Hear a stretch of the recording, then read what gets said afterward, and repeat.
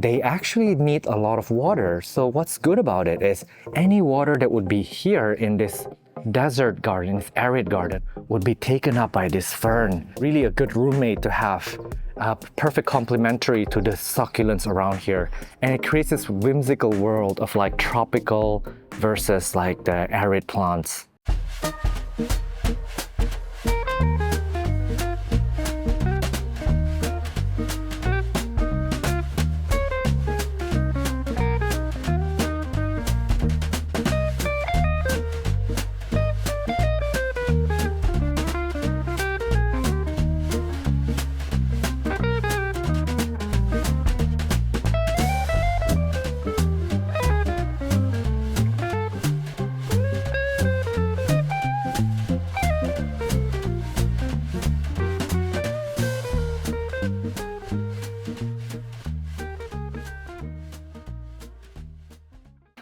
Hey you guys, my name is Sean and I'm a houseplant enthusiast from Jakarta, Indonesia. Welcome to my garden, and in today's episode I'll be going through all my plants. It's going to be a very long video. The last 2 times I've done videos like this is about 2-year interval. So those videos are about 3 hours long, so let's see how long this one is. And actually you guys are going to be seeing my plants, a lot of these, for the last time because I am actually moving to Thailand and I'm restructuring and resetting my collection and the way that I grow plants. So there's going to be some really exciting changes, and I'm actually trying my best not to sell this house or rent it out. So I have a different purpose for this house. So the space would look quite different from what it is today. More updates on that in the next episode, but today we're just going to look at some wonderful plants. Now, in case you've been following the channel, you know that I've done a lot of the care and propagation videos. This is why a lot of you guys tune into my channel. That is videos where I share a specific plant, how I care for it, and I propagate it in front of your eyes, and then show you the updates all within one video. Now, I've done a lot of those videos, so I'm actually going to start out with those plants in that order, so you get to see how those plants are doing throughout the years. Now, before I get started, I wanted to show you a list of plants on the screen. These are the ones that did not make it, so they're no longer within the realm of the living. So we're gonna give them a moment of silence.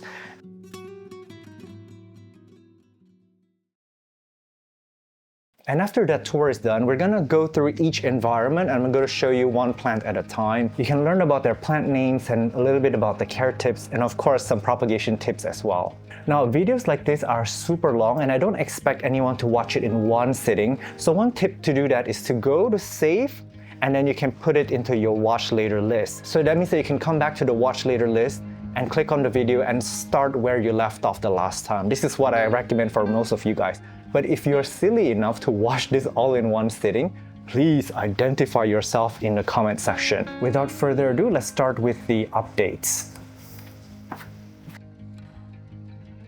So the first plant is the Philodendron gloriosum. Now I've grown many of these. I even had a few that variegated, but then I ended up throwing them away. There was a lot of them that just come out from these like little cuttings, and then they got burnt in the sun. They were actually the subject to a lot of neglect. But now there are so many wonderful gloriosums that are variegated and tricolored. This one is a cutting that I stuck directly into soil because I was preparing the garden for Irene's visit, so I wanted this garden to look nice.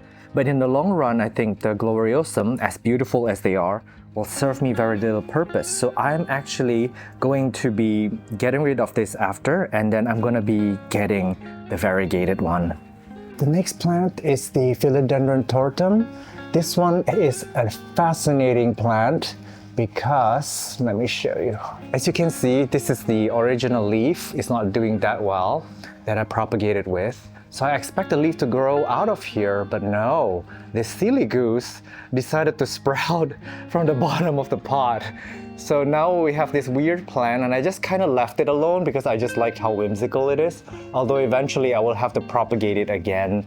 And I really love how these guys unfurl with their leaves. It's rubbery pink, and then they do this little weird dance. They contort really beautifully before they harden up. And I don't know if you see back there, there's another tortum all the way up. They look like ferns. They are quite beautiful, and I like them on the Greenwall actually because they provide like a beautiful texture, and then they don't block the plants underneath it from getting any light. Unlike this Philodendron Paraiso Verde that is like unceremoniously blocking the light of anything that's under it. So I appreciate the tortum here, and I really find that they're quite beautiful for this kind of texture for a green wall. And I'll be doing a green wall video soon to recommend you some plants for green walls. And the tortum really is a plant that is quite beautiful. It has a fern-like quality, and it does look a lot like a palm, and it's one of the easier philodendrons to grow. And of course, it's the mother plant of one of the hybrids that I really like now, the tortum crossed with Florida Beauty that's variegated. That is a beautiful, beautiful hybrid. Now in the video, I did the Hoya carnosa Crimson Queen, but this is actually the princess. It's a similar variety, but this is the one with the variegation on the inside. And honestly, through the years, I quite like this one. I like the variegation on this a lot more than the one with the variegation on the outside. And their new leaves can come up very beautifully pink, almost reddish if you give it very, very bright light. This one's living in shade, so it's not getting that pink coloration, and it's also growing very slowly. And also a proof that if you grow plants, variegated plants in less than optimal light conditions, they can revert to green. See? And here's another one for my plants. Actually, I keep backups of them, especially with Hoyas. They're so easy to cut and propagate. And this is growing on a higher balcony, so it's getting better light. So now you can see a little bit of that pink come through here. But my tip is to get both the queen and the princess, the one with the variegation on the outside, one on the inside, and put them in one pot. They will look quite beautiful when you mix them up. This is the Peperomia argyria. And I've done 2 videos of these. They're super fun to propagate. They're actually not that hard to grow. Although, if you had a problem with yours, I recommend to start it over from a cutting because you can cut them from the stem. Each petiole here can give you a whole plant if you just cut it, stick it into soil or water. Or you can cut from the main stem. They have a main stem over here. You can also do that. So this one is grown outside, and I really like the contrast between this and the Aglaonema pictum tricolor back there. This is like sharp leaves with like beautiful straight lines, but this one is like rounded and everything. So these two together provide a really nice contrast of shape. Now I've got another one here. It's on the shelf, and as you can see, it's not doing that well. It seems to me like it's etoliating and it's like reaching out for the light. And the new leaves seem to be a little bit smaller than before. So I think a lot of the plants here are actually thriving. There's a lot of beautiful Aglaonemas, but for this one here particularly, it just wasn't happy here. So sometimes it's good to grow plants and propagate them, have them grown in different spaces so you can see where they can do better. And this is how you learn a little bit about plant care better. And these are the philodendron Birkins. They're actually low on my green wall because I want to be able to see them. Let me show you an example. When I'm standing up over here, you see that it's beautiful. It's got nice texture, nice color, and it makes a dark space pretty bright. So I strategically put it up there. But of course, if you want eye level from here, you can see that, yeah, this is pretty bare, but you won't be able to see it from when you're standing. But anyways, the philodendron Birkin for me, it's beautiful, and I love they're variegated. There's also a pink mutated version of this. Sorry, this leaf is like very in the way. So it come out like bright pink with the new leaf, and it fades into this color. I saw it for the first time in Florida, and then I saw it again in a Chinese plant show. So that is a nice update for the Birkin, the variegated and also the pink variety. Comment down below if you know of any other varieties of the Birkin. Now, we're outside, but behind all this, I have hidden a beautiful Birkin. So when we placed this plant here, this hibiscus wasn't so massive, so it was supposed to just be under that plant, but obviously it's been overtaken by this massive hibiscus plant, which we will tour later. But the Birkin is one that grows pretty fast, and the new leaves become more and more white like that, as you can see. So one way that you have to maintain its youth is to keep propagating it. When you propagate the plant, you reverse its age. You turn them back to a younger self, a clone that is younger, so the new leaves will be greener. And then if you don't propagate it, the new leaves will get wider and wider and wider, and it will become crinkled, and then it probably might die. So this is a plant that is always giving and it's quite beautiful if you look at it. It's one that is timeless. They used to be pretty rare, and remember they used to be around like $10 here in Indonesia, which is a lot of money. But now I think you can find them for a lot less, and they're now being used in landscaping and green walls. I've seen them all over the place, and probably a plant that will stick around for a while. I know it doesn't look like much, but we propagated these from a stolon. Now I did manage to get that huge basket full of hanging stolons of these a while back, but then the problem with these is that their roots take up so much space and they constrict themselves very quickly. Or I shouldn't say very quickly, because it does take them like a few months, maybe half a year to start like dying back. So you're supposed to propagate the stolons and start them over or repot them to a bigger and bigger size each time. And this is maybe a plant that's very good for practicing root pruning as well. They actually like a bit more light than I shared in the last care tip video. They like actually direct sunlight and even full sun. They do really well. But again, this is a plant that is very root heavy. Their roots are also thick, which is going to suggest they don't really like water that much, and they can stand a bit of droughtness. And a very classic house plant from the 70s, of course. And they have the Bonnie, which is a curly version of this. This is another spider plant. This one's already put out a little stolon. I guess I have multiples of this now. I didn't even notice that this was in the front. Now you're not gonna believe this, but this is actually the Calathea White Fusion. What happened to it was that it's actually really hard for me to grow in the pot. It keeps dying back. So I just let it free on the ground like this. They do like very bright light, and they do thrive really well in the soil.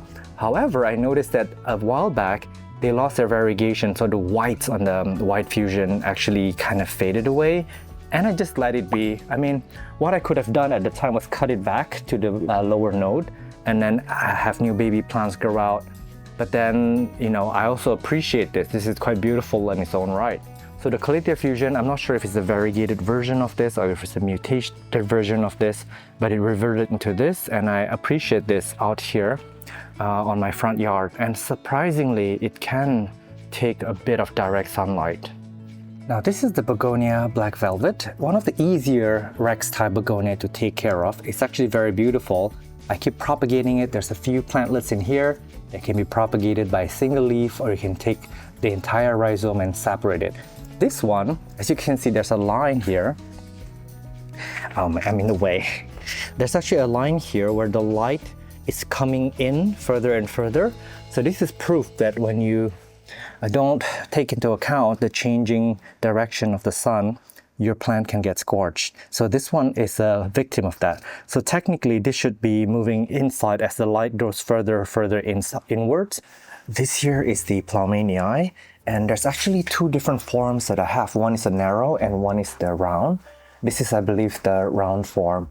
And actually this is not grounded here in the back. It's actually in these like pots, but Irene came over last time, so I decided to just chuck them back here because they look pretty good in here. So there's two pots of it here, and that one is unfurling with the new leaf.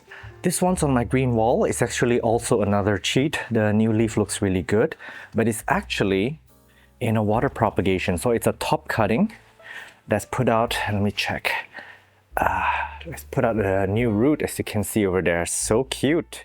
It's been only here for about 10 days. And back here, I believe these are the mother plants. Unfortunately, something is wrong with it. My best guess is that this is probably chlorosis, if the leaf is yellowing like that, evenly on the sides, but I could be wrong. So what I can do is increase the dose of nitrogen a bit and also treat this with fungicide. And by the way, I should probably wash my hand before I move on to the next plant after this.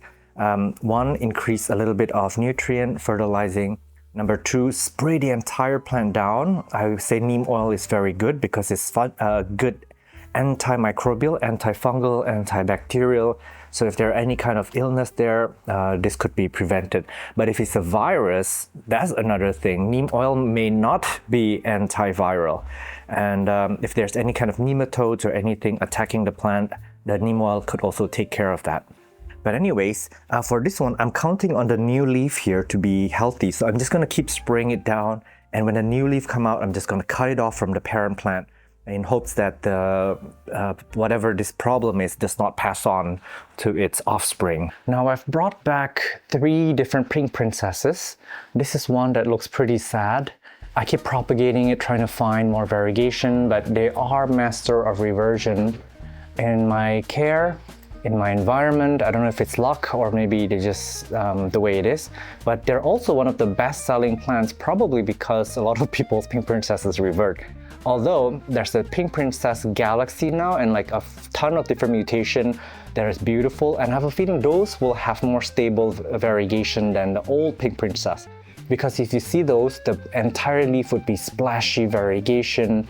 It looks like something that will retain for a longer period of time. And I mean, even though this is like a reverted pink princess, it does look pretty nice in the wall and provides some area of like a darker foliage that looks like shade, look like shadow, but it's in fact made out of foliage. I'm surprised the pink is actually starting to come out here. But actually, from Thailand, I have brought back a tissue culture plant about 3 years ago, and that one actually reverted to green, believe it or not. But I kept cutting it and propagating it, and I threw away like 95% of it. So now I have these pink princesses. Honestly, I'm not super proud of it, and I don't love it a ton, because the variegation isn't that beautiful. So I would say I've been having really tough luck with pink princesses, although I really would like to get my hands on the galaxy or newer varieties. And while I'm at the topic of the pink princesses, this is also a good time to kind of reflect on my values. Like, I've grown these pink princesses up and it took so much of my space and time over the last 5 years. I keep cutting it back, keep repotting it, propagating it, so it took actually a lot of my time. So I'm going to advise everyone to buy plants with nice variegation, and obviously it's a good thing to try to keep cutting and propagating, but if your time and space is limited, maybe it's time to say goodbye and trade up your plant or try something else. This is one plant that I kind of regret having around. I just didn't know why I have it around for so long, and I keep having my hopes up that I will come up with some nice variegation. But yeah, this one I'm definitely getting rid of. Now this is a Begonia maculata YDI that I have grown before. It's actually one of my more watched videos. And I did another video on this. Somehow, this one lost its red underside. I don't know what happened to it. But I've been having this in my garden. Some of you commented like, oh, did you just buy another variety? Because this looks like a different one. And no, I don't have another Begonia maculata. In my video experiment before, I showed that if I grow it over months in lower light conditions, the red does appear more. It does come out a little bit more. So that is also one way I could get it back. Based on what I'm going through in my life now, things are happening really fast. I don't really have the time to do that anymore. So this is a plant that I think is very satisfying, wonderful companion to have, beautiful in the Greenwall or in pots. And it'll teach you so much about plant care, about begonia care particularly. And I love how they vomit out these new leaves. They are quite beautiful. So yeah, I do recommend this for beginners. There are also some of the more affordable begonias in most regions, and there are also variegated varieties of these around the market now. Some beautiful pink variegation that I would definitely love to get my hands on.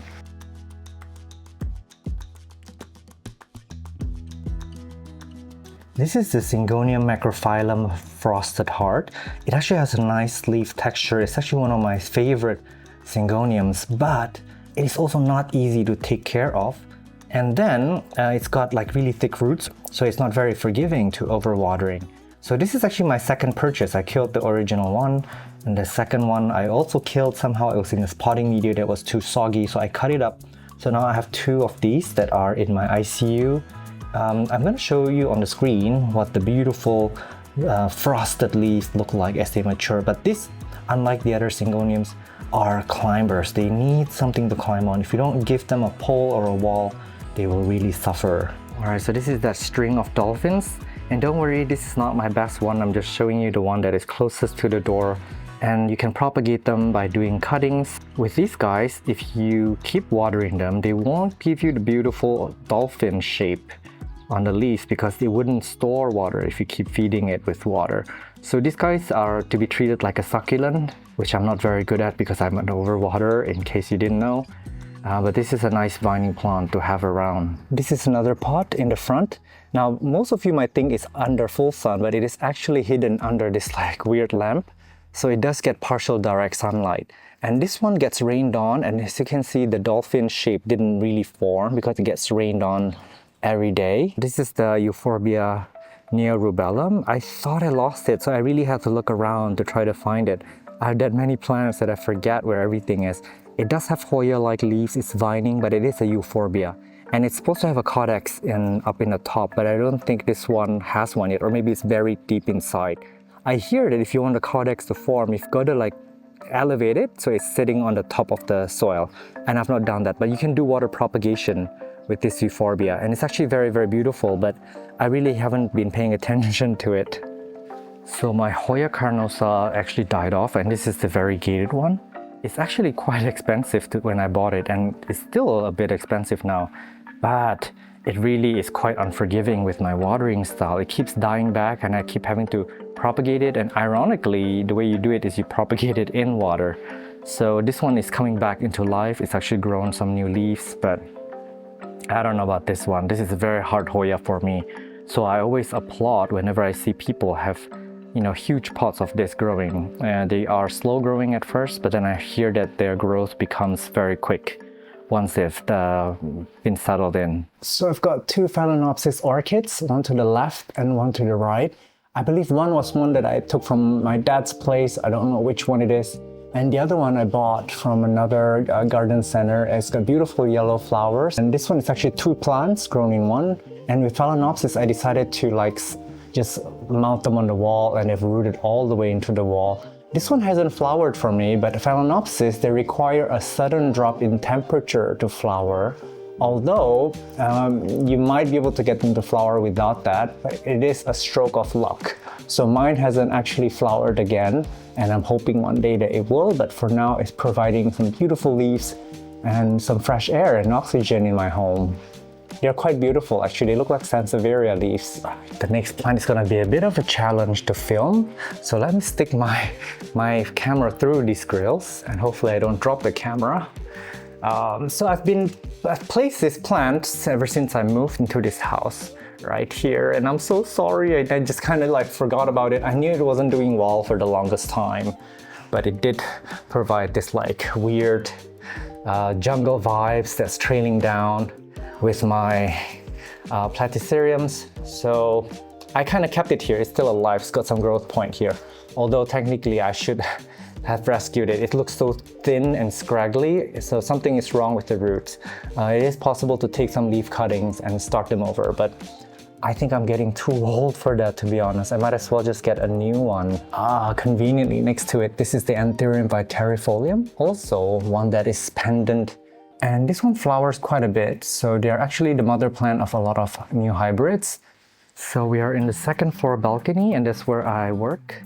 And these guys are trailing over here. So these are the variegated versions. If you can see, some beautiful variegated leaves, but then it's not in each of the leaves. So I do have to chop it back to see if I can get more variegation out of that. This is another variegated. And the Anthurium viterifolium is actually pretty easy to grow, satisfying to propagate, fast growing, and then it does have that trailing look that would look nice in a shelf and all that. So I really do recommend this for people who want that jungle vibe, wanted something easy to care for that does well indoors. And as you can see here, you could probably cut some of the stems over here to make cuttings. Now I see some ants over here, and ants have no business in anthuriums. So I suspect there might be some mealybugs in the roots here. So when you check on your plants, do look for ants. However, if you saw on philodendrons, sometimes it is a symbiotic relationship. The ants are there to protect your philodendrons. So you have to know the difference. So this is another one on the Greenwall, and this is a plant that I just can't get enough of. And I do enjoy having them around, and I love that the seam, the center seam that runs down the center of the leaf. Although there are a few other pendulant anthurium that is on my wish list as well, the pallidiflorum and others, like the big bill is also a beautiful one that hangs.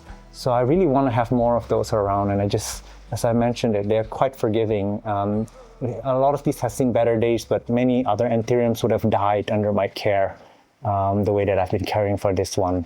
Okay, Philodendron Verde. This guy is an unstoppable beast. A lot of you guys think that this is a variegation, but it is in fact not an actual variegation because there's a variegated version of this with a white variegation over it.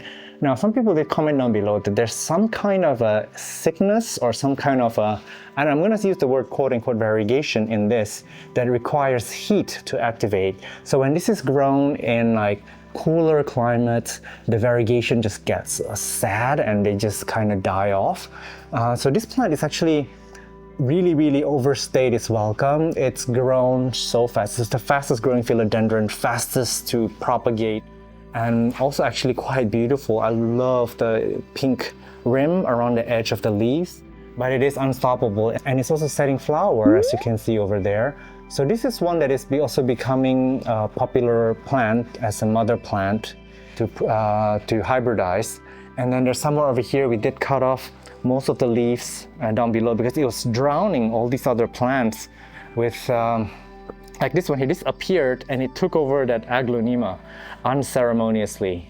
It just took over that in like 2 weeks. So Paraiso Verde, beautiful plant. Sometimes they grow too fast, and if you want things that grow fast and fill up your garden, it's fine, but just plan for them and just keep in mind that you gotta cut them up at some point and just throw them away because they produce more leaves than you can give your friends and family. Trust me on that. Nobody wants these anymore in my environment. And one more thing about them is when you cut them, they actually smell really good. It smells like a mix of like lemon and pepper. So I really love the smell of fresh cut Philodendron Paraiso Verdes. This is the Peperomia obtusifolia, and this particular one is living on a shelf. And one thing about a shelved situation is it's looking up at this and it's not getting light. So it's now like etiolating towards the light, and it's indoors, so I've got a bit of a light bulb situation, but I can see it's etiolating. It's not doing incredibly well. It's seen better days. But just wanted to show you this because this plant can take a wide variety of condition. It can survive. It's been here for 3 years. So it's actually doing okay considering the abuse and neglect that it's been getting. But here's one that we propagated as a duplicate. So it's been living in the greenhouse for a while in the back of the house, and I put it in the front of the house now, and it's doing really well. It is actually time to prune this. And what I mean by pruning is you cut this over here, you propagate the top, and then new vines will appear below. So this will become even more bushy over time. And then the top you can use to create new plants. You can give that to your friends, families, neighbors. They serve well as office plants, indoor plants. You can put them next to your study. It's better than having a cut flower. They can live for months and months even without very good light, but it does need some light. And if you have a ton of light, this is the variegated obtusifolia. Really beautiful. And actually this one I struggled with for a long time. This variegated version likes it very bright, and it hates water. It will not forgive you if you overwater it. So I have a duplicate. Ooh, something just flew into my ear. This one here is another one. There's a duplicate. Look at how beautiful they are. And this is the original pot where it came from. This is the mother plant. So we took cuttings from this because it just kept dying back.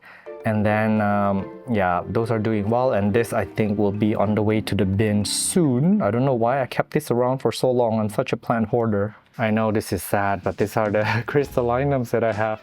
So the thing with them is that they kept branching out. They like put out all these offsets, and they just keep branching out. So I just separated these because it got too rowdy that they are stunted with their growth.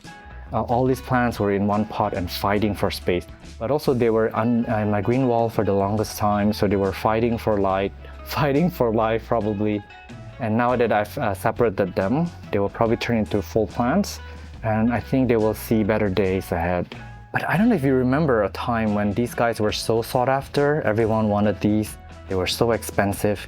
And now look at all these anthurium hybrids that we have in this world. It's such a crazy world that we live in. This new leaf is still quite beautiful though. And keep in mind, there are actually quite a few forms of this. The red crystal is technically speaking a crystallinum. It is one that is used heavily in hybridizing. So these guys are actually quite wonderful to have around. This one has taught me a lot about anthurium care. All right, next up, Tillandsia. Now I killed most of my Tillandsia, but this one did really well. It's flowered and then it's like started to clump out like this. I could technically speaking separate these over time because I don't think I want to have a clump of this. And there's another one over here. Now this, I don't know the species name. One is I think the Ionatha. I don't know what this one is, but this one is beautiful. Look at the form here. And what I like to do with these is bring it inside. And you can actually use them in decoration. Look at how pretty they look like that in like little baskets. Or even on these like seashells, if you want to just perch them somewhere. They look really, really quite beautiful. That looks like a snail actually. So Tillandsia is a wonderful plant to have around if you want to do a bit of plant styling. They can live well in here for about 2 weeks or so without really suffering. And when you're putting them indoor like this, you do want to mist them every few days. But outside, they live in full rain. So I just kind of like let them live in rain and they love it, love it, love it. And all that airflow outside, they love a good breeze. I noticed this one too. There's another Tillandsia. This has been with me for so long and I am surprised the wind didn't take it because it's so tiny, but this one did grow out quite a bit. So I did notice that this basket here in front of my house is really conducive for Tillandsias. I've had a few Tillandsias do well here because I've been moving them around. This is their spot. To give you an idea, they get this wonderful breeze. And then up here, they're actually shielded from the light, but they do get splattered on, sprinkled by heavy rain. And of course, when we hose down the garden, we hose these down as well, but then they would dry out in a matter of minutes. And this year, this is the Hoya croniana, what we called Super Eskimo before, but I think there's a petition to call it the Super Silver. And it's grown really well. I keep propagating it. I've thrown quite a few out because they've overstayed their welcome over the years, but one that I really enjoy having around. These actually would look really nice in like a home decor. If you grow like a bushy plot of this and they're trailing down a bookshelf or something, that could look really pretty. And of course, this is a duplicate that I have. So with all of my plants, the rule is that I will have one that is on display in the garden somewhere and one that is a backup copy. So this is one of it. And next to it, I just want to show you, this is actually the lacunosa. This is the difference between croniana and lacunosa. They look quite similar and some of the blooms can look quite similar one to another. And for the Monstera Adansonii, we're gonna have to film it from up above because it's hidden under all that thick foliage. So this one actually, the story is that it broke off. It's got pretty big leaves. It grew all the way like up to like a certain point over there. And then it broke off naturally. So we took the top cutting, we propagated it. So it's now like under the foliage. So there's some big leaves under there. So hopefully those will grow up to be even bigger as they climb up. So this is the point in which it broke off. So the leaf is actually like a medium size now. So I'm hoping that the one hidden in the foliage there with the large leaves, they will size up really beautifully. So when you have aroids that broke off or for whatever reason it's got too tall, you can take off the top cutting, root it, and then put it back down in the bottom of the pot or in the ground. And this here is the variegated Adansonii. It's climbed up. I couldn't even find the origin below. I don't know which pot it's from, but I want to show you. The leaves are quite beautiful actually. The variegation is coming through nicely. So this is getting very bright light and they absolutely love it. I should probably propagate those leaves. It looks almost like a aurea variegation.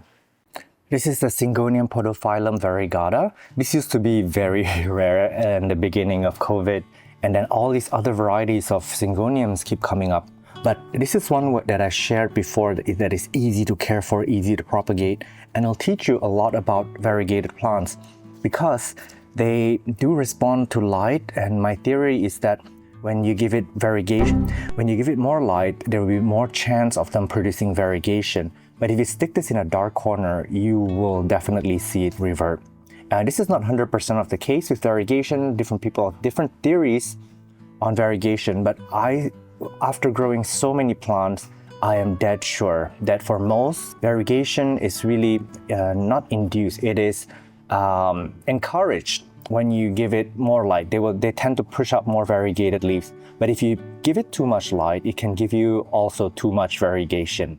And one more thing is that you should probably give it a balanced NPK ratio, because nitrogen, if you give it a high nitrogen fertilizer, nitrogen is good for foliage, it's good for chlorophyll, for the green parts of the plant. So if you give it high nitrogen, you're encouraging it to produce more chlorophyll, which is the green parts. So the theory is that when you do that, the variegation will also be reduced in the new leaves. And by the way, I used to have this clambering all the way all over inside over there, and we threw like I think 90% of it out. So I basically just hoarded this. I kept this here because of, I don't know, sentimental value or whatever. They also look very good in the Greenwall, fast growing. But I think moving forward, this is probably one plant that I would not hang on to because it's too fast growing, and I want to have really good space for growing plants that can bring more value financially for me. Now here's another one of those, and I guess this is a little bit more sun stress. It's getting burnt, as you can see from the leaves here, very, very burnt. They actually are getting a little bit of direct sunlight. This is what I meant when I said I actually tend to hoard plants. I didn't actually need this, but I don't know. I always propagate and I always have duplicates around. And these guys are actually very, very affordable now. I think most of you who wanna get your hands on it can get one at a reasonable price. And of course, if you live near me, I would definitely have loved to give you cuttings or gave you the plant myself. And we're at the Greenwall. Here's actually more of them. They actually look better here because they're getting that bright indirect light that they like. And the variegation is so beautiful over here. I guess this is probably a good candidate to keep. You can see that that's really, really pretty. But these guys are so inexpensive now. Before it used to be, I would say around $7 or $8 US. But now I could probably barely move it for like $1 each. This is my Ficus elastica, and actually this is a little bit lanky. I meant to cut it and make it a little bit more bushy, but that one is tied down over there. So with these plants, actually when they're younger, you should probably, for example here, make a cut. And then this is the new vine that came out after I made the cut. So this is a plant that you really don't want to have just like one vine that is leggy and lanky like this. You should have it like cut at an early age so that it bush out into a tree much nicer and it has better balance. When you have a balanced tree, it can probably stand up on its own. This is one that I kind of neglect a little bit. This is one of my most watched video. I have a propagation video of this. Please feel free to watch that. Very useful. And I've actually got a duplicate outside. This one here. Just want to show you that they can live in full sun. And this is blasting full sun right now. And it becomes this gorgeous color. So this is a plant that can actually live in low light, and it will not really etiolate that much in low light. So that's a really, really wonderful property. They're easy to care for, beautiful rubbery leaves. Absolutely actually my favorite plant. As a house plant, you can grow them short like this on a table and keep cutting it back and make it bushy and propagate. Or you can also turn it into a small tree or a large tree if you want. They can become massive if you give them full sun. You should see them in resorts and things like that. They're actually really beautiful. But one thing to note is that when you let them grow big, let's say you put them in the ground like that, their roots can become very, very invasive. It can move concrete, if I'm not wrong. It might even be able to move pipes. So you don't want that to happen. So when you are growing your ficus, definitely keep that in mind. It's more recommended to grow them in pots where you can contain the size. This is actually my Epipremnum Cebu Blue. They used to be such popular plants. I don't know if any of you remember that. Now, these guys actually can trail beautifully. It's got this beautiful silver blue finish. They become like a nice pothos type plant. But if you let it climb up the wall, they can become beautiful and fenestrated. But then I had one in my wall before, but it grew mature within 5 to 6 months. It grows so fast. And it smothered every plant below it. So I had to cut the entire thing down. So basically I only have this pot here just to have its genetics. So I just keep it alive, and I don't know, For some reason, I'm a hoarder and I have a hard time letting this go. But I should probably let this go at some point because it does take a bit of space. And again, I'm not going to size it up again because I've done it before very easily, very successfully. So this is one plant that I recommend if you want a big epipremnum leaf that fenestrate beautifully and very quickly. And this is also very, very cheap now. This used to be a bit more expensive and hard to find. This is one plant that's for you. This is the Philodendron Sharonii, and I know it's sad, it's so small. There are a few in the wall somewhere. I think I see one actually, this one right here. The problem with them is that they do need a lot of help to size up. They can climb up and become this beautiful, beautiful plant with massive leaves, very, very dramatic. There's another one here as well.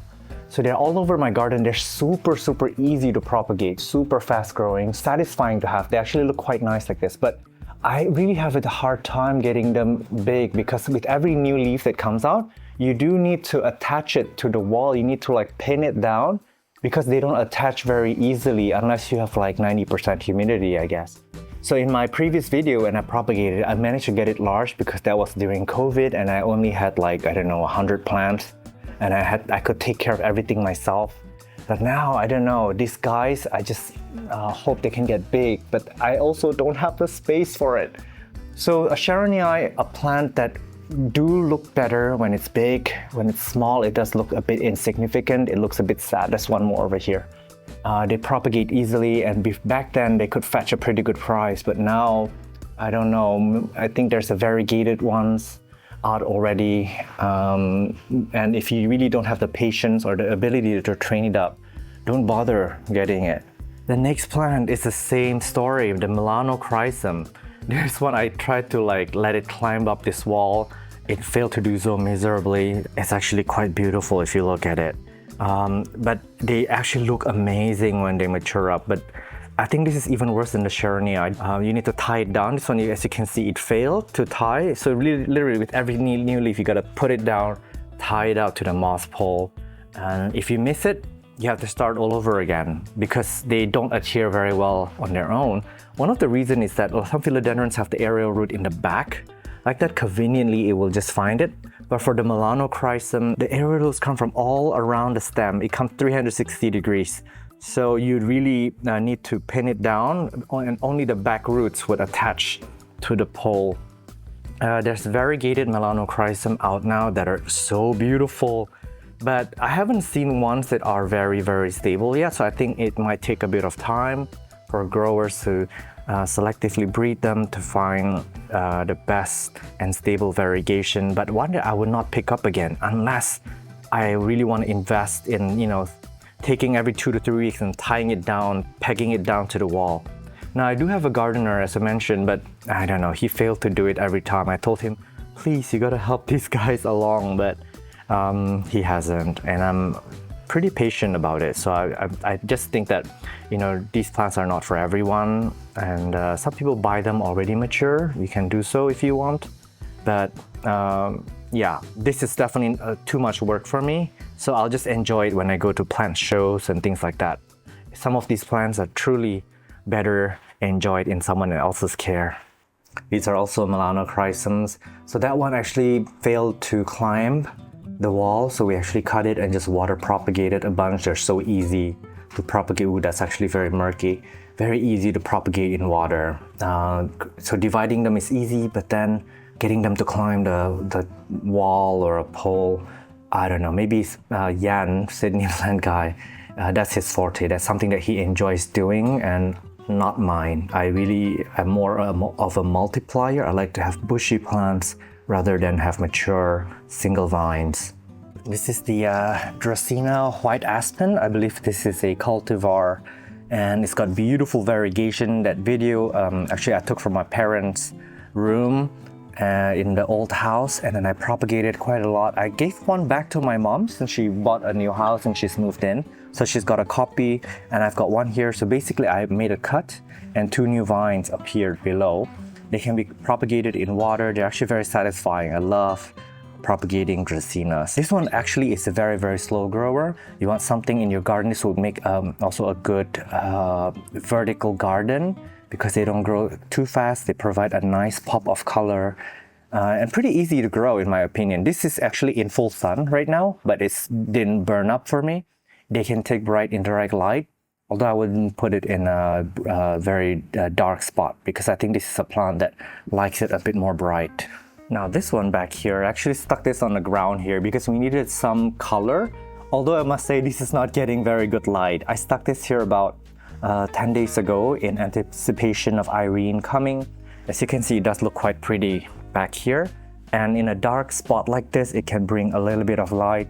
But because this is a duplicate, I wouldn't mind losing it. So I'm just gonna stick this here for now and let it grow out a bit and see what happens. But this is not its optimal condition. This is the Peperomia Hope. I don't know why they call this the Peperomia Hope. They should call this the Peperomia Hopeless. Because I'm always propagating and rescuing them, they actually need cooler climate and they trail really beautifully. I tend to overwater my plants, so this guy is a tropical succulent. This is not really a plant that's suitable for me as I am an avid overwaterer, but I think this is already due for another cut because I don't know why, I just keep having generations of this and I just need a few for insurance. Okay, the Florida Ghost. So this is actually the Florida Beauty, which is the variegated of the Florida Ghost. And the Florida Ghost is the all green that is super fast growing, super easy to grow. It'll teach you a lot about philodendron. It's actually a hybrid, so I do recommend that plant. So the story of the variegated is that I bought this from a TC in Thailand, and then it grew into this, and I have another one over here.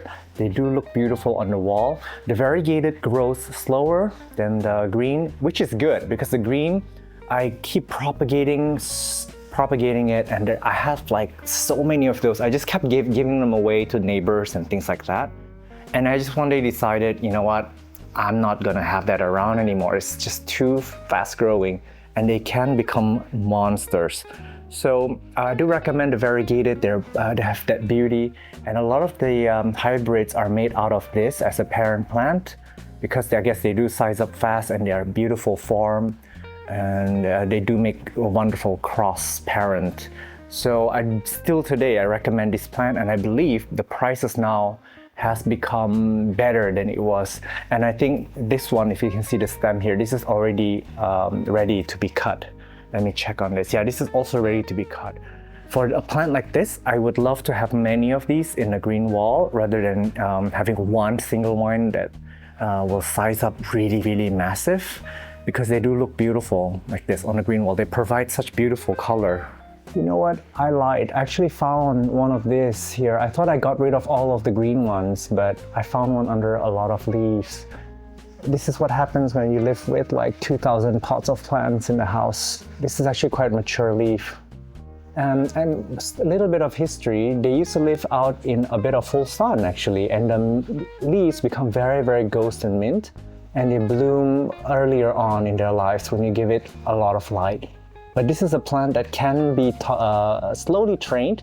You can't just stick this directly out in full sun and expect it to not burn. But then if you have it grown there, they can actually adapt to very high light. Okay, so this is the perfect time to visit the Hoya Bella, because after like growing and killing a lot of these over the years, it's starting to flower. Look at this. This is the little tiny flower that it's trying to put out. So these guys actually like it cooler. They like it on the dry side. They don't like it overwatered, which is not very good for me. It's also fast-growing Hoya, and they trail really beautifully, really long. But then the problem is after they become too long, they become bald in the base, and that's not a sexy look. So this is one that actually I recommend to keep pruning and having it a bit more bushy. This has actually not been pruned. As you can see, there's single strands propagated from single cuttings, and they're super fun to propagate. But I do recommend to keep chopping this back, sticking the top back, have a full pot of this. But again, I don't have the time and the patience to do it for this particular plant, but it is blooming and I'm happy. This took me like 5 or 6 years to see this. Here's another Hoya Bella. It's grown in more light. As you can see, the leaves are actually pretty yellow. This is a sign of stress, but I think it's fine. I actually wanted to put it here to see if it will bloom faster, but somehow I guess the one below in bright indirect light and also in artificial light. By the way, that is just a regular light bulb. It's not a grow light for plant. They actually do work for plants. I love the new leaves when they come out, when they are trying to unfurl. That's quite pretty. But the one out here, I noticed the leaves are in fact a little bit bigger somehow and a little bit chubbier. But it is time to cut this and make it bushy. I really love a bushy Hoya Bella, and a lot of plastic plants are actually modeled after this as well. This is the Schefflera arboricola variegata. Actually, there are many varieties of Scheffleras. They're known as the umbrella plant because the leaves come out umbrella like this. And actually, this is a very common plant used in landscaping. And if you see this tiny little hand here, they put out this palm and then they expand over time to become these leaves. They're actually very gorgeous, very forgiving plant, very easy plant. This is an example. When you make the cut, a new branch will form on the side. These guys actually bloom very beautifully. I'm going to show the picture of the bloom on the screen. What we saw earlier was grown in full sun, so they can absolutely take full sun, but this is one that is smothered by other plants in the green wall. And as you can see, they actually look quite beautiful in the green wall. They grow a little bit slower when you put them in bright indirect light, but the variegation, I find them to be quite stable. They don't really lose it as quickly in a lower light situation. So in the green wall, they do provide a beautiful texture, and I oftentimes also see this used in the green wall in Singapore, Changi Airport. So this is actually a beautiful variegated plant, very cheap to get, and they look good in so many types of settings. Imagine this sitting next to your computer desk in a small pot. You can grow it as a small shrub, or you can grow it as a bushy plant, or just a single plant. I've seen even bonsai made out of this. Now the Brandtianums, I got them kind of everywhere around the house. They're such easy growing philodendron, and they actually have a lot of beauty in them. Very silver leaves. They look almost like Scindapsus. Now there are more over there that's managed to make it all the way up to the top. They actually have beautiful leaves when they get big. They can look as big as your face. I don't know if you remember me doing that giant monstera. Now, this is actually two different monstera, so I'm cheating. There's another one that's like climbing around. So that one's coming from this pot over here. Now the giant monstera, I actually placed them in this pot since that video and have not upsized the pot. So what it's doing is that it's still alive. It's got a lot of roots here, and it's even got roots like all the way down there behind the pot. So the aerial roots will probably have turned into nice roots over there. Now this plant, sorry, I'm like under other plants. Now this plant actually started putting out smaller leaves. This is the latest leaf from that giant monstera. This is what happens when you don't repot them as they need to be repotted when they are pot bound. But I'm surprised that this is actually still alive in this setting. For the longest time, it did not put out leaves and I thought it was dead. But if I unpot this, I will probably see quite a lot of dead roots there. It's really been there for quite a long time. This is the Palea peperomioides. And honestly, I keep propagating this plant. They actually have been overwatered for a while, which is why I've moved it into the terracotta pot. But I've rescued it so many times that I don't think this is a plant that really wants to live in my environment. I've seen them in Europe and China and places like that. They actually come from Yunnan in China. So that is very high elevation and a subtropical climate. So they like it a little bit cooler, a little bit like the peperomia if you ask me. But for me, I just never had luck growing them up in the lowlands in the heat of Jakarta. Now I remember doing that Anthera magnificum in front of my dad's house a long time ago. So this is what they look like now. I've actually got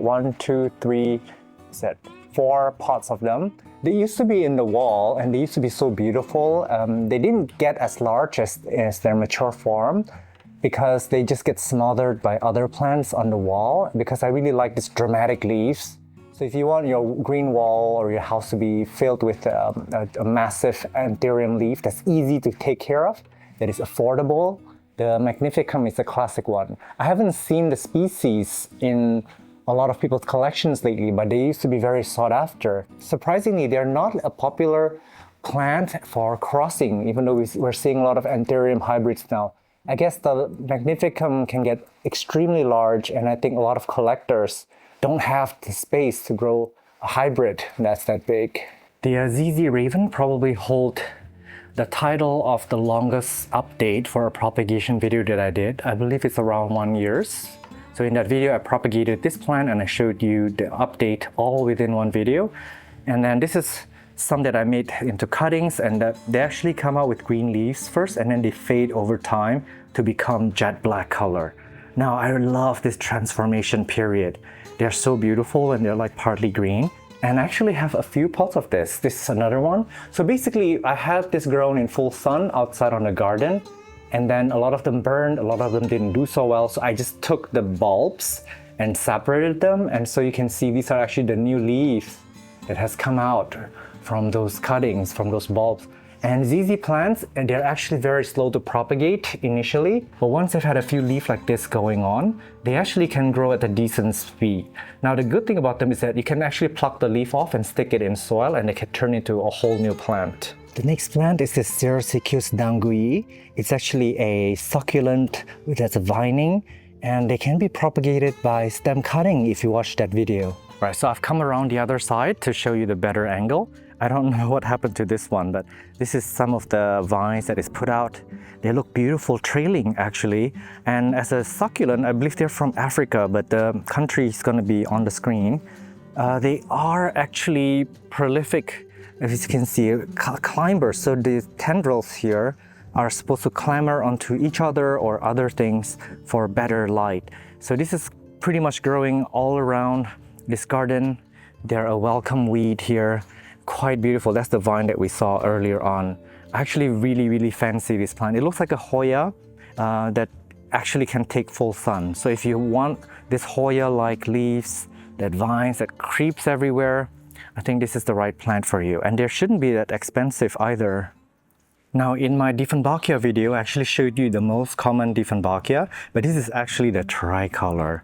It's actually really gorgeous. And Dieffenbachias, they're aroids from the New World, from South America. And you really need to be careful when you cut them. Their sap is extremely irritating. Now, this is where I made the cut. And of course, you have, when you make the cut, you'll have 2 or 3 new vines come out of it. Also in my video, in a later one, I show you that you can get section cuttings of this. And with the growing side facing up, these will each turn into individual plants, each of these individual canes. So one of my favorite plants to take care of, to grow, they're actually very easy, but you just really need to be mindful that the sap can be very painful on the skin. So if you have kids or pets, you really should avoid this plant or keep it away out of reach from them. But this tricolor variety, I failed to find the name of it, but let me know down below if you can find out the name. But it is actually an exquisite plant, and it is not expensive, but I feel like this is a plant that I would have a very hard time letting go because of its beauty. This is the Calathea mosaica. It's got this beautiful pattern on the leaf. Actually one of the easier Calathea to take care of. And I've actually had so many of them. So basically they actually divide themselves as rhizomes under the ground. So if you buy a plant, it's just going to divide itself, and it might even smother itself in the pot because it's such a prolific grower. It can take a wide variety of conditions. This one is living in low light, although you should probably give it a bit of a bright indirect light. But they actually look quite pretty in lower light spots like this because they illuminate a little bit. They give this space a little bit of brightness and interest. And I've got some more over here in another side of the garden. Again, when you have like a collection of plants, maybe a garden, it's a good idea to place them in different parts of the garden so you can have insurance. Because sometimes coming back from my travels, I would notice a patch of ground that is empty or like a pot that's empty and I wouldn't know what lived in it. And then it would come to me when I find a duplicate, so I don't actually lose that plant permanently. But this has beautiful marking actually. I mean, I haven't looked at this or appreciated this for a long time because, I mean, I've got so many plants, right? But, coming back to it after so long, I'm really glad I'm doing this kind of video so I could be more in touch with my own plants. Ooh, just one more thing about this plant. This is actually a very good plant to give people. So when you grow this out and you divide it, you can separate it into like many pots. They make wonderful gifts because they will help gain confidence in growing plants. I'm not saying that this is a beginner-friendly plant. This is maybe a bit for advanced because they do require the correct watering, but they can take a wide range of conditions and they are indeed quite beautiful and they grow so fast. I've actually given this away to so many people than I can count. Are you ready for the Zebrina? So this is the alocasia Zebrina. It's got like really massive ever since I put this in the ground. And that's a new leaf that's coming along the way. And of course, as a Zebrina, it's known for the zebra or the zebra. I don't know which region you're in, petiole. And one that is actually very easy. This is one of the easier alocasias. But again, with all alocasias, they can be spider mite prone. I actually just sprayed this down with neem oil and soapy water. I do that every month or so since my gardener's away today. And I enjoy doing that. I enjoy spraying down my plants. And I know which ones I need to spray more than others. And this is definitely one that you wouldn't skip out on those days where you're spraying neem oil or pesticide. But it is actually beautiful here in this little garden. And this here, this is actually a very gorgeous philodendron. It looks so expensive, like something very luxurious. It's got thick leaves and beautiful pattern, and it grows so well. And it's got beautiful new growth over here that's a little bit pink. It's a Burlmark's Fantasy. I bought this at a very high price, but I did make a return from them at some point. And now, sorry, there's like some kind of poop over here. But anyway, somehow they're now quite affordable.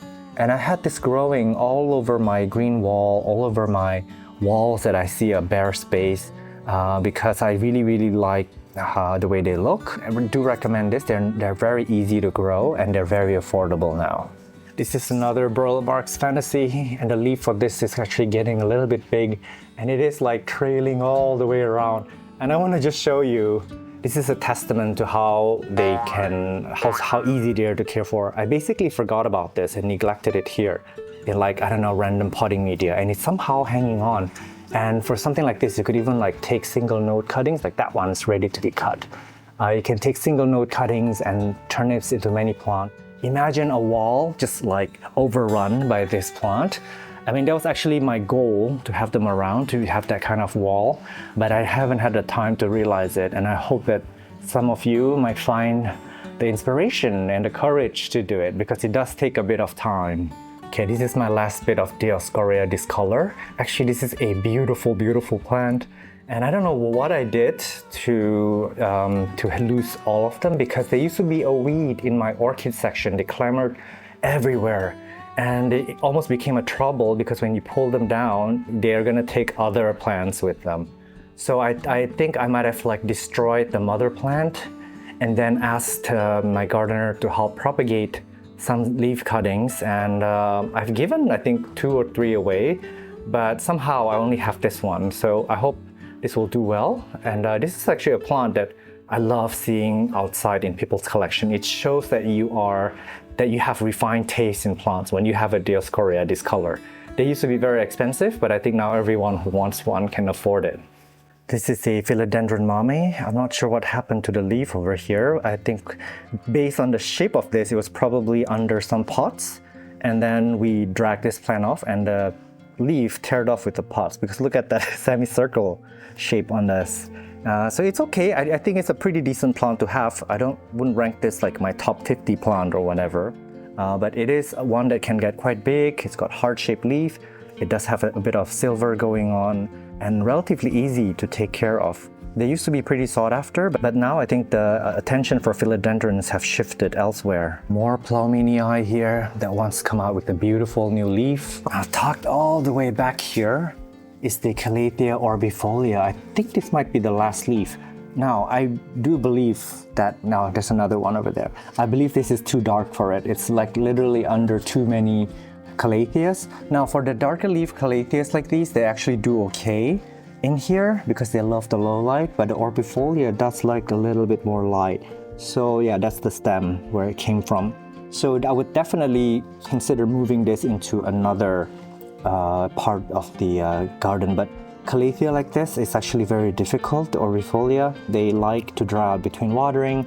They like air movement. They like it bright. They can be quite miserable in pots in my care style because I tend to overwater. So they do so much better in ground. So this one here actually have seen better days before. Let me quickly pan up. Before all this, if you look up, it's underneath all these plants, so it's not getting any light. I'm surprised that it's still hanging on. So these are some indoor Apicius. I had this in low light. Actually, I moved it here about 2 weeks ago as Irene was coming, so I just stuck cuttings in this ground here, and I think some of them has actually, if you pull on it, some of them has rooted. So this will actually become a nice bedding over here, and it's quite a good contrast with the Tradescantia next to it, and also the Aglaonema tricolor. So this area should spread out beautifully. But keep in mind, this is only 2 weeks old. And I think that Zebrina is actually going to be winning the race because it is growing so fast, so fast. So the Apicius and the Zebrina, they are both fast growing and really good ground cover. And I guess from here it's quite apparent which one is winning. They're actually known for their low light, but I just released it here just to fill in some space, and they actually did really well. Now we did have a few leaves that burnt up, but for the most part they did extremely well here. And for the last few months it was flowering profusely. They have this beautiful red color, bell-like flowers. So that really blew my mind and changed my idea about Apicius. They are low light plants, but then they can look good in gardens as fillers, and they can take a beating of the sun. Here are some backup Apicius. They're all actually really beautiful, and I think I keep mentioning they're stolons. They're babies. So this is a plant that propagates itself. Very easy, actually. Very forgiving plant. They can dry out quite a bit. Beautiful sheen, and they can take low light, and they can take even a little bit of direct sunlight, as you saw before. And this here, let me zoom in a bit. This is what happens when you let Apicius trail. They also trail down quite beautifully, although I do wish that it will be a little bit more full. It will look a lot nicer. Sorry, my wall here is not the best looking currently. We did a bit of renovation, we moved some plants around, but it should be a little bit more full. But the Apicius is one that will get full very quickly. All right, so I'm upstairs looking down. So one of the things with Apicius is that they tend to get bald here. So as their vine go down, the older leaves will die very quickly. So what I do is I actually take some of these like stolons, these babies, and stick it back to the pot so that they would look really full like this. And then the new plants that's rooted into the pot will give out new vines. So this will always ensure more plant material, something that you can also propagate off later, but also you can get it to be a lot bushier, and they're at a pretty fast rate. How beautiful is this plant? In Indonesia, where I live, like a plant like this in a small pot would cost less than $1 actually. This is the Microsorum crocodilus, and I'm sorry this burnt up. So there was a change in the sun's direction, so it's now directly above us. But it's got beautiful crocodile-like leaf. If you look at the texture here, and they're super fun to propagate. They actually are rosette in nature, and it can grow on trees and sometimes even on the ground. And you cut it up like a pizza, and then it'll turn into many, many small plants for you. So one of my favorite ferns to have. And one more thing about this one is that it's been overgrown. You just keep putting out leaf after leaf, or rather fronds when you were talking about ferns, and it just smothered itself. Look at how old this plant is. So it has seen better days. They're actually fast growing. This leaf is actually pretty decent. So when it's like the sun is not above our heads in a few months away, this plant actually look quite beautiful, greeting the people that come visit my house and deliver my packages. And I don't have the space indoors for this, unfortunately. So this is probably one of the plants that I would have to let go at some point. Now this is my Clarinervium. It's actually the classic Clarinervium, the species. If you Google them up, this is what they look like. And it's actually sitting outside now because I have just sprayed it down with a bit of foliar spray, and it's now getting a bit of breeze. The sun is coming down, so it's spending some evening time out here. Look at that breeze. It's happy to have a bit of airflow because normally it lives on my bookshelf, and it flowers profusely. So this is one that is actually quite easy to grow for a species. because usually the hybrids tend to be more vigorous and tend to be easier and more forgiving. But this one for me is a very reliable plant. We've got a backup of it here in the Greenwall. I think we separated it from its parent plant a while back. So it's gonna do its thing, it's gonna start growing, but it is still in the rooting process. Now here's not in our video, but this is actually another clarinervium that I got from Bogor. Now these are just, I don't know, seedlings or whatever, so I don't really know. Sorry, that one is a little stuck, so I can't get it out. But this one has a little bit more venation. They've become very, very affordable these days. And when they grow them from seeds and such, there's so many different forms. The king clarinervium, the queen clarinervium. There's so many beautiful ones, and definitely if you love the heart-shaped leaves that are pretty easy to care for, I do recommend this type of anthurium. This is a clone of the one we saw outside, but this is indoors. Don't you just love that new leaf? It's beautiful. Again, I don't know the variety name of this. If you happen to know, you can scream it in the comment section.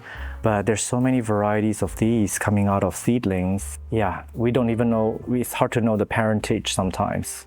Oh my god, the Anthurium radicans crossed with luxurians.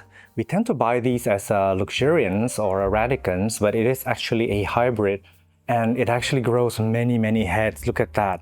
There's actually a lot of plants growing in one, and they have the tendency to divide itself without being pruned or anything. So this plant actually is one of the happier ones. I have many clones of this, given them away to other people. A pretty fast growing, easy to grow anthurium that actually normally lives up here on the shelf. But because I was giving it a bit of foliar spray, it sat outside for a bit. But this is where it normally sits. And it is such a beautiful house plant. And I do highly recommend this, even for like a beginner. This is not a difficult anthurium to care for. So this is one that is on the Greenwall. It's actually doing quite okay here. They make pretty good Greenwall plants, especially if they bush out and they put out all these like growth, and the leaves are beautiful. The emergent is actually a beautiful color. Look at that. This is a cute baby clone that we have in the ground. This is the philodendron micans. I don't know how many of you remember this from the COVID era. They used to be so popular. This one's a little bit sun-stressed, so it's a little bit burnt. They have actually pretty gorgeous leaves. But this is definitely one of those plants that grow super fast. I actually have this on the ledge, thinking that one day it will trail down beautifully. But the thing with philodendron, and this is how it's different from the epipremnums, is that they put off these sheaths. And if you see this sheath, they actually dry out and fall off over time. If you don't let it come off, the sheath is gonna hang on and it looks super messy. So the philodendron hederaceum, which is this variety, the micans is actually a hederaceum. They tend to do that. So this is definitely a plant that I will 100% let go at some point soon, because it's taking up too much space. It grows really fast. It actually can climb up the wall, but it will not size up like the melanochrysum. This is the Monstera dubia, and as you can see, it sized up pretty well, but then the small leaves look like this. So this has actually been in a pretty crazy potting media. I see my old aeroid potting mix here. It's been here for a while actually. I just kind of neglected, and it just seems to be doing okay. Now with the dubia, their juvenile leaves actually look beautiful. Look at that patterning. But then as they mature up, they lose that silver pattern and they become this like fenestrated leaf that looks like an epipremnum. So this is a plant that looks good as a juvenile form. All right, here's the Aglaonema Lotus Delight. And don't worry about this beauty, we'll get to it later. But I actually failed to propagate this. If you see that video, it's actually one of my most horrendous propagation video. I got cocky and I got overconfident and I killed every cutting except one tiny plant with like leaves this small, and that has given me a mother plant here. So by the way, I have another propagation video of this coming. So this is actually a bit of a spoiler. So the mother plant actually grew out big over time. It has many vines, and I've propagated again, and there's one more over here. And this is the prettiest one. Look at that. So if you fail, try again. You'll learn a lot from your mistake. I actually thought about taking that video down because it was so disastrous, but you know what? We learn more from our mistakes than we do from our success. This one actually kind of snapped out. Yeah, this one snapped out. I could actually propagate this. I have to check the mother plant. I have a feeling this looks like overwatering. This looks like rot. But this, if you cut that off and stick this in water, in my favorite Yakult vessel, this can actually turn into a new plant. We've got two types of cordyline. I believe this is the chocolate queen, if I'm not wrong. And then we've got another one here, and it is a mini version of the chocolate queen. It's got narrower leaves as well. They are quite different. If you put them side by side, the difference is a little bit apparent. And with cordylines, you chop them off here and they give you a few vines below. And for me, the cordylines are actually very susceptible to fungal infections, as you can see over here. So we do have to spray them down with fungicide very frequently, but I really love the coloration on these. It's another cordyline chocolate queen. Actually very beautiful foliage, but again, they do get a bit of that fungus rust. They're very prone to it, so we gotta spray it down. But once we get the treatment right, I think it should do okay. And I want to show you again, there's another one, a smaller dwarf variety next to it. Side by side, they look like this.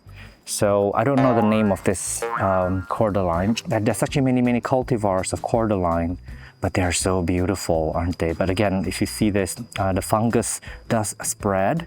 But I have been instructing my gardener to give this a generous dose of fungicide, so it's been doing a little bit better with the new growth. But actually, it is a good idea to cut the top and then propagate and start over, rather than having the old leaf that is a bit sick and having it pass it on to one another.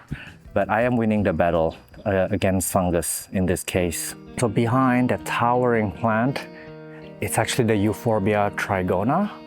Actually, I think it looks so much better here than in pots. They have an architectural quality to it. Actually, when I made this video, I wasn't sure so many of you would view it, but it's one of my highest view propagation video. I guess because it's such a common plant, it's available in many regions, and also it's inexpensive. But for this plant, usually when you buy it, it's just one single plant. And when you prune it, when you cut it, or when you let it grow mature, they will spread out like this. But from what I see, most of you guys have just the one single vine growing up in your collection. So do make cuts, because they look better when they are bushy. And actually, if you see, they have really beautiful pattern. And this is definitely a plant that I think would give beginners confidence in growing more types of plants. They're actually quite forgiving for a euphorbia. Central branch down, you'll see that I actually did not make the cut, but this one actually branched out on its own. I believe this was because it's grown in such optimal conditions. It's in full sun and all that, and it has so much root space. It's doing really well, and it's like a mature plant. But for most of you, you really should cut it, especially if you grow it in pots, to help it along, to get it a little bit more bushy. It'll stand better and it'll be more balanced when it's not too top heavy on one side. So if you can see here, they have a way of spreading themselves evenly and standing better. And they all come from one single vine over here, actually. Fascinating. Philodendron biliatai variegated. Believe it or not, I've never actually bought the green one before. That one that I bought taught me a lot about plant care. So basically, I bought it as a very expensive plant, like this tiny. And then it grew a little bit bigger, and then I made a propagation video, and a lot of it reverted. And it looked hopeless at some point, but then I took one that had a little bit of variegation. I just kept chopping it up. And now I actually have two decent sized variegated, which we will see shortly. But I want to share here that this is actually another example of the extrafloral nectaries. A lot of ants are going around it. Biliatais are very prone to this, but this is good. The ants are actually helping to defend this plant. So in this case, I don't really bother with giving it too much pesticide, because the ants are getting the sugars directly from these extrafloral nectaries. These are secreting sugar for the ants. Normally, if you don't have this, the ants will bring scale or mealybugs to the leaves, and then the scale or mealybug would try to derive sugar from any part of the plant, and the ant would eat its poop. That's pretty gross, but the poop is supposed to be sugary treat for the ants. So the ants would have symbiotic relationship with these pests, which is not good, but in this case it's fine. And look at that central trunk there, that's pretty thick. So this can get a lot bigger, and this is also in a bit of direct sunlight. They can take a beating. If I'm not wrong, I think Mr. Greg used to have these in full sun, but they do turn into a light color or almost yellowish colored leaf, but it will absolutely grow, and it will probably flower even more often when you give it a lot of light. All right, so here are the two that are variegated. I actually stuck it on this wall because it looks amazing. Elitized, you cannot go wrong with it in any kind of plant styling. Whether it's on a desk or anywhere, they have a timeless quality to it. Nowadays, there are a lot of hybrids made out of this as a parent plant because there are so many variegated. They flower quite regularly, and it is a pretty sturdy plant. This is another one, the seedling from another cutting. As you can see, every leaf is variegated beautifully. So sometimes when you have plants that are reverted, don't feel dejected, don't feel hopeless, keep cutting it back. It took me a lot of time to get this. It took me like maybe 3 years to get this from that hopeless situation. So I would always chop my plant up, and in fact now I have two. Although I must say that if I kept the original one big, if it didn't revert, it would have been a massive plant by now. But of course I don't have the space for a big plant like that. But this is actually quite beautiful. This is one that I will probably keep, and I will probably keep propagating, and still a plant that could generate profit for me even today. It's a Chrysothemis pulchella, and you have to pardon how small this plant is because it is actually a very, very fast grower, and we actually chopped it up because it overgrew its pot so often. This would turn into an adult in maybe 1 or 2 months, and then in 3 to 6 months time it would look leggy and crazy. That's another one over there actually. It would look really, really sad after a while. So these are actually very fast growing plants, but because they're so fast growing, they require so much maintenance. You need to keep cutting them back. And if you look at the color, it moves when I move the plant. It's got a beautiful combination of like iridescent silver, blue, green, turquoise, a bit of red. Actually a very, very sexy plant if you ask me. I really, really love the foliage. And also they're easy to care for. They can take low light. Although if you give it really strong light, there's one outside in full sun I'm gonna show you in a minute. They will flower more often and they will flower profusely. There you go. This is the one that's in full sun. So the leaves don't look really good if you put it in such strong light. They don't have that like dark, beautiful sheen to it. And then, sorry, a bit loud here. There's another clump over here. So they have a beautiful bell-like flowers. And I'm gonna see if this is actually a gesneriate. I can't remember. But something about the flowers tells me that it might be a gesneriate, but I could be very wrong. But yeah, the leaves look like curly and it's not so pretty when you have it outside. So for this plant, you can actually grow it in deep shade for its beautiful leaves. But keep in mind, you gotta keep cutting it back. Or you can leave it out in a bit of direct sunlight or partial shade or even full sun, and it will bloom well for you. Beautiful garden, and also it honestly makes a wonderful house plant. Surprisingly, not many people take on this plant, but I think this is one that is very versatile, very easy to propagate, very fast. This is a plant that wants to live, and the contrast of the leaf color to the flower is also very, very beautiful. Aglaonema rotundum, and someone commented that it's actually the tiger variety. Another clump down below here.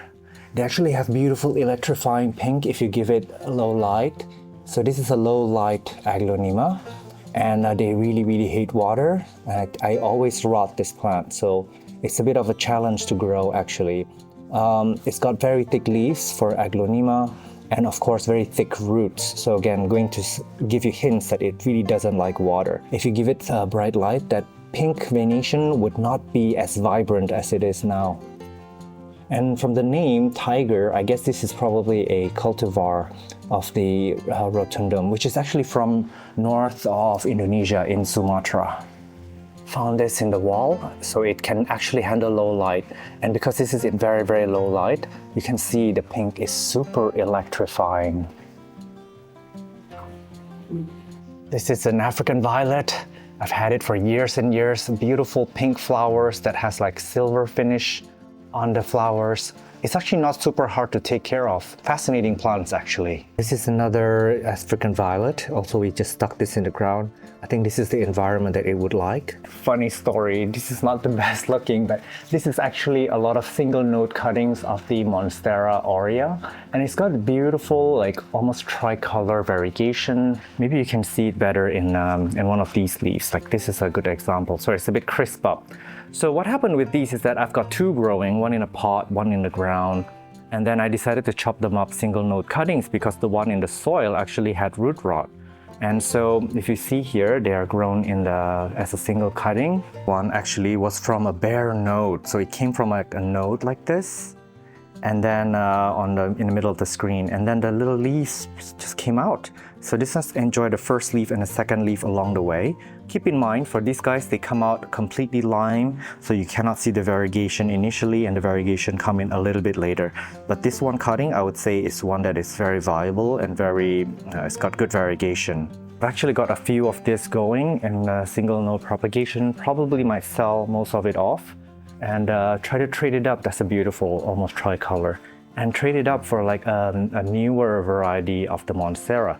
And here's what I want to tell you guys. A lot of you guys feel very overwhelmed with the new Monsteras. I really want the white lava, for example. But the price can be very expensive. What you can do is, if you have all these older generation variegated Monstera, like the whites, I've got a ton of the whites going in propagation. You can sell like 10 of those and buy just like a lava or something. You can trade it up. You do need to sell a lot of it to up your game a bit, but you can do that. And then when you have the white lava, you can grow 10 leaves, cut it up, and sell maybe 6 or 7 of those leaves and trade up for another Monstera. This is how you play the game. You're not supposed to start out as a beginner houseplant collector and just buy the most expensive Devil Monstera. You shouldn't. Someone actually commented that they bought the Devil Monstera and they didn't even know what substrate to give it. They didn't have any success with the regular Monstera. So they were asking me, what to do. I was like, well, you shouldn't have bought the Devil Monstera if you don't have any experience growing it. So there goes my point, in that a lot of the plants are coming in beautiful and they're expensive. But take your time to collect it. Don't rush into it, all right? Scindapsus trubii variegata. In that video, I actually had trouble getting it away from a high humidity tent situation, because when I got it, it was a new variety. So every time I let it out into like the open air, like now, the leaves would curl really bad.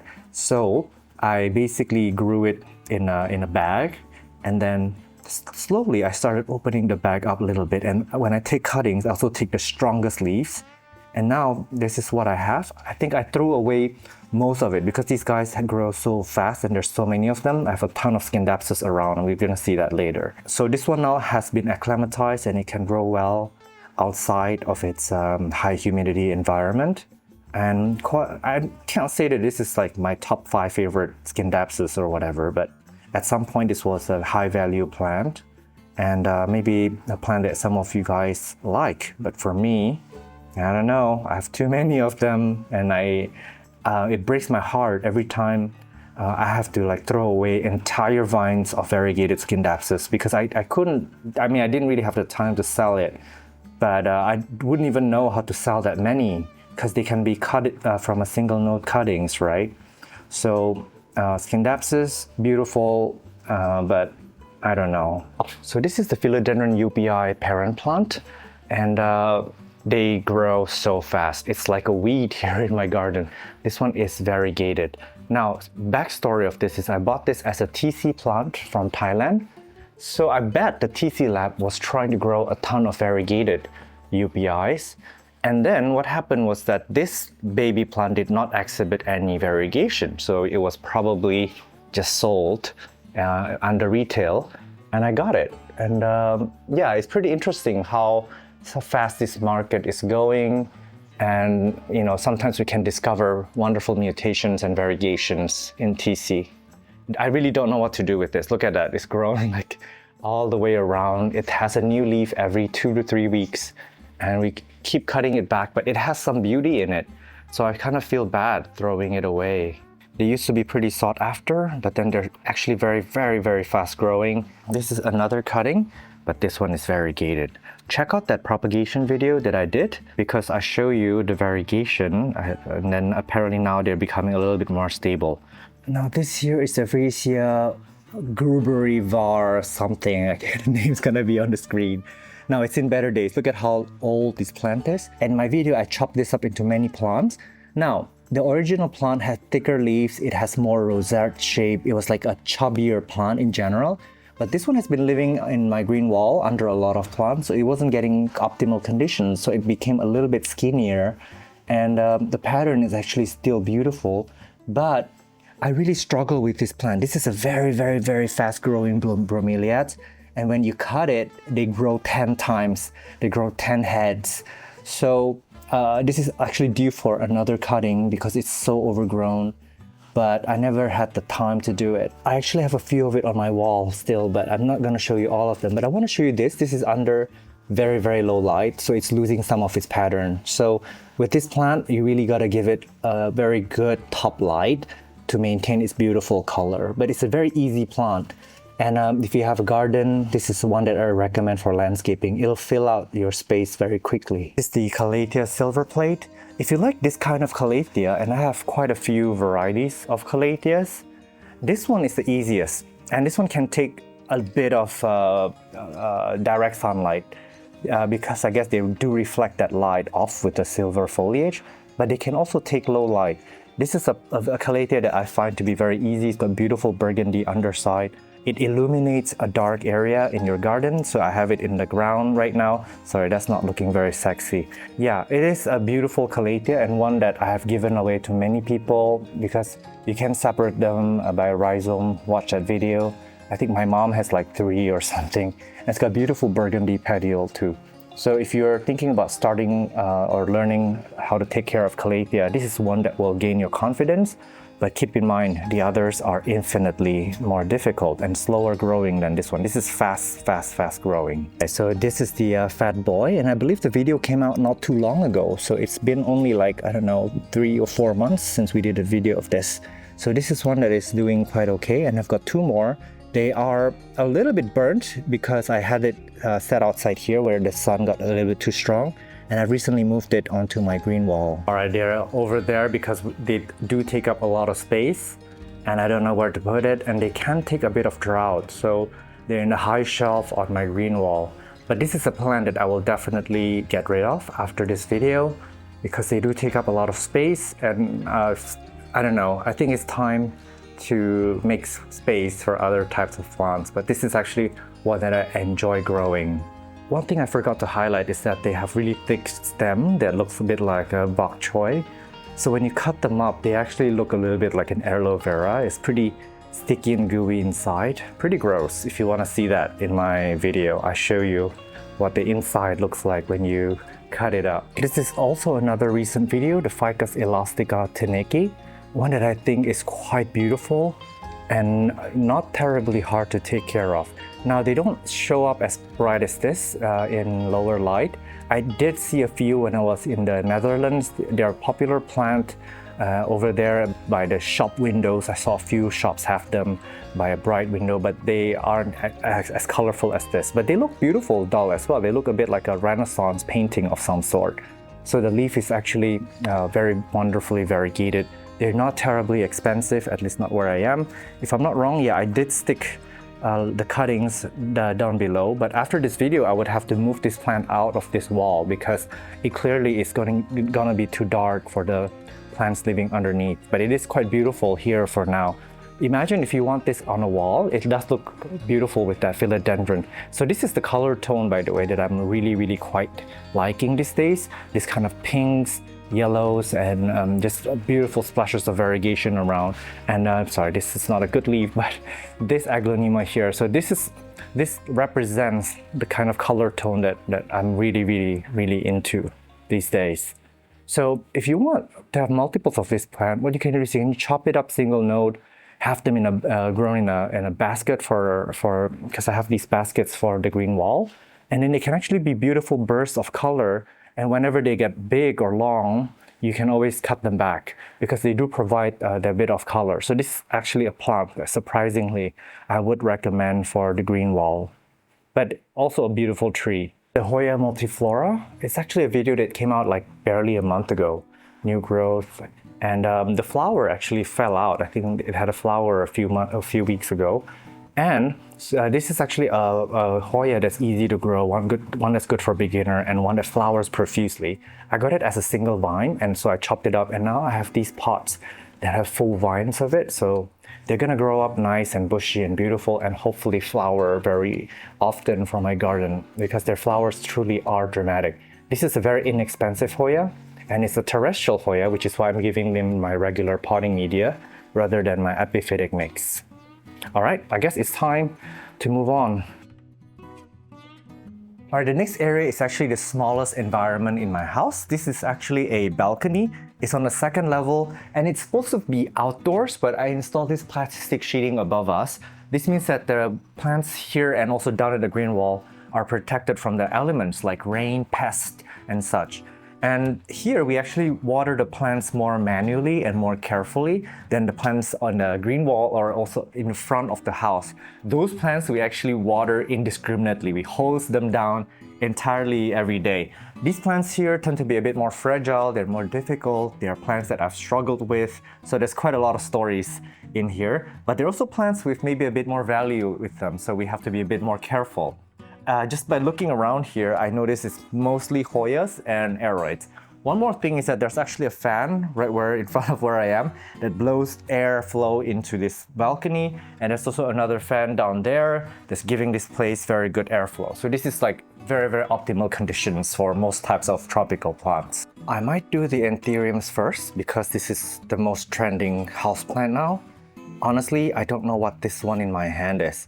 I bought a bunch of seedlings from Tokopedia, which is an online marketplace here, and I've collected so many. And I've been given seedlings too when I'm in my travels. So I really don't know what this one is. It's lots is tagged, but that's the newest leaf. It's quite beautiful in terms of the coloration and the intensity of the veins. Beautiful line. So someone comment and let me know if they know what this is. This looks pretty sad. This is the Forgetii. I don't know what happened to it, but maybe chlorosis or I don't know, Calmac deficiency.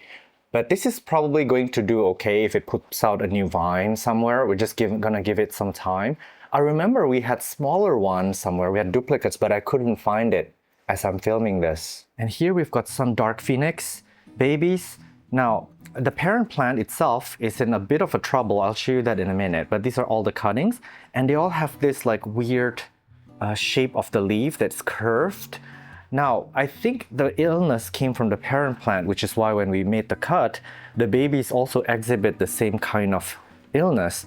So if you know what this is, do comment down below. I've not seen anything like it, but ever since I noticed this, I started placing this plant up here on my balcony, and I'm giving it better care, and I sprayed it down with neem oil every week.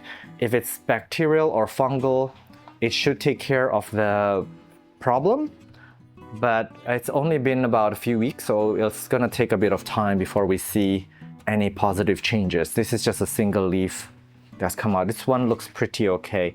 But if it's a viral infection, unfortunately, there might be no cure for it. So this plant is actually still worth something these days, but I'm not sure if it's gonna do well. So I need more time. Now, the mother plant actually lives here. And let me see. See, the leaf is pretty much troubled. It's been a little bit sick. I guess this one is still okay. It's been a little bit sick for a while, and I just kind of ignored it. I was so busy with my travels, and that's a pretty decent new leaf. Unfortunately, it's got that as well. But I'm actually ready to cut this again. I mean, what you can do here is air layer it by putting a lot of moss around this and then tying it with twine. Now I see little ants around, and I think that's maybe a sign that there might be some kind of a mealybug inside too. Number one, maybe better pest control. Number two, add some moss around it, let it root into the moss. And when these roots have activated in the moss, I'll do the cut. So I'll have some top cuttings, and each of the node below, I can do sections of cuttings. This is how I managed to produce so many of those babies that you saw earlier. It's by making stem cuttings. This was given to me as a seedling. Oh, this is a little bit variegated. This was given to me as a little seedling, so maybe the seedling itself was already a bit problematic. That's a new leaf. So I have high hopes for that. I'm gonna be watching this like a hawk and spraying down this plant with neem oil all the way. Front of the leaf, back of the leaf, petiole, roots, everything. We drenched it all with neem oil to make sure that there's no weird stuff in there. It might also be like nematodes or other kinds of pests. Now this is sad. It's the Anthurium veitchii narrow form that I bought in last year's Floy, so that was actually about a year ago. We overwatered it and then it rotted most of the roots, but this is actually a difficult one to take care of. So I don't know if this one's gonna pull through, but we give this very airy potting media and also holes in the pots because we tend to overwater this. While on the topic of veitchii, this is from Eddie Pranoto. This is veitchii crossed with dorayaki, which is very interesting because there are different sections of Anthurium, and I've actually propagated a ton of this. Look at the roots over there, so cute. It's so vigorous. This has actually got a bit of a hybrid vigor going on. So if you like this kind of round leaf from the dorayaki, but also a bit of that veitchii texture, that six-pack, this is actually a pretty cool plant, pretty easy to grow. This is a duplicate. Look at this cute baby leaf that's come out. But I've stuck it on this green wall because, let me show you. It does look quite beautiful, that roundness of it. It looks quite nice in this wall. So if you're into like something that wants to break the shape, that can be a bit angular, this is also a very pretty cool plant. I would say it's got good implication as a landscaping plant as well because of its round shape. It looks like a little turtles. But Eddie has so many hybrids. He has one like every 3 days. That this product I think came out like 3 years ago.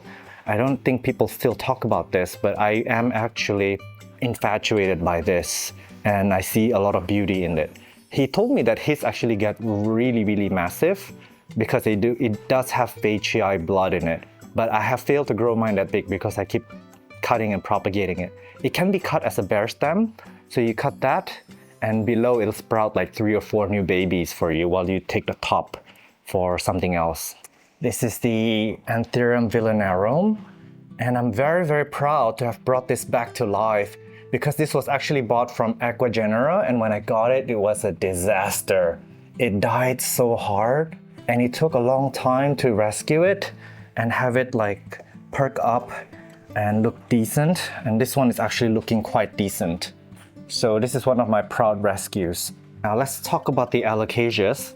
This is the Plumbia pink variegation, and I think this is supposed to get a little bit bigger, but I kept it in a tight pot because I really don't have the space for it. This was gifted by Variegated Zone Thailand when they were visiting Indonesia, so thank you so much for this gift. I wouldn't say that this is my favorite alocasia, but I can imagine that it can appeal to some of you who might like this kind of coloration. Actually pretty easy to size up and pretty easy to grow. This is another one from him called the London Eye.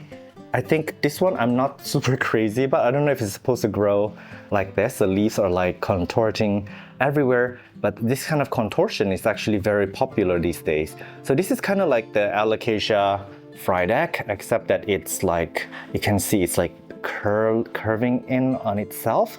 When it was younger, you could see the curl a little bit more, but as it matures, it just becomes this. But let me know if you fancy this kind of look. Personally, it's a little bit whimsical, but I'm not sure if I like it. They look like plush toys, don't it? This is the Black Velvet Aurea, also gifted from Variegated Zone. Beautiful alocasia, and these guys are actually very easy to grow. Look at that variegation on this leaf, my gosh. This is the Aslani, sorry, that leaf. This is the Aslani Orange. Beautiful as well. This is my second favorite alocasia that was gifted from them. Pretty easy to grow. I haven't found any corms when I try to dig it up, so this is a little bit of a slower growing alocasia. This Amazonica Polyaurea. This is actually very beautiful. I like the shape of the Amazon. leaves, but then the variegation is actually quite stunning. It's got this beautiful yellow. That leaf is like getting old. But I've been keeping in very tight pots. So when I repotted this, it was actually very, very root bound. All of the alocasias that were gifted to me, they've bloomed at some point. So they actually reach maturity. And if I actually look deep enough, I probably will find some corms in this one. This is the alocasia dragon scale marble mint. Also quite beautiful. The dragon scale is not very difficult to grow, but I don't know, the petioles seem very long for this plant despite it being grown in very good condition. It's got very good light, so it's probably not etiolating. This is probably just the genetics, or maybe I'll just have to try to grow it out because this came from flasks, from tissue culture. So it is possible that if I keep growing it and propagating its babies, its offspring, the juvenile clones would probably have a more normal shaped petiole. It is quite possible because when they come out of TC, they are given different nutrients and there's different stress factors that might affect them. This is the Alocasia bambino. I've had this for years, and this is probably a very good investment for me because when I bought it, it was very inexpensive from tissue culture.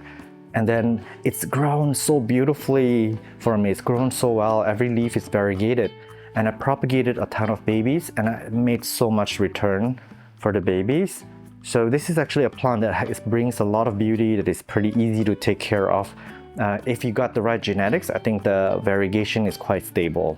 And it's just such a beautiful plant all around. These are the babies that are not variegated, so I ended up not selling them. This one has a bit of variegation, but I wouldn't consider it something that I would sell. So maybe this is one that I would put on my wall or maybe just give away to people. This one has potential. Look at this beautiful variegation on each leaf. So this one has the potential to be a wonderful plant. I'm actually tempted to have multiple, this one's questionable.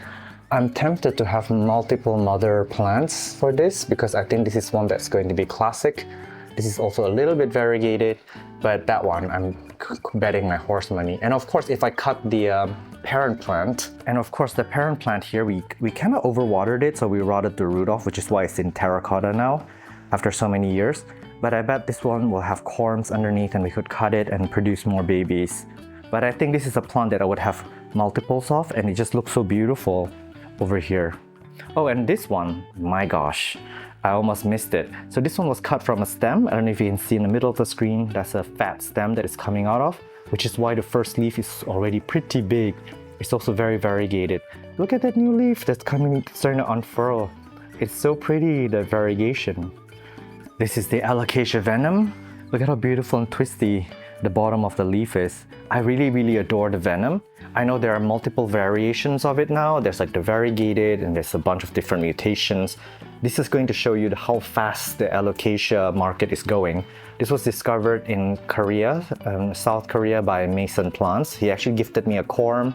It took about 6 months for the corm to form any kind of small leaf. So I was really, really panicked for a long time that it wouldn't amount to anything, and it did. And the new leaf, actually, let me show you, the new leaf actually look like this. These are actually from corms that is produced, and then they will actually grow up in time to become that venom look. So the younger leaf will not have that silver, will not have that shape.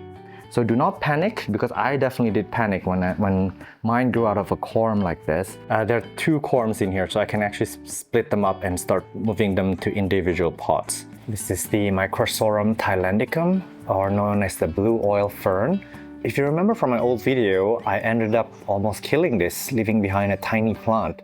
And now, after a year, maybe a year and a half, it's grown into this. So not the fastest growing, but I'm pretty determined to do a propagation video on this so I can see if I can divide this. But they also have a lot of spores. I don't know if I ever have the patience to actually do anything with the spores, although that could be a fun project. Ferns from spores take maybe up to a year to start forming anything. This is a variegated. I can't remember which variety this is, but we threw away so many vines of this plant. It grows really fast and it's a bit heartbreaking every time we have to throw away vines of these. But if I had to sell them at such a huge quantity, I don't even know where to move it.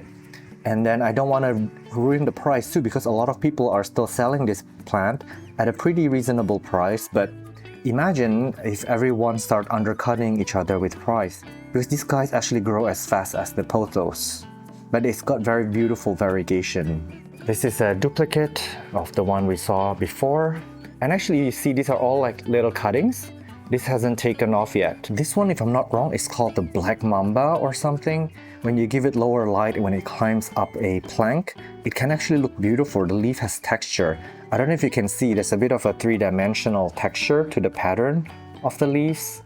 So I don't know much about the background of this, but I bought this as an impulse purchase one time. And I just have it growing and growing. And I threw away a lot of this. The Scindapsus basically grow like a weed in my garden. This is the silvery Ann. This used to be popular at some point, but I believe in the US, this has become a common plant. I guess people are propagating them en masse. And the thing about silvery Ann that I really like is that it's got this tip on the edge of the leaf that's silver. So this is actually one Scindapsus that I think is quite beautiful. It's very, very picturesque in a styling kind of setting, whether it's on a desk or a shelf. And then next to it, this is the most common, so there's a bit of infection there. This is the Pictus exotica, super common Scindapsus. This is the Scindapsus mosaic. It does look like a mosaic virus, but the fact that I've had this for years and years and they grow like a weed and they keep propagating, it's going to suggest that it's not a virus, but it is a kind of variegation that looks like a mosaic. It is actually quite beautiful as an understory type plant if you look at it, but I don't really know what to do with this plant. I don't think this is one that will appeal to most of you. This one, I don't know if this is a silver lady or one of the others.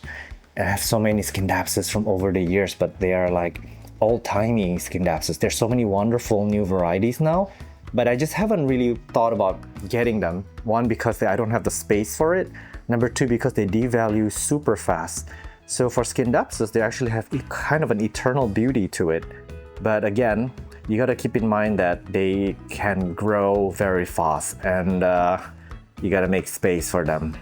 If you look at this, there's some coloration on the leaves, like a moss green, and it's actually quite beautiful. I do like the tricolor more than the other type of Scindapsus, and this is one that I would consider keeping. I found some tricolor Scindapsus here. This is a decent sized leaf.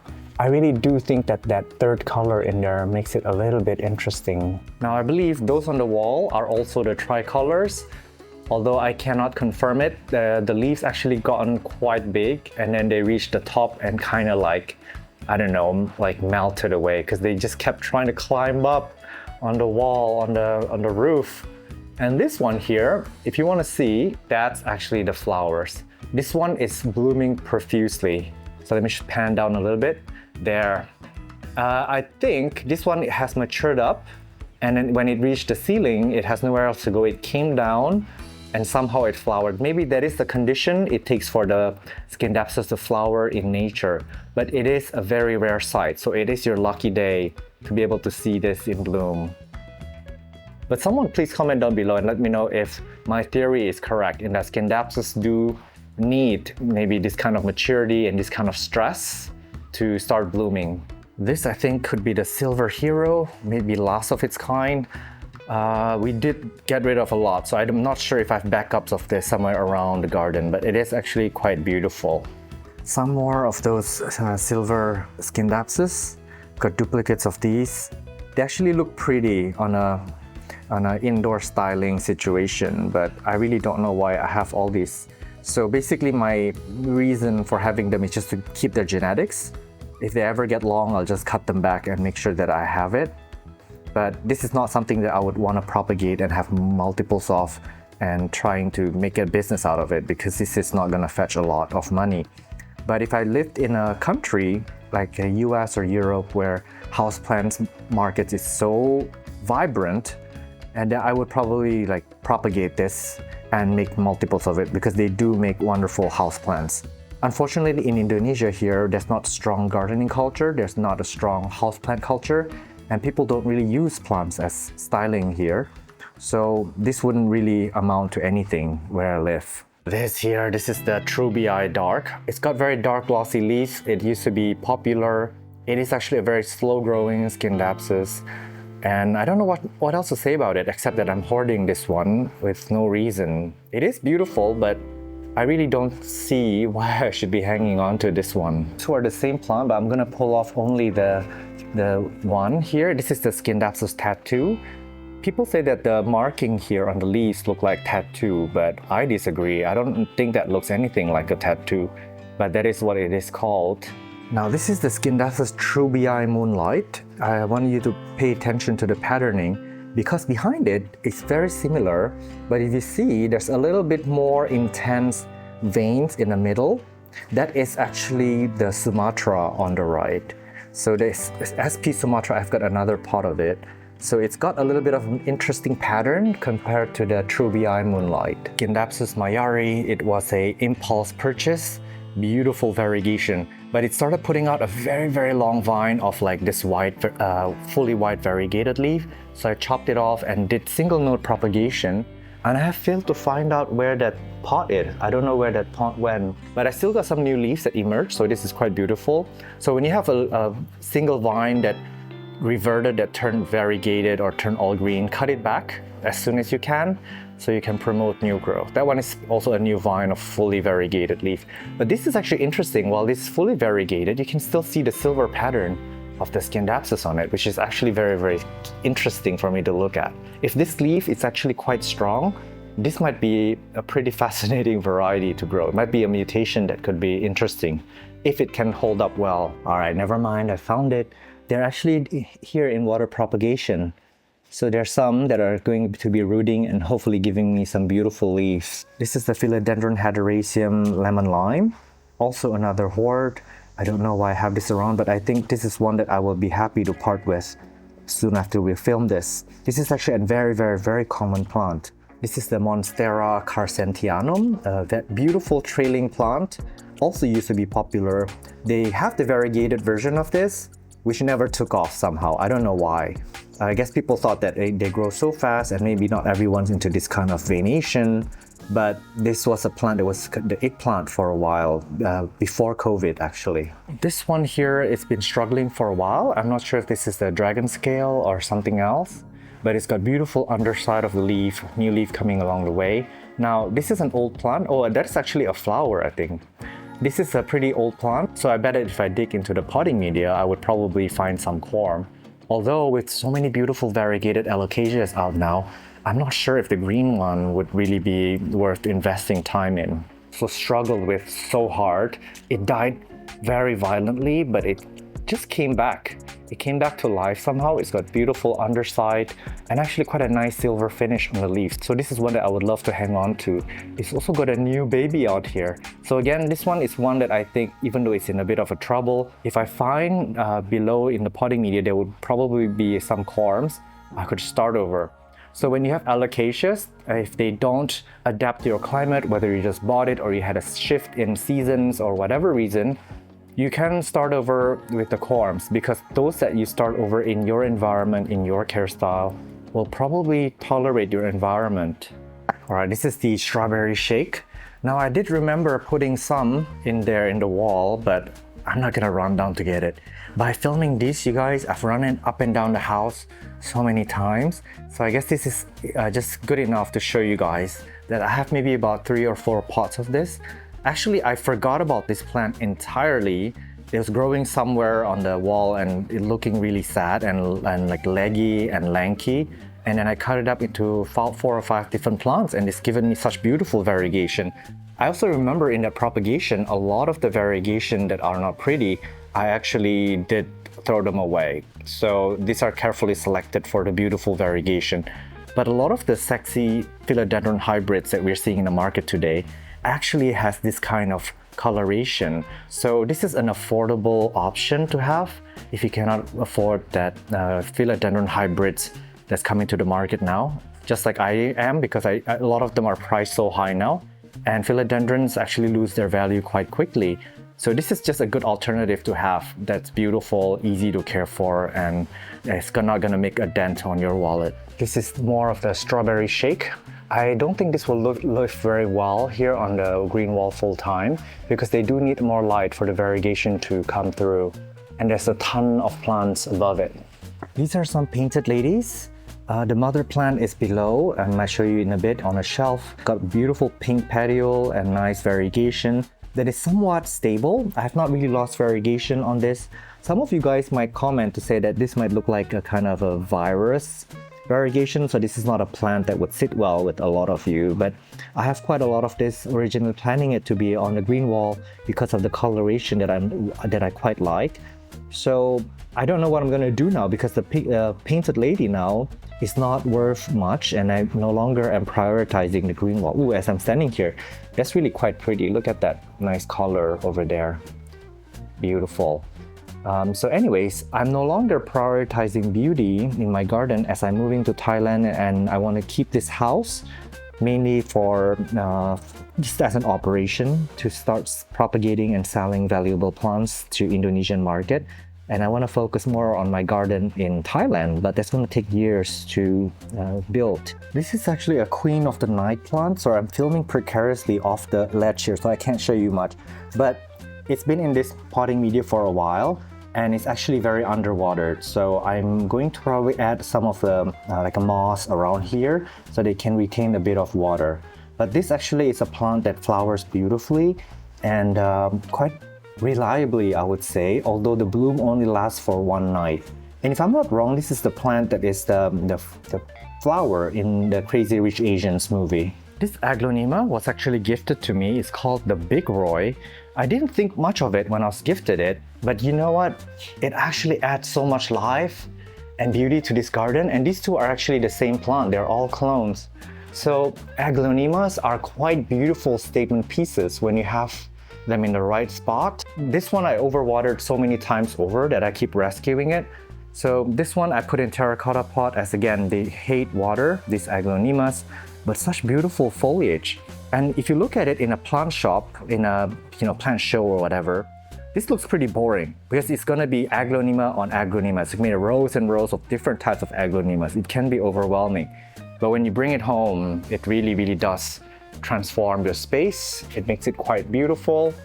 So I wouldn't mind getting just a little bit more aglaonemas, although I would probably want to be a bit more selective with the type of aglaonemas as there are so many varieties of them. So this is another clone that's just grown in here, and it actually likes it in this artificial light. And there are a bunch of aglaonemas behind it we will see later on, but this is one of the offshoots of that Big Roy. Ooh, just found another one over here in the VIP section. What are you doing here? Ooh, and I just remembered there's another one tucked behind here, but this Paraiso Verde leaf is really in the way, so I have not thought to include it in this video. Look at how pretty that looks on the wall.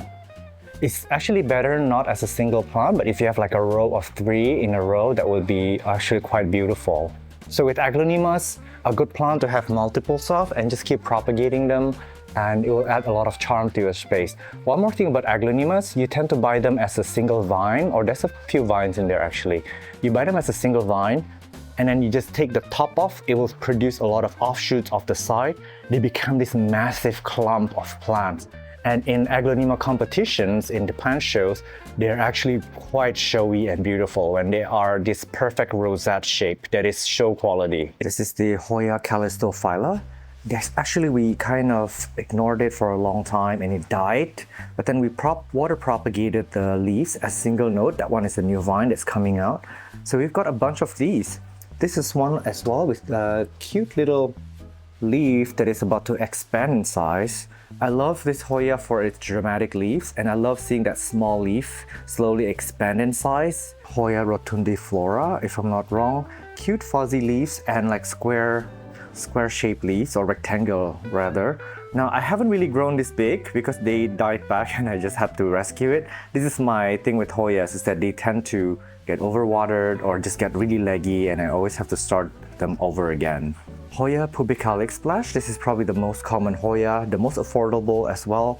Beautiful silver leaves, and they used to be rare at some point, but now there's so many interesting Hoyas out there. This here is another pubicalix splash, and this one is getting a little bit burnt, if you can see the leaves, and it's getting too much light. This area actually don't really get a ton of direct light, although during parts of the year it can be pretty intense. We do filter the light with a bit of a plastic sheeting above, but it can still burn this Hoya. Now this one here, I don't know the name, and it's going to be a recurring theme for the Hoya section, because when I got it, I might have labeled them. Some of them I didn't bother labeling, feeling confident that I will remember the names. And then 5 years later, boom, you've got all these Hoyas. These are all the same, by the way, that you don't know the name of. And it's quite impossible to tell sometimes, unless you wait for their blooms. This is really cool as well. This Hoya, it's got really nice pink emergent. There's another pot over here, and you can see the emergent leaf better here. It got like this apple-shaped leaf that reminds me of the Dischidia, and the Dischidia is actually a relative of the Hoya. It's a distant cousin, so it's got that almost like Dischidia-like leaf that looks like a spoon. This here is some kind of lacunosa variegated on the outside. I don't remember the name of this either. I might have gotten this from the bee Hoya a few years ago. There should be a big pot of this somewhere, of a mother plant. These are all backups. Yeah, this is the mother plant. I searched the entire house for it. It took me like 15 minutes to locate this one. But I remember now, this one actually reverted to green, so we actually selected a few of the variegated vines. That one's actually some promising new leaves that is variegated. And we started them over. This is what happens when your plant gets reverted. This was actually living in my carport under a very, very deep shade for like a year or so. That's why it lost its variegation, but new leaves are emerging. Hoya croniana blackleaf. If you look at the newest leaf, it's like dark, almost blood red in color. Very good for Halloween. And some of you out there who might like plants that have this like gothic look to it. And this is actually the mother plant. As a lacunosa, it actually flowers profusely. This one got quite big. Now, this one is there's a peduncle in the middle of the screen. A few days ago, this one plant in my hand had 3 blooms, and they made the whole house smell so good. So the lacunosa is one that actually flowers quite reliably, and the scent can be very perfumey, and the scent can really disperse through a wide range of distance. So this is a plant that I actually adore, and I quite like the coloration rather than the regular lacunosa. It's really quite a stunning plant, and I can't get enough of this. Oh, I just discovered another pot. Lucky me. I don't know why I have so many of these. I guess this is a testament as to how fast these guys actually grow, this lacunosa. Maybe they do have more chlorophyll than the splash silver or variegated counterparts. This next plant is a sigillatus, and I really love the color on this. The pattern is also beautiful, and the elongated leaves. This one I actually overwatered and rotted off, so we started over, and I believe this might be the actual main plant that we have successfully grown back. So it literally only had 2 or 3 leaves left when I had to start this over, and I'm glad they're such a successful rescue. And if you ask me, the tip for rescuing Hoyas is to perform water propagation with single or 2 node cuttings. This is the Hoya curtisii, and there's another one over here. They are quite beautiful. Actually, I love like the leaves are like a dishy. Oh my god, I dropped some Hoyas. This is what happens when you play around with Hoyas. So the leaves are beautiful. They look almost like Dischidia ruskifolia, heart-shaped leaf with this intense splash. And behind this is a Dischidia numularia, my only Dischidia left. This is variegated numularia. I used to have a lot of different Dischidias, and they hate water more so than the Hoyas. So they don't sit well with me, but they are my favorite genus. This is the Hoya caudata. It's from North Sumatra in Indonesia. They can withstand stress quite beautifully. Nice silver leaves, very jungle vibes. But the thing with them is that they really do put out like crazy runners everywhere. But then in the right condition, they can form this beautiful taco-shaped leaf. It's a like little bulate leaf that's round. So they behave a little bit like a Dischidia. This is another one. See what I mean? It's just pull out this like long tendrils and runners. I'm actually very tempted to propagate these and start over.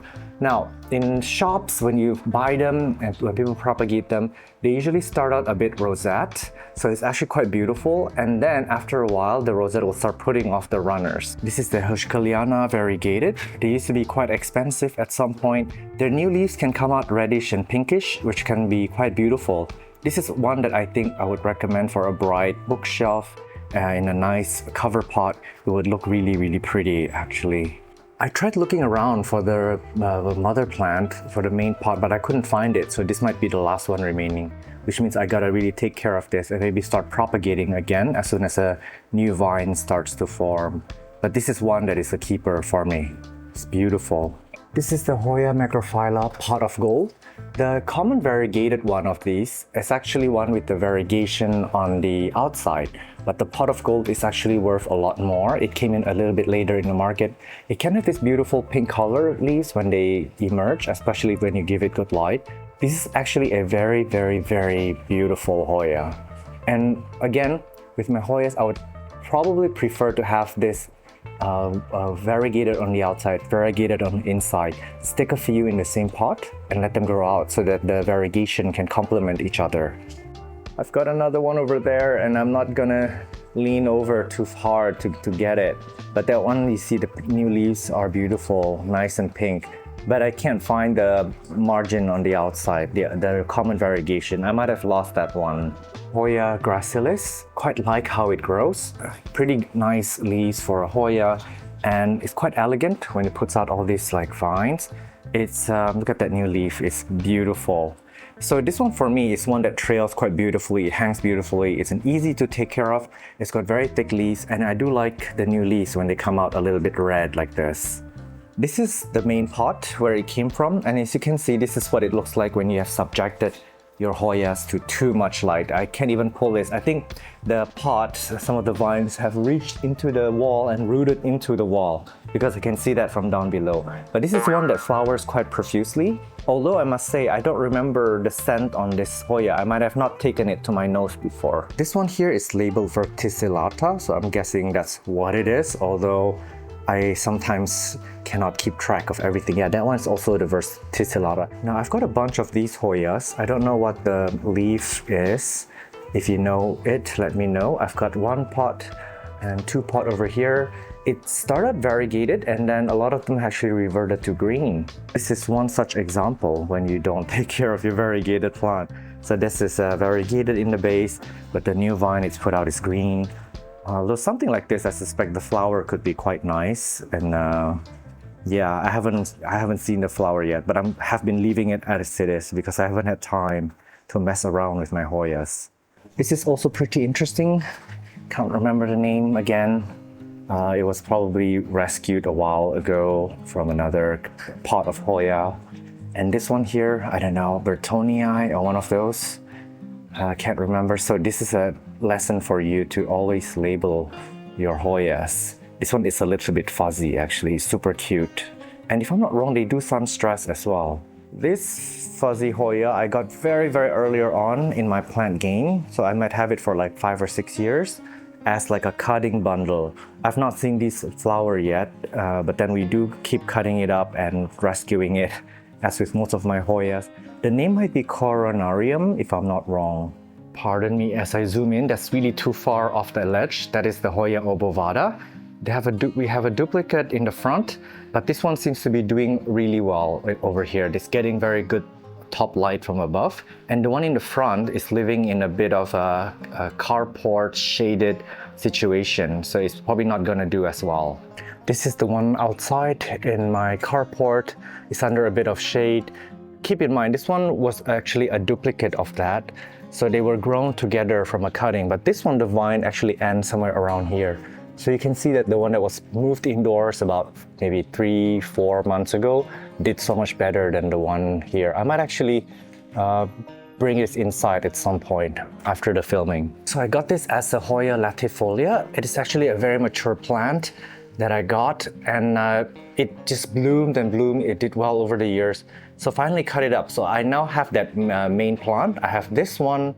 It was actually a cutting before, and I've got one more that's in my orchid wall. More of that latifolia. So funny story, this one actually vined, as you can see here, over here, and it rooted into this orchid pot, or no, orchid mound, sorry. But the orchid died out. I don't know why. Maybe because this plant took over all the water from it. So then we just cut it here and we just kept the root as it is. So now this is going to become the Hoya's potting media. It's going to grow and grow and grow. It's been like this for about a few months. This is a pretty funky leaf. It's like bending over backwards. You're so cute. Oh my gosh. But this is another latifolia that we took a cutting off that is a sibling, and it's actually grown up and up and up over there. So we've got multiples of this. Even though we lost the parent plants, and I have a few in the water propagation, this is one that when it matures up, the flower is so perfumey. It scents the entire house. Oh, I actually lied. The mother plant, actually, the roots dried off. So I actually propagated a few leaves. And then this is one that is in water propagation. And it's actually facing away from us now because the leaf should face the direction of the light. So when you're water propagating your plant, keep in mind that the leaf should always face the front, not towards us.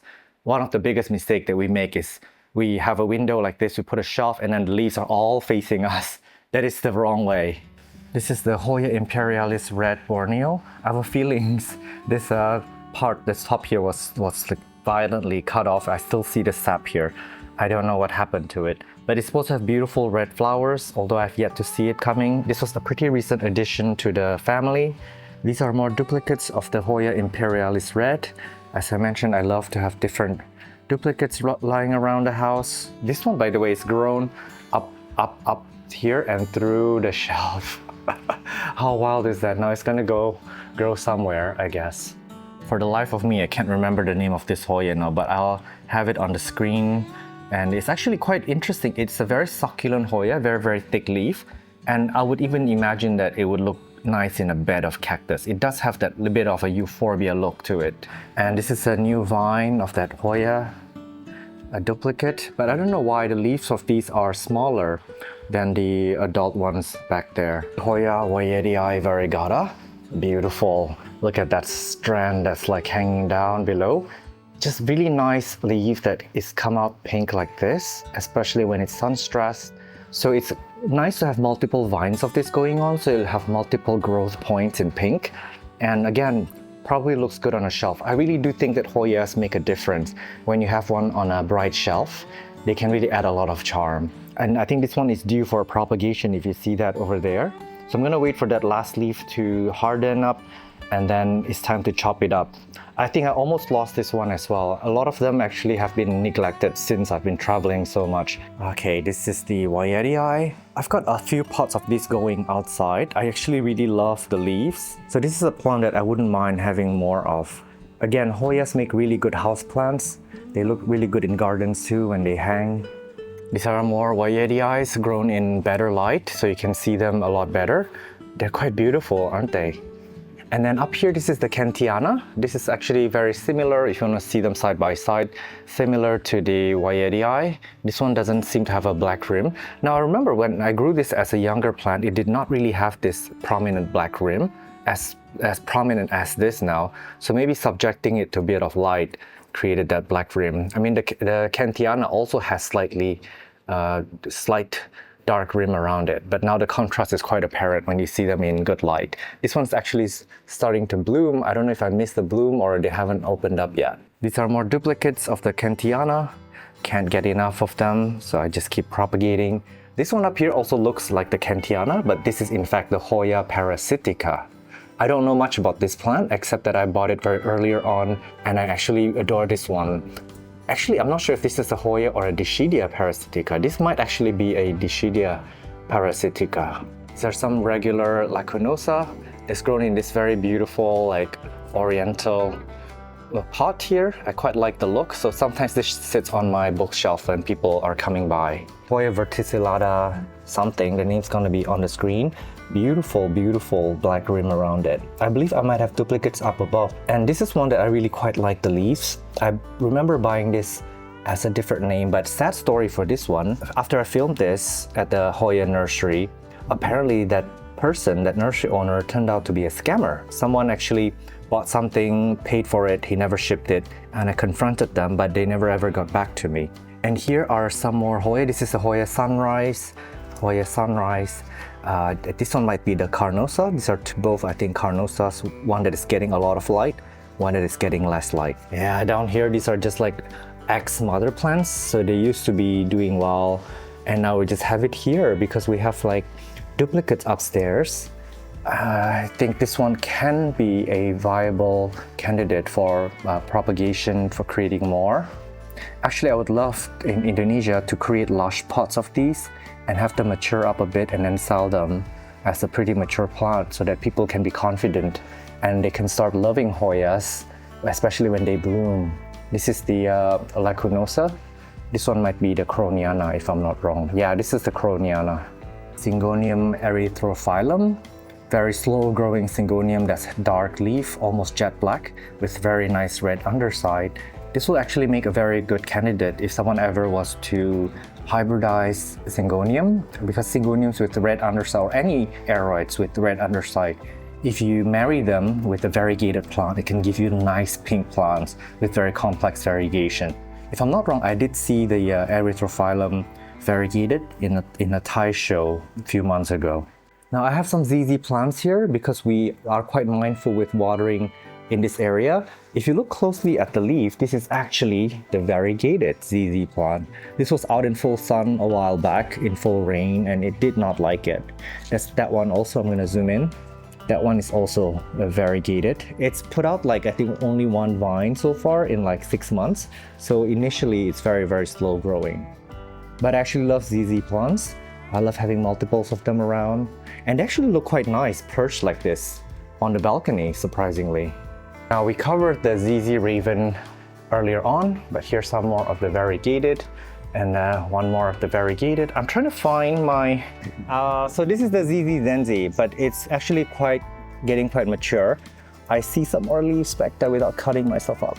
Oh yeah, those leaves died off. So I only have 1 and 2 vines over there. This is considered tall for a ZZ Zenzi. I would say it's about 30 centimeters from the ground. And they actually have very short internodes. They're considered the dwarf ZZ. And I wouldn't be surprised if someday there will be the variegated and the dark form of this. I think with the dwarf ZZ, this is actually still pretty rare in Indonesia, despite it being very common overseas, especially in Thailand. So this is probably one good candidate to start propagating, cutting up, and see if I can make a return. I would really love to buy the variegated ZZ Raven and things like that. So it would be a nice trade up to do that from here. Now we've got a ton of the variegated Monstera cuttings all around, but I'm just gonna show you the ones that happen to be here. This is putting out a new leaf, and as you can see, the leaf is probably going to be wonderfully variegated. This is another one. We're still waiting on the growth point. This one, I think the original leaf looks so sad, but the new leaf actually looks quite promising if you ask me. Although that one looks like it's a sectoral. When you have sectoral, which means it's like half moon leaf, it is actually quite dangerous because the plant could either go full green or full white. So this one, I'm gonna grow it out a bit and see what happens to it. And then this one, also questionable. If I'm not wrong, I might have cut this from a sectoral variegated Monstera because I did have one and I took single node cuttings quite a while ago actually, maybe like 8 or 9 months ago. So this might be it. This is another one. Look at how sad that leaf is, but it's put out a new growth point here. And if you look at it, it's got a balanced variegation. You can preview that from here. This is another one. So when you buy cuttings of variegated Monsteras, don't just look at the leaf. Sometimes it don't really determine a whole ton. This one also, if you look at the point here, it looks to be quite nicely variegated. I used to have like quite a bit of them, and they're quite easy to sell, but a lot of them for me have reverted or they have turned into all white. This is another one. This is often attacked by scale. You can see there's a bit of scale over there. I did see ants running around here, and it's put out a beautiful variegated leaf. If you look at that, the variegation here, this is pretty nice, I would say. I'd bet my horse money that this is a pretty good variegated plant. And we got one more over there. The leaves look really sad actually. They were really mistreated for a while. That one also has shown some promise. If you see this, I think it's dominantly white, but you see some green stripes around the node. There are some more variegated Monsteras. There are some other plants, but we won't look at them, I guess, because this video is running pretty long as it is. There's a Dieffenbachia there. If I'm not wrong, it's a sparkle. It's a bit out of reach. This one, I think, is a duplicate of the Plaumenii. Again, it's seen better days, but I keep propagating them because they look really nice in a bush. So this is one of the Dieffenbachias that actually stay pretty small. They're like a dwarf. A pretty good house plant, good table plant if you ask me. I guess while we're up here, I would like to show you my Platycerium ridleyi. I actually moved it up recently, but then that philodendron leaf unceremoniously blocked its light. So I have to get up there at some point and move that leaf out of the way. If you see that leaf, yeah, that's gotta move away. It's actually can smother the plant. The reed lady actually loves bright light, and even a little bit of direct sunlight would be very good for it, like a morning direct sunlight or dappled light. And it's one of the harder platycerium, sorry, I'm all blanked out now. One of the harder platyceriums to care for, but beautiful. So they don't put out clones or babies off the site. If you kill this one, you've got to grow one again from a baby, from a sporling. So they only multiply by spores or TC, I guess. That is actually the philodendron violin, the yellow violin, and it's reached maturity. And a little bit scorched. I don't know why. This plant should be able to take a bit of light. I don't remember where the base is, so don't make me look for it. It's somewhere down below. And this is just a proof to you guys that variegation can happen sporadically, even in all green plants. So I bought this as a yellow violin, as a neon violin, and it grew so many leaves over so many years. Finally, it put out this random variegated leaf. Now, what you can do is you can let it grow out a bit and then cut single node cuttings, and there's a slight chance that you can get more variegated babies out of this node. And then you just keep doing it until you have a stable and highly variegated plant. That is how most of the variegations are being discovered. I guess we're gonna address the elephant in the room first. This is the Vietciosa. It's actually similar to the Bulbasaur. If you ask me, I don't know the difference. There's conflicting stories of their origin, but anyone who wants one of these can get one now at an affordable price, because as of filming this, a huge batch of them were released in tissue culture. So there's so much flooding the market now. I bet you can find one cheaply. And this one here has some kind of problem. It's reverting back to green. This one as well, is the top portion is reverting to green. The bottom leaves were actually quite perfect. And disclaimer, this was actually gifted, so I'm really grateful to the Vietnamese nursery that gifted it to me. They have very beautiful variegation, but I'm becoming a little bit curious about the reversion here. It's actually getting very good light. This is a shelf for like plants that we need to manually water, because this is shaded away from rain, or we don't really hose this down. So a lot of the plants here are recent propagate or rescues. But this is just regular light bulb, just so you know. They do work as well. You don't have to get super fancy grow light. The grow lights do work a little bit better than this, but this is so cheap, and they're both very energy efficient. But if you want something a little bit better, you can absolutely get the plant grow lights. These are Everfresh trees, baby Everfresh. I actually got them from seeds in Singapore. I was gifted a bag of seeds from a really kind vendor over there with a beautiful booth, and they all sprouted. So this plant is quite vigorous. They can become pretty cool bonsai if you shape the tree, although I don't really know how to. This is actually a pretty interesting plant, if you ask me. The shape and form is quite beautiful. There's something elegant about it. And if I'm not wrong, there were some variegated out in the market as well. I think a purchase that I bought from Bogor, just a random seedling, and it's actually quite beautiful.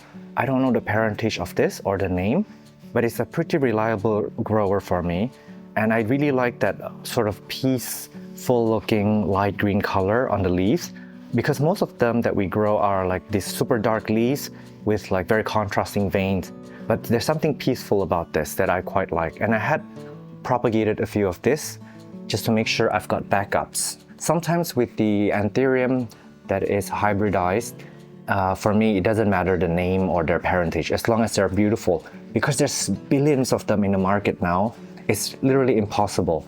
Of course, there are a few superstars, so if you want to chase those trends, there are some beautiful ones, and those are worth having names. I actually found a clone for this, and it's got a little growth point happening. So this is pretty exciting. Syngonium wendlandii. This is actually very easygoing syngonium. It's got velvety leaves. A bit spider mice prone, if you ask me, for a syngonium, but it's quite fast growing, and it's grown reliably well on the Greenwall. This is actually a mother plant that was smothered under other plants, but I've got one in water propagation in case we lose this one. There's some more on the Greenwall. These actually make a wonderful ground cover and a Greenwall plant as well, because it's got that little bit of interest on the leaf. This is the Scindapsus paracensis. Now I discovered one in the Greenwall way in the bottom that we forgot about. Thankfully, it's got like runners that we propagated and turned into this. The old leaf is still hanging on somehow. So this is probably a very tough Scindapsus actually, but quite beautiful. It's got like full silver leaves and they can get quite big actually, maybe double this size. Back here, this is an Amydrium medium silver, if I'm not wrong. And it can put runners out everywhere if it's not in a condition that it likes, but it actually has very beautiful leaf, but it's very hard for this to take off as a popular houseplant because of the runners and the ideal condition that it needs. Philodendron squamiferum with a cute fuzzy petiole. This is a cool fern. We are rescuing it. It was underwatered for a while. You can see the crisping leaves. And we've got some on the wall as well, but it's got very beautiful variegation on the leaves and the variegation is pretty stable in my opinion. This is not a difficult fern to grow. This is another one that's on the wall and it actually is a pretty good Greenwall plant, but then this is not in the basket. We actually have to nurse it back to health. We underwatered this with the other plant, but then because Irene was coming, so we decided to just chuck it back here for the time being to fill in some spots on the wall. But the variegation, if you look at the detail of the leaf, this is actually a very easy plant to bring back to life. They will keep sprouting new fronds from below as the condition is right. Now this is actually an asplenium. It's mutated and variegated. This is actually the result of a propagation. We have a video on this coming out soon. They start out rosette and they will usually remain rosette as single plants.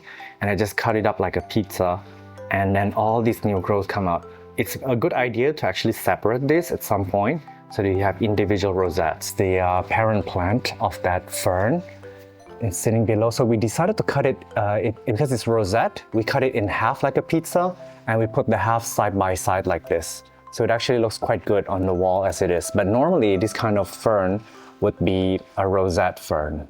Philodendron hederaceum Brazil. I really do think they are quite beautiful classic houseplants. Although I cut it back, they grew so much, they grew so big over the years. I just want to keep one pot, just a small one, just in case. Now this is interesting. It's a Epipremnum pothos Manjula Punsin. So we filmed this at a nursery in Thailand called Punsin Garden. And this is the mother plant. So I propagated quite a lot of this. Now this is actually a Manjula as a mutation. It's got thicker leaves and it's got slightly different variegation from the regular Manjula. We've got a few cuttings over here. They were actually out in nearly full sun, so we had to rescue them and bring them indoors. Actually, the pothos is the #1 selling houseplant in the world, so a variety like this is always welcome. In case you're curious, this is what the regular Manjula looks like. A lot of you probably already have this or seen this in the garden stores. Peperomia polybotria, or the raindrop peperomia. Pretty easy to propagate, pretty fun to grow, and it's got an interesting shaped leaves. It does look a little bit like the Pilea peperomioides over there on the side. See? We've got a basket of it tucked away in the back of the green wall. Also, I love some round shapes on the green walls. Now, I don't know what philodendron this is. I really don't. I don't remember buying this. It could have been something from Equigenera. But what I did was when I moved here into this house, I saw one that grew in the garden. It grew quite big. I think this is another one, and there's some on the wall as well. And then I just decided to propagate it because it's growing in such low light. But it was doing quite well in low light. There's another one on the wall. It's actually not so bad looking. Look at that new leaf trying to come out. And so far, it's been pretty easy to grow for me. I think we've got some grown up on the green wall that has turned into a tri-lobe shape. Here's one example on the wall. Actually, this is not tri-lobe anymore. This is a little bit more mature than that. And here are some more leaves. Yeah, you see that up on the balcony? That one's a winner right there. I don't know where it begins, so don't ask me to look down below. This is the Anthurium pedatoradiatum, quite a mouthful. Very beautiful foliage, and they can actually get a lot bigger than this. I've seen them in botanical gardens. And here's what I mean by ants having no business in anthuriums. You see that? That's ants running around, and that's scale. So the ants are harboring the scale. And there are a few more over here I just noticed. So I've got to give this a spraying down soon. This is the Anthurium sp limon. Massive leaves, but then as they grow up, they become very tri-lobed. This tri-lobe is actually quite sexy. I've got these all over the garden. They're super fast growing, very easy. And they really are a good Greenwall plant because they can size up very fast. And that tri-lobe is quite sexy. It's that one. This leaf is very mature. So it's gone all the way up, up, up, and up. Actually, a beautiful and easy anthurium. It almost became a weed in my garden. This is the Peperomia clusifolia. We've got a few outside as well. This is a nicer pot of it. Actually, this is one of my first houseplants that I bought from IKEA. Actually, a beautiful plant that can do well in many different conditions. It makes a wonderful houseplant, office plant. It can have dark foliage, and it can also sun stress red if you give it very bright light. And they don't like to be overwatered. They're considered a succulent. This peperomia, this is pretty cool. I bought this in a local fair, and the person who sold it said that he hybridized it, and we called it the peperomia chechep under his name. He doesn't know the parentage of this. He just knows he hybridized 2 different peperomias, and this is one of the babies. This is the Peperomia turboensis. Really love the look of this. We just chopped it back and made some propagations. So we have a few duplicates, but it's not in this best shape now. It looks better when it's like a little bit bigger. But the problem is because they grow really fast, they become leggy and lanky. So we always have to cut this back. There's another pot over here. I should place them next to each other. But if you look at the individual leaves, aren't they gorgeous? This is a white aglaonema. Beautiful, and somehow it's not that slow growing. I was expecting this to be like a super slow growing aglaonema because it barely has any chlorophyll, but it's done quite well for me.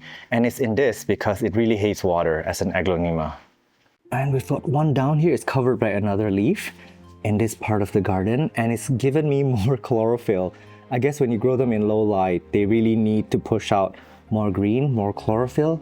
So this is proof to you that if you grow them in low light, they will revert. They will give you more greens. I've got another one that is in water propagation. When you overwater your aglaonemas and you save them in time, you can save them in water. They do really well in water propagation. And next to it, this is a Dieffenbachia actually. They look quite similar if you place them next to one another.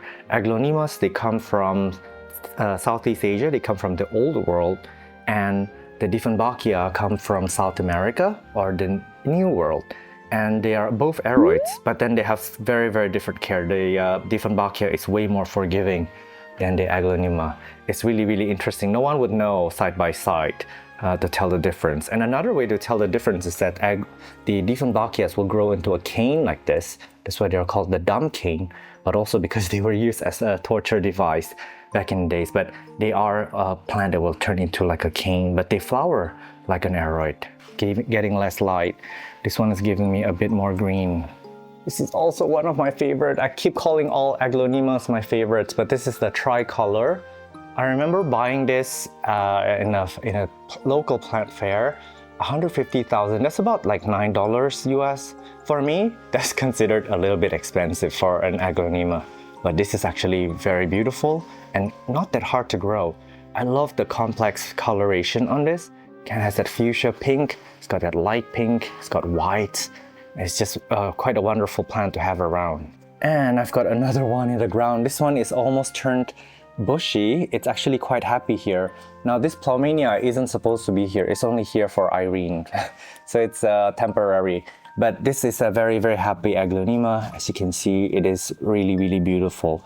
In Southeast Asia, I guess you can put them in the ground and they will absolutely thrive in the ground. Struggle with this. Actually, I gave this to my mom, and then I got one back from her. She seems to grow them pretty well. This is the Siam Aurora, one of the cheapest aglaonemas here. And it's actually okay, but it's not easy for me to grow. I don't know why. The red colored aglaonemas are not easy for me. Oh, this is also another one that's terrorizing me. This is the Cissus, if I'm not wrong, Amazonica, or I don't know, the name is gonna be on the screen. I got this a long time ago and I just keep propagating it. It's a plant that don't really want to live. It's got pretty nice underside as well, pretty reddish. And it's a trailing plant. Not that hard to propagate, although there's quite high failure rate for propagating this. And if you let them grow long, because they did grow long all over this and smothering the plants underneath, they can become really bushy, so we cut it back. It's actually quite beautiful, but this looks almost to me like a plant that should be in a terrarium. I hope you're ready for some begonia. This is not in good shape because these are basically cuttings that I just stuck in. And this is another more mature one. This is, I think, the mother plant, because we took like the mature stem and we cut it off. And we're waiting for these vines to mature up a bit, and then we'll cut it off again and put it in the pot. This here on the Greenwall, this is actually the main plant that we have. It's actually very leggy if you look at it. It's got long stem, so it's a pretty old plant and it's been in the wall for a while. They make wonderful wall plants here. I'm happy to have it, a beautiful statement, but it is time to cut it up again. If I don't cut it and it keeps growing longer and longer, it's gonna break at some point. More begonias. I believe I actually have a propagation video for this begonia. I wonder why it's not on my list of propagation videos. This one might be a bit busted, this cutting. And these are quite beautiful as well. If I'm not wrong, I used to have a lot on the wall. This here I actually really like. This very shimmery, it's beautiful. I've got some on the wall. They actually make very good wall plants, but it's not doing that well. It's smothered under a lot of plants. And begonias, when they are a bit overgrown, they can fall over. This is another begonia. It's actually not doing extremely well here. I struggle with these begonias. I reckon it's probably because they like it a bit cooler. A lot of these kinds of begonias are actually subtropical, and they grow on limestone, and they need potting media with, I think, a lot of calcium, if I'm not wrong, and high humidity, and I tend to overwater them. So these guys actually in my high humidity climate do not like to be overwatered. This is another begonia that's actually quite beautiful. I love how it's shimmering in this light, and the red underside really come through when you have strong light like this. A lot of begonias actually do really well under this light. It's actually one of the easier and fastest growing begonias. I used to have a lot around, and then we just cut it down. This one might be actually a little bit root bound. If you see, it might be a good idea to take cuttings instead of like having these baby sprout in a parent plant that's been severely chopped off. Scindapsus coriaceus variegata. This is honestly not my favorite Scindapsus by any means, but I don't know why I have it, and I just keep propagating it. I have some on the wall, but they really look horrible on the wall. Some more here, and it's reverting. Some of these are reverting really hard. Let me know if this is a kind of plant that you think is beautiful, but for me, there's a reason why some plants are not as popular as others. I believe this is the philodendron white knight. We're cutting them up, finding good variegation. We threw a lot away. This one is actually decently variegated. That new vine is showing promise. Now up here, I think there's a lot of these similar philodendrons. I don't remember the names. This one might be, I don't know, white knight, white wizard. It's got like this petiole here with a bit of pink. Again, we keep propagating it and throwing away a lot of it that is completely green. And we're selecting ones that are beautifully variegated. So we might be getting there. That looks promising. But yeah, sometimes with variegated plant, it can be a struggle. This is why they tend to be more expensive than the green plants. Up here, this is the philodendron patriciae. It used to be so beautiful on my green wall, and it grew these like bacterial spots on it, so it was very, very badly infected. But then as you can see here, the new leaf is coming out quite well, quite beautiful. So we have been repotting it, and it was also suffered a bit of root rot before. So we actually treated it very often, and I'm glad that new leaf is coming out. This is also the patriciae. Thank goodness, because this was in water propagation and we moved it into the potting mix a while ago, and that should be okay actually. So the leaves before were also yellowing on the edges, and this new leaf came out quite okay, but we are still spraying this down quite religiously. This is a really sad dressleri. I actually bought this online in Indonesia. It's putting out a new leaf though. So it was overwatered, that's why we moved it into a terracotta pot. Most plants that you see in terracotta pots are because I overwatered them, and then maybe more than a few times. And finally we had the last straw, and we decided to move it to terracotta. So I've got a ton of cuttings. Believe it or not, these are alive. So these are all cuttings of Anthurium. So you can see the central stem there. I made the cut and it's actually given me 2 vines. This is, it says, I don't know what this, Dressleri. Oh, this could be a clone of the one that we had before, but it is putting out 2 vines, so this is pretty hopeful. Yeah, I've got more Dressleri here. That's good. Okay, I don't even remember that I had this. This is also a cute tiny little leaf, and this is actually a dark phoenix. This is pretty sad too. This is Ace of Spades from Equigenera. It saw better days, and you can see from this pot here, the central vine probably run all the way down. I got this as a super tiny plant, and now it's grown big, but I think I failed to repot it in time. If I'm not wrong, this one also flowered a few times, and this might actually be leaf miners. It might have some kind of pest on it. So this is a plant that I would have to spray neem oil religiously. But what I'm doing also is that I actually put moss over the central trunk here to let it root into it. And I'm gonna cut it, I'm gonna chop pieces inside and grow it out again from a young plant. But I do need to treat this with a lot of neem oil to make sure that it's not sick or diseased. There's still chance, and it would be so satisfying if I can nurse this back to healthy babies. This is the King of Spades, and one that I bought myself in Bogor. I selected this form. That's the new leaf. That's what it should look like. I like that beautiful heart shape for the King of Spades, but there are so many hybrids that come out now. This is another cutting that didn't do well. So I don't remember what happened to the parent plant, but we ended up chopping it up. And that's the new leaf. So these are all clones of the same plant. Now this one says Portuli crossed with luxuriance. Ignore these 2 leaves. We're actually treating this plant. That leaf is beautiful. So this is a cheap purchase from Tokopedia, also an online shop in Indonesia. But it's given me very beautiful dark leaves with that really red sinus. This is the Epipremnum Potho Shangri-La. I don't really like it, to be honest. There's some beautiful architectural quality, and actually this kind of mutation is highly favored in the variegated Monstera now. But I can say that I'm not a big fan of it, but I'm just hoarding this. So I just have this one pot here that I feel sad about throwing away, but I also feel sad every time I see it because I don't know, this plant brought me no joy. This is the Piper Magnificum. We actually chopped the top off, it wasn't doing so well. And it started springing to life the minute I put a tray of water underneath it. This is a plant that really do not want to dry out. And we noticed that immediately when we take the top cutting and we put it in water, that top cutting drank so much water so quickly. So this has given us a clue that this plant is one that requires a lot of water for sustenance. So we corrected the care, and apparently this, you can see from here, is doing really well. And this is a plant with really beautiful red underside. It's actually an understory plant in a Piper family.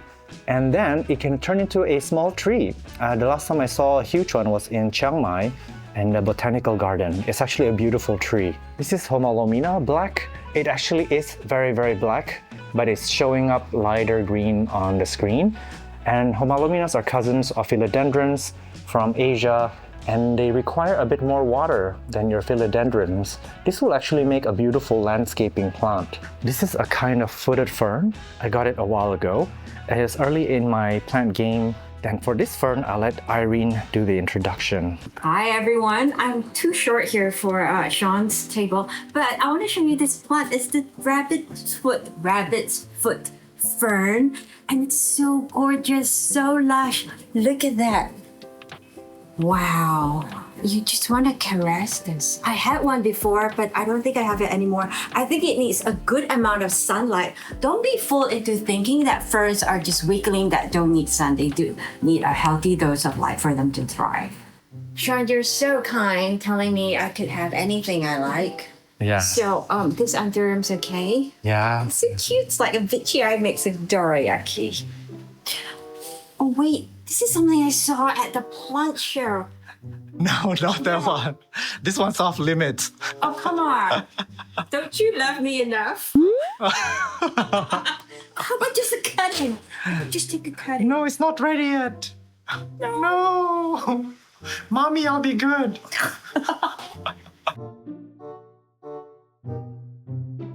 What is this? The burly marks? They cost like a lot back then.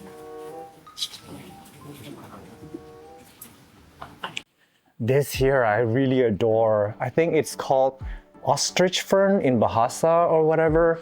It's just a very crested fern that is an unusual mutation and just looks beautiful. I meant to divide it and propagate it, but I haven't gotten around to do it. But crested ferns are really quite showy and beautiful and easy to take care of. This one I struggle with so much. You can propagate them with a single leaf cutting, and yeah, it just keeps coming back to life, and then I just keep propagating it, saving it. Now I have 2 in one pot, although they say you shouldn't put all your eggs in one basket. So we just put it here because we think it likes the ambient environment that is a bit more stable. They like a bit more of a medium light, something not too bright and maybe not to dry out completely. Syngonium moonlight, if I'm not wrong. I've had this for ages, but it's a pretty decent syngonium to grow, very reliable companion. And again, it does bring a bit of brightness to a very dark spot. So this is probably very good for a green wall as well and for landscaping. But I really don't know why I have all these syngoniums around. Filming this really did make me question why I'm hanging on to ghosts of the past when I maybe should move on, and there are maybe new plants that could have brought me joy. But I am forever grateful because these plants, that I collected earlier on, they have taught me so much. This gorgeous fern, the name is Asplenium excandzoe, which is going to suggest it's some kind of hybrid. Beautiful plastic-like leaves that look like fake plant, and they give off these stolons. I was inspired to grow them hanging when I was in the Philippines, and they had all these stolons just hanging off this plant. And if I'm not wrong, the stolons even have stolons on it. But they also look great in the ground. When you ground them, they become this rosette that really attracts attention, and their stolons can actually root directly below them. So you have a larger space. This is as a plant that would really spread quite fast for you. I love how that new frond is unrolling. Here's another one we put in the ground, hoping it'll take off. We just found another one here, a more mature one. This actually looks bad in this level, but when we stand up, it actually looks quite okay. It fills up a little empty spot over there in the green wall. So that's a bit of a cheat. And this is another fern. I don't know the name of this, I can't remember. But then this also does the same thing. This is a fern that produces stolon at the end of each frond. And then the stolon you can propagate and make more babies. And we keep doing that. So the original plant I bought about 4 or 5 years ago, and we produced maybe more than 50 pots of this. This calathea actually got really tall. It's like taller than me if you straighten that leaf. Of course, it has red underside, and it started pretty small, and I didn't know that it could get this giant. It only got big when we grounded it, and it's got like very elegant stem down below. But this is one that likes a little bit more of a lower light situation. This one is one of the harder calathea to take care of, the Mekayana. Even though I've grounded this a while ago, it's still not taken off yet. But it's got very beautiful pattern. So every time I see people grow these in pots and grow them successfully, I would always cheer them on because this is not an easy one. This is another calathea. It's got beautiful pattern and one of the easier ones to take care of. It's got like beautiful red underside. And don't forget, with these they're called the prayer plant because at night they fold up. So you need to make room for them to fold up at night. This is the Calathea fasciata, also struggling. This is as hard to take care of as the Orbifolia. They look quite similar, but this one has a little bit more dramatic pattern than the Orbifolia. I think this is my last Calathea. Don't know the name of this, but it's got like pink on it, and the lower light you give it, the more the pink will come through for this. But this is not terribly hard to take care of, and the underside is beautiful burgundy. Some more Scindapsus silver splash. And this is the Philodendron 69686. I believe it's got an actual Latin name now. This is another duplicate of that Philodendron. I find it they're quite prone to fungal infection compared to the other philodendrons. Maybe it's just my environment. This here I think is some kind of Schismatoglotis, but it's beautiful silver leaf. I got it a long time ago. I don't remember exactly the name. This is the Amplyssimum silver, if I'm not silver stripe. This is a kind of Syngonium, Syngonium T something, that's the name. They stay quite small. I used to have like a lot of these and now I just have one because they can grow quite fast and they can smother each other because the foliage is actually very dense. This is a begonia that I can't remember the name of. I bought it as a very, very dark foliage begonia, but it's mutated into this. So the dots actually started appearing a little bit later on. So I don't really know how. Maybe it's just trying to revert back to its original form, because this might actually be a hybrid. Syngonium milk confetti. I love the name and I love the way it looks. It definitely has that milky white with a bit of pink, like a strawberry milk actually. And this, I believe it's the reverted milk confetti. So milk confetti usually have white foliage, but then I think because it's getting low light, we lost that white. So you see that the green is starting to come through. So this is becoming something else entirely. Just to show you that a lot of plants, they actually respond to our environment. Beautiful Dieffenbachia reflector. They used to be popular at some point. They really have that saber light kind of line through the center of the leaves. This is actually a low light plant. If you give it high light, the leaf is not going to be as dark, and then the neon is not going to come through as much. So this is a very nice deep shade plant in a shaded garden. This is the Philodendron glorious, and this is only one of the vines. Let me show you what it looks like when it's climbed up. There, you see in the center of the screen, it's climbed up, but there are also a few others, and this one is a bit affected by pests and such, but then it actually can get very, very big. It's a Melanochrysum crossed with Gloriosum, if I'm not wrong. Actually a beautiful and easy plant to grow and sizes up very quickly. This is a beautiful Philodendron Soderoy. I made a video on this, on how it's come up with a lot of virus from TC. So some irresponsible TC lab released thousands and thousands of these, and then all of them had this mosaic on them. Not initially, they get it when they reach a certain size. So I managed to find one again that was okay. And this one actually climbed all the way up the wall. And this has actually become one of my favorite philodendrons that climb.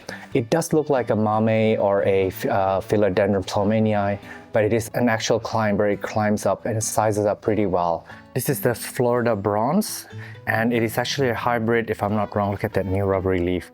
A hybrid of the Philodendron Florida Ghost and the Black Cardinal. The Black Cardinal is actually a very good candidate for hybridizing philodendrons because of its very dark foliage. This is another example of it. They actually make very good Greenwall plant, only because their emergence are quite showy, but also their classic shape really blends in well with the Greenwall, and they're very, very fast growing, very easy to grow, and very forgiving. See that pink and this new leaf in my hand? The colors are just a beautiful complementary to each other. This is a pink Syngonium. If I'm not wrong, this is not the Marie. The Marie is one that looks a little bit like this for all the leaves, and that carries a little bit more green tinge. I don't remember where I got this pink variety, but it actually looks really good on a green wall like this, and I wouldn't mind more of this. I don't really know the name of this. It might actually be a stowaway if I'm not wrong, because I don't remember ever purchasing this, but I kept it. I love that my house is a sanctuary for stowaway ferns. Their spores fly everywhere and sprouts everywhere, but it's got very beautiful foliage and they grow really fast. They make amazing ground cover, but also for the green wall, they're actually a fantastic addition.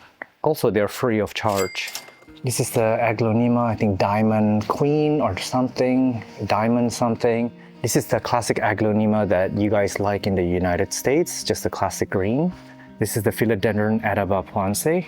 Beautiful red underside. Also, they're starting to come into hybridization because of its red underside. So we'll see a lot of these very beautiful orange and pinks for the philodendrons coming out from this one. This is a Spathiphyllum. Actually, I quite like it on the green wall. It looks really good when it's hanging a little bit like this. Although in nature, they really would want to be a rosette form, but right now they're just all etoliating towards the light. Philodendron Fibricadaphyllum. They can actually mature up and look pretty, but then the problem is they don't really attach to the wall very well, so you gotta help it along. And this is actually a little bit too late to be attached to the wall because the roots really need to root into each node. But the mature form leaf is actually very pretty. I've got the silver sword here, this Hastadum. They also can mature up very well, although over the years I have not managed to grow them into their mature form. So they just look like this silver leaves here. And actually, if you look from here, they look a little bit like a zamia, doesn't it? Like a zamia leaf. It's a very, very common philodendron. I think it's just called the neon or something. It does have like very light colored leaves, but then they grow so fast. It actually is a ground cover used in landscaping in many gardens. It costs like, I don't know, like 30 cents US dollars to get this. But then they also make good fillers for the Greenwall. And the color is actually quite cheerful because you don't want all your Greenwall to be variegated plants, right? So this is a nice option to have. This giant here is the Alocasia portae. Beautiful. I didn't know they can get so big. I've seen one in the Singapore plant show that was pretty large, but this one is maybe around 2 meters tall. It's taller than me. And actually a very easy alocasia to grow and to size up. They just love to be grounded. If you keep them in pots, they will stay quite small. But this is actually true with most plants. So this is one that I like, but the problem is that it is smothering all the plants below it from getting any light.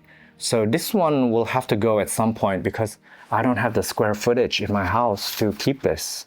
This Dieffenbachia, I think, was eaten by caterpillars and such. Yeah, look at those bite marks. But it's actually quite beautiful. It's got that like Monstera tychon type variegation. And because I've got such long stems here, I can actually chop and make a lot of babies out of them. Dieffenbachias are some of the easiest plants to propagate with. This is an Anthurium cobra variegated, gifted by Mr. Eddie Pranotto. It's sized up when I put it in the ground. Beautiful variegation on these. He put this plant in my hand, I think about 3 years ago. It struggled in the pot for a while and now it's just looking quite beautiful. Now I don't know what this is. I really forgot what it is, so I might look it up and it might be on the screen. In case this is not, you can comment down below to let me know. I just found this in this garden and it was probably one of the plants that I moved here and forgot what it was. But it is actually quite beautiful and it's thriving now. I bet this was probably suffering for years and years in the ground or in some kind of potting medium. It's truly a strange plant that I can't explain in my garden. Tradescantia zebrina. This is an unstoppable weed. It's actually a very cheap plant and it should be illegal to sell this because they grow so fast and actually they are probably a bit invasive. I would be very careful when I throw this away. Probably should compost the plant and not just throw away, like chop and then throw it away, because this can live in garbage and can take over natural ecosystems really fast. But it is actually very beautiful and there's variegated versions of this. Let me show you that on the screen. There's a lot of orchids here. I don't know the names for most of it except that I did not manage to bloom most of them, or maybe at least I've been traveling so I don't know if there were any in bloom. But I want to bring your eyes to this one plant. This is Soilogne or Coilogne something, Pandurata if I'm not wrong, but it's a plant gifted by Fahri Orchid in Central Java. He's a local YouTuber in Indonesia. And that flower spike you see, I'm going to insert some videos on the screen to show you that it bloomed a few days ago. So I captured those footage, thankfully, because the bloom only lasted for about 2 days. It does grow like this along the wall. So I'm thinking this could also potentially be something that can be chopped up and propagated. But then this is a beautiful new growth.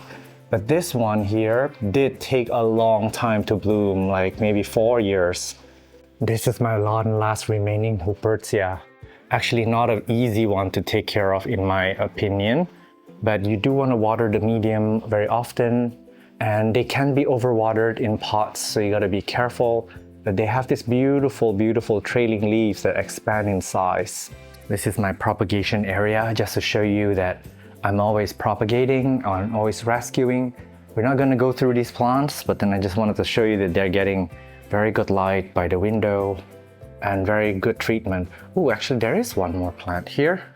This is the Hoya retusa. This is so difficult to grow. Oh, there's a mirror, sorry. This is so hard for me to grow. And the minute I put it out in the greenhouse, it will just like get overwatered. We need to take cuttings because this is a plant, this Hoya that I actually really love. It's got this wild grass quality that when it's like super bushy, it's beautiful, and it's got like whimsical flowers when it flowers. This is my upstairs room, some gymnocalcium from seed. This is a euphorbia that I recently just bought. This is also a plant that I saw in a Singapore show, and I decided to buy one here locally, and it's just not doing well actually. I suspect it might be dead soon. Some platyceriums that I'm propagating, and some succulents here. I'm not gonna go through too much of them. This is a classic Haworthia. Yeah, these are not actually getting enough light. You can see everything's exfoliating over here. This is why for this succulents here, I'm giving them very good light from this light bulb. Some Epipremnum marble queen pothos. I'm surprised I still have them. This is a classic houseplant, but I actually haven't paid attention to this because there's so many cool plants out in the market today. But a plant like this would have some everlasting quality to it. The Dischidia jerry, actually not a difficult one to grow. Look at all these new growth points coming out. But they actually hate overwatering, and they are pretty easy to take care of and very easy to propagate. Although I've kept losing this over time because when they get mature, when they grow very fast, within a year's time, this will be bald in the base. And then you have to start them over. So this is one that I think we started over maybe a few months ago. These are platyceriums, just a very common bifurcatum. I bought them cheap online here in Indonesia, and they look amazing from the outside. The neighbors can look through these windows that I have, these giant windows, and the first thing they would see is this wall of platyceriums over here. And they can grow with these regular LED lights, so they're giving them very good light. And the way that we are watering them is that you see those strings coming off it. There's capillary action. We actually have a glass full of water up above, and the plants just drink it from there. Although usually we do have to foliar spray it sometimes to give it extra hydration and also fertilizing. It looks pretty good too from where I am. This is where I have my breakfast from. Look at that. Beautiful view, right?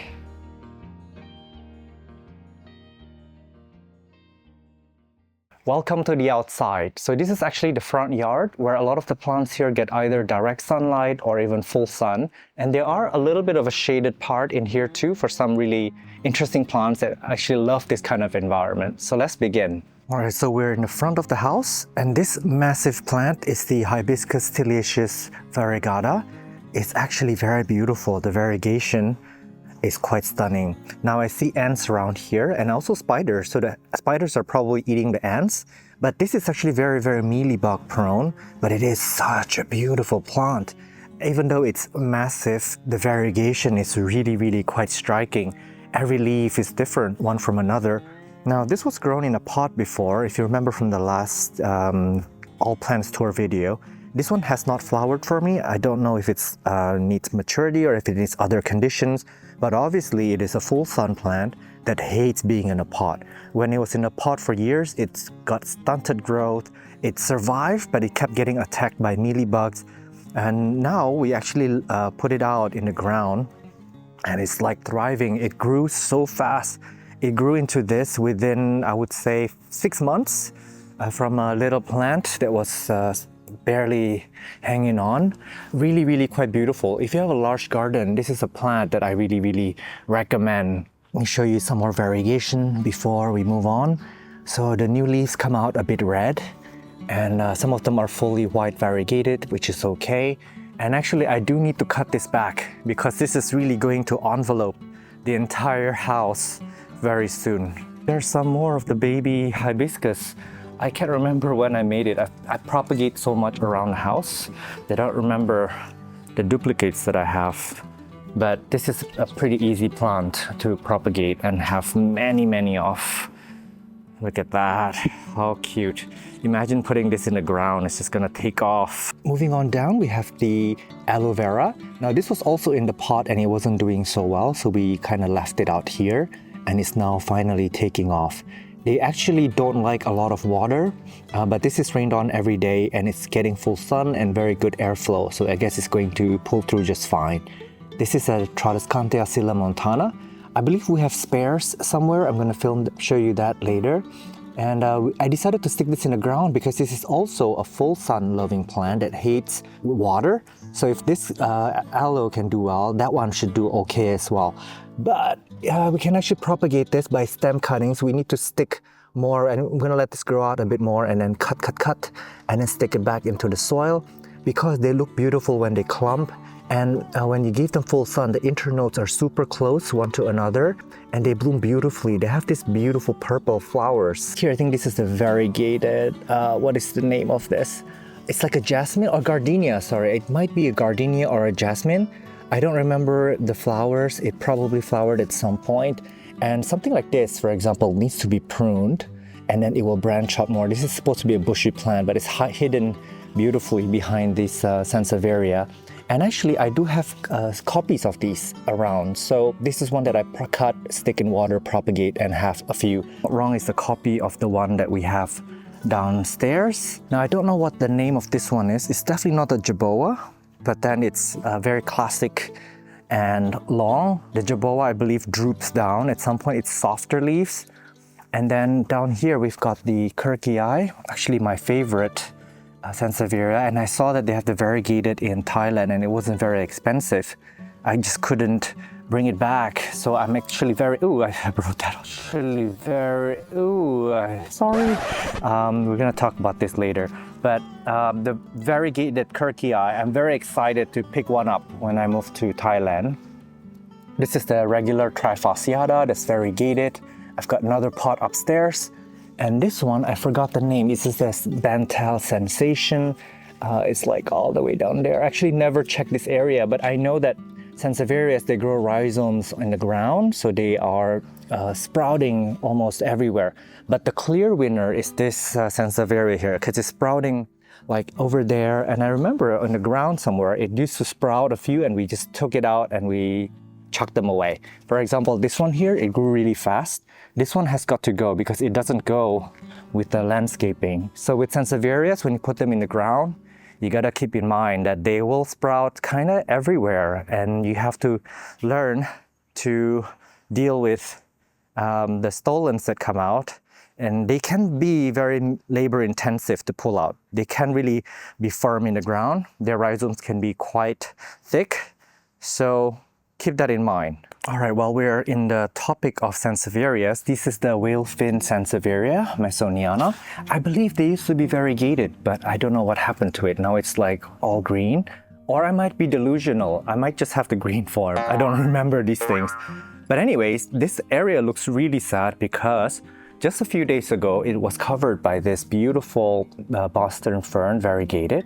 So I want to imagine like a whole clump of it over here, smothering every plant underneath it because it was just growing so unruly. So you can see here that this is actually a bit rotted off because it was smothered by it, covered by it, and it rained every day. And this here actually probably only burnt like a day or two ago. You can see this is sunburn and this is rot. The reason it's burned is because suddenly it's getting this full sun, which they can actually tolerate, but it might take them a while to acclimatize. Here you can see there's a cute baby trying to unroll. And back there, there's another sansevieria here. I believe this is also a different variety. I don't know the names for the life of me, but this is beautiful. It's got this nice tricolor. And again, it's been just smothered by all those ferns, so they didn't grow much over the years. But I quite like how beautiful that looks. And this is a little bit fungal infected as well. So might want to spray this whole area down.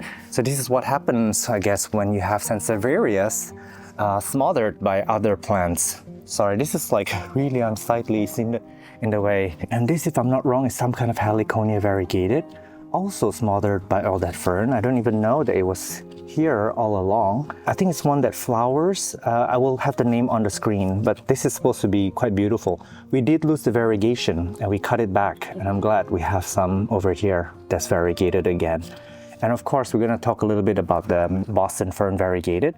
I'm surprised that they can actually take a bit of direct sunlight.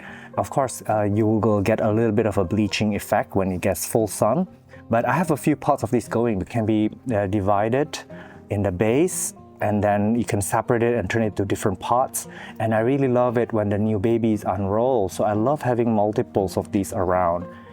They're so much more extra than the green Boston ferns. This is a euphorbia, and I have this all over the garden. They do variegate nicely, and then we sometimes see the variegated in gardens. So this is a very nice plant for landscaping. And as a euphorbia, you want to be careful when dealing with this because they do give you some saps when you cut them.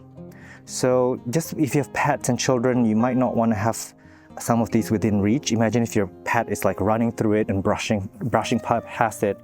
But this is one that is actually very easy to grow, super fun to propagate. They just just cut it and stick it in soil and they'll just take off. This fern here is actually a stowaway. It just got here somehow. I believe it's probably blown here from a spore somewhere. And this is just what happens with ferns sometimes. And this one has gotten pretty tall. I would have loved this to be moved a little bit further back, filling that empty spot. That nature's gonna do what it's gonna do, and I haven't had the heart to pull it out because a lot of these ferns, when you pull them out of the ground and you repot them, they will die back. Although there's like a pretty good chance they will start giving you babies again in the base, but all these gorgeous leaves will definitely die back if you transplant it into the pot. So I'm not about to do that yet. I'm going to enjoy this just a little bit longer. Now this is a caladium. The name could be the Thai Beauty if I'm not wrong, or something else. I was given a few caladiums and they kind of sprout everywhere around the garden now. The ones that I thought were dead would come back during the rainy season, so this is one of them. Now this here, I bought this as a ginseng, but it is in fact not a ginseng. We broke one off earlier, but let me show you that actually you can take these and stick it in water and then propagate it. You could probably also stick it directly into soil. Now, I think this is the one that we eat. There's a green form that is commonly available in markets. They have this beautiful, whimsical, I don't know, flowers or berries. You can see they're kind of everywhere. So this is a beautiful plant that is actually very good for landscaping. I have it in a pot before and they kind of stunted in growth. They did okay. But once you let it go in the ground, my gosh, they really bush out beautifully. And they also tend to revert. So you gotta cut back the green parts that has reverted because they do really look beautiful, variegated like this. And I'm surprised that not more gardens have this. This came with the house, and I don't know what plant this is, but I bet it flowers, and I'm gonna put that name and the flower up on the screen so you'll have it. But we're always cutting this back. It's got very gorgeous leaves actually. And they have this beautiful black stem that I think is quite elegant. So this is a duplicate of the plant that we have below, and we've got a lot of it because we keep propagating it. Again, beautiful black stem. And actually very gorgeous foliage. I've yet to see this in bloom. This is a Bauhinia aureifolia, and there's a bit of infection going on here, but let me check out that other leaf here. I think this is doing okay. I love the shape. It looks like a person's butt. And look at the new leaves. This just unfurled actually pretty recently. And there's a lot of new leaves that are coming along the way. This will give you bronze colored leaves with bronze fuzzy texture at a certain stage when you give it good light and everything. But this is a juvenile plant and it's a vine. As you can see here, it's vining all the way. I'm actually looking forward to see this grow out into a bigger plant. And this is actually pretty rare here in Indonesia. As you can see here, it looks like somebody embroidered, the leaf here. I really love the edge and everything. This is a beautiful plant, in my opinion. I still am learning the care, and I'm gonna see if they can propagate by stem cuttings. Nepenthes ventricosa, and I keep taking cuttings off of this. One that is pretty easy to grow, pretty easy to propagate. And actually the pitchers need to be filled in with water sometimes, and also it doesn't want to dry out at all. So I have to be this grown in like full moss, and it's sitting on a thing of water and it gets full sun. Surprisingly, they can take a bit of a beating from the sun. So this is what happens when you let them go dry. They get crispy. So they need to have some reservoir in here. And one more thing, notice if they don't pitcher, sometimes it's an issue with humidity, but also it could be pests. So these guys are pest prone in my condition. The pests tend to live in the potting media, mealybugs. So I don't give this fertilizer, but I definitely give them a pesticide as a preventative So since then, they have been picturing beautifully for me. And this is some more from below, and this is actually one that I just moved outside. So they used to live inside, that's why it's dried out a bit on the greenhouse. And now it's just getting rainwater. They actually love rainwater, and if you can, give your Nepenthes or carnivorous plant air conditioning condensation water, because that's also pure water. So hopefully this will recover outside. But this is one that I enjoy propagating and having multiples of. And this one here, I believe this is the Viking something hybrid. I got this from Eudistera. Beautiful, and it's got nice sun stressing. It does live in full sun. And again, it cannot be dried out. I think these are mealybugs. You see the little white fuzz on it. So it's time to give them a bit of pest control. But yeah, beautiful leaves, beautiful pictures, whimsical, and this is very easy. We've got a few inside that are propagating away, but I've been getting a little bit more confident about Nepenthes, and I love taking stem cuttings. And one tip about them, when you take stem cuttings, they actually will dry out before they root. So if you cut it, you can stick them directly into sphagnum moss, but then you might have to tent it so the humidity doesn't run off from the leaves. So it needs to be like 99% humidity in there, or you can just propagate and put it in water. And then you'll see this plant actually drinks up water quite fast. And water propagation is good because you can actually see how much water a plant intakes from their stems. When you do water propagation, you can see every day how much the water level goes down. Yeah, Nepenthes, almost 100% chance if you propagate in water. And this is a joy to have. This is a dendrobium. It's giving me 2 more flower buds along the way. They don't have a ton of leaves, but this one loves the full sun, and I like that it's giving a cheer of color whenever the neighbors pass by. This is a plant that really grabs their attention. So these are more duplicates of those. I have them cut around the house. So I really like that it's trailing over the pot.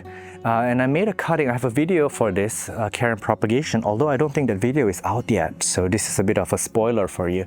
But I really enjoy growing this. They are quite beautiful. There is a nice jungle vibe when you have this like hanging over a shelf or something, and then they can bush out. So these are the new cuttings that I stuck inside, and they can take full sun apparently. This is a Kalanchoe tomentosa. I really love the fuzzy leaves. I have a duplicate upstairs, but this one is doing incredibly well. The internodes are very short, and it's looking a little bit more bushy.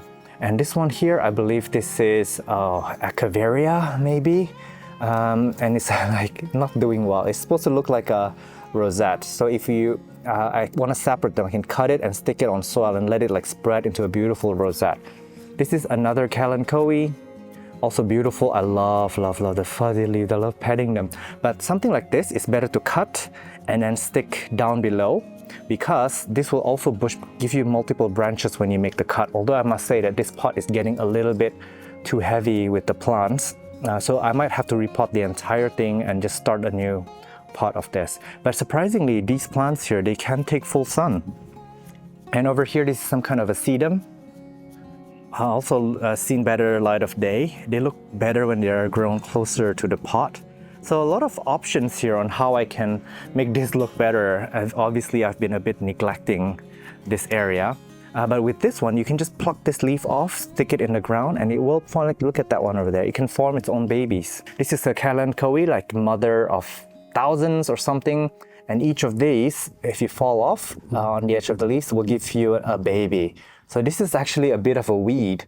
And behind there is also another variety. There are 2 different varieties of this. This one has thicker leaves, but when the babies fall down, they will form plants. So just gotta be careful. This is a Crassula ovata, variegated. I kind of give up with the Crassula ovatas. They're beautiful and their blooms are so spectacular, but I really have a hard time growing this. As you can see, I've been struggling with this one. This here is a Certosperma macrocton. Beautiful leaves, as you can see here. But then it flowered a few days ago. They love a bit of water, so just make sure that they're always sitting in a bit of water. They're swampy plants. This is actually the mother plant. We took that one as a cutting. beautiful new leaves. But this one, I don't know what's wrong with it. I think it got a little bit burnt, that's why. The other one is sitting under a shelf, so I wanted to test to see if this can take full sun. And apparently it cannot, so I might actually move this somewhere else. But I wanted to show you, that's where we made the cutting. And it put out 3 new vines from it. So these are the new leaves, and I definitely need to save these, put this somewhere else. And maybe add a bit of potting media. Ooh, and since this is my only Certosperma, it's important to add that they are aroids and they're quite beautiful. This one's spiny. But I went to Mr. Greg's house, Greg Hambali, and he showed me his beautiful hybrids of Certosperma. They're from east of Indonesia, Papua and things like that, from the deep jungles. So there are some beautiful variegated varieties. There are different flowers, and the flowers are quite ornate. So he's trying to breed them, and he's trying to find new varieties. He's trying to selectively breed them so that they can live as a house plant, because these are swamp plants, so they need to live constantly in water. He's also breeding them for the flower, breeding them for the variegation. So there's quite a lot of implication for Certospermas. They're actually an aroid that is underdeveloped and potentially is a future. I mean, we look at philodendrons and monsteras and anthuriums, and those are becoming big now, but this might be the next generation of aroids that will make it big. Some of the leaves also have beautiful patterns and veins on them with silvers and such. So one to look out for. This massive clump here, we call this the zodia, and there's a fly there. Let's see if we can creep up to it. It's just busy doing its thing. It's pollinating. It's busy pollinating the flowers, and that's really cool. I see some ants here. I don't know why they're here, but I don't see any pest pressures. But one thing fascinating about this plant is that they are, first of all, they're beautiful to look at, and they flower nicely. And you can buy just little cuttings. You can just cut them, propagate in soil, and stick them in or stick them in water first.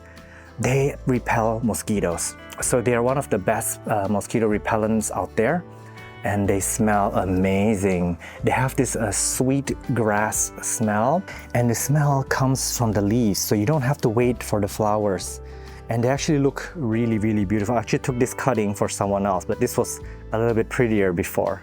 But you can see from here, this is actually a gorgeous plant. They make a beautiful shrub, and they do help you repel mosquitoes.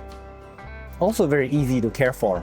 So these are the duplicates of the zodia, and we just have a lot of these propagating. I chopped a lot of this away to give away to people, but this is a plant that is quite wonderful if you live in my climate and a mosquito-ridden place. Very good to give to neighbors, very considerate. Also just an easy garden plant to have. It got this herbal scent to it every time you walk by it. This is the Tenanti that I just put back here, and I guess it's doing quite okay. It's gonna spread a little bit more, and there's some more of its leaves.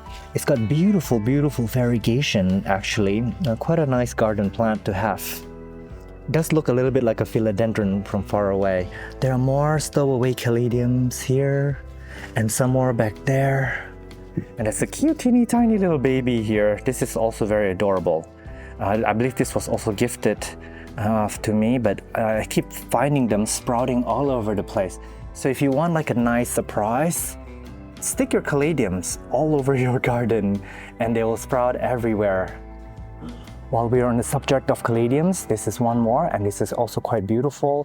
They do hybridize easily, even in nature. When you have a nursery full of them, they would hybridize with each other, and they do mutate quite often, so you have so many new varieties out now. It's impossible to track the names. There's another one over there. It's impossible to track the names of caladiums, so I don't even bother, but they are really, really quite beautiful to have around, and a wonderful surprise around the garden. This is the rattlesnake calathea, and I just put it in the ground because I was struggling with it so much in the pot, and I guess they do so much better when they are grounded, and they're oftentimes used in landscaping. They're actually a very, very beautiful plant with like red underside. I've got another one grown inside, also in the ground, because they really do struggle in pots. One, they can constrict each other very quickly. I've had this for years and years, so I just kept having to move them from pot to pot.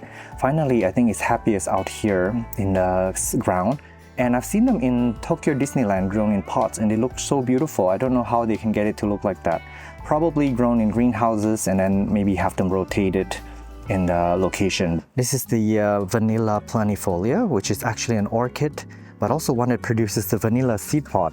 Now I put it out here to see if it will do better in full sun, and it actually didn't do so much better. If I'm not wrong, they're native to South America, maybe Mexico.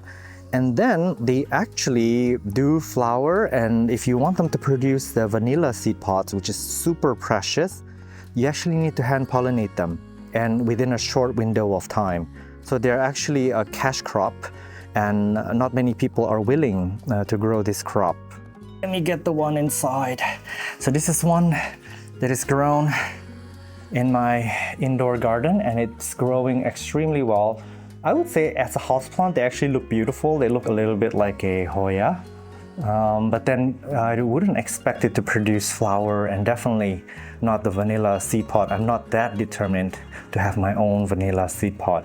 They have a thick waxy leaves that can be propagated by single node cuttings. If you like Hoyas, I think this is one that will definitely catch your eye. This is actually easier to grow than Hoyas. So this is a stowaway fern, and it's actually incredibly beautiful. I love taking in these homeless ferns. But the problem is that it constricted itself. I think even a year ago, it was already so full. And I just haven't found the time to repot it and things like that to give it better care. But if you have time and you keep separating it, repotting it, and throwing away, cutting away the dead branches, you could actually have a beautiful plant that always gives you wonderful foliage. And if you have like a little garden, you can also do this where you can rotate it. You can put some indoors and some outside. So if you have like a business, like a cafe or something like that, this is a plant that will fill up, give you a lot of greenery at like no cost at all, just a bit of time. This is the Alocasia bambino. I don't know if this is the reverted green from the variegated one that I have. I suspect that it is. So there's two of them living in one pot. They actually look beautiful even when they're not variegated, and I love their key-shaped leaves. So if you can see here, every leaf is different shaped, just kind of like a key. And they can also be propagated by cutting this. You could cut this and you have a few new vines that will sprout below that, and then you can save the top, of course.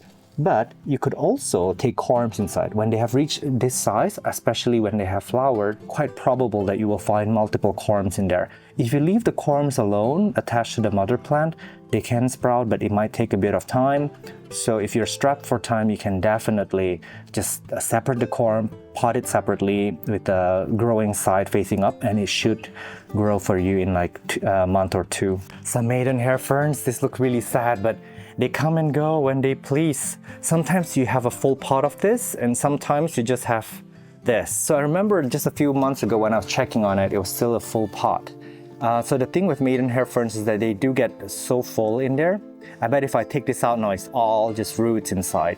So what you do is you just separate this. There's actually quite a lot of plants in there. You can cut, and then separate it. Just having this like empty pots of old vines. Something should come out of it. They're actually very, very resilient that way. Most people don't know. They just throw away their maidenhair fern thinking it's gone, but they're not gone usually. See that down there? That's usually still alive. As long as you haven't rotten it off, it's still, if you separate it. But I think I have lost the patience and the resolve and the space for it. But they are quite a wonderful plant, gorgeous fern to have around. They love airflow. And in the nature, they grow by the waterfall along the cliffs and rocky surfaces. So they're a bit of an epiphyte. They like constantly moist, constantly sprayed by water and things like that.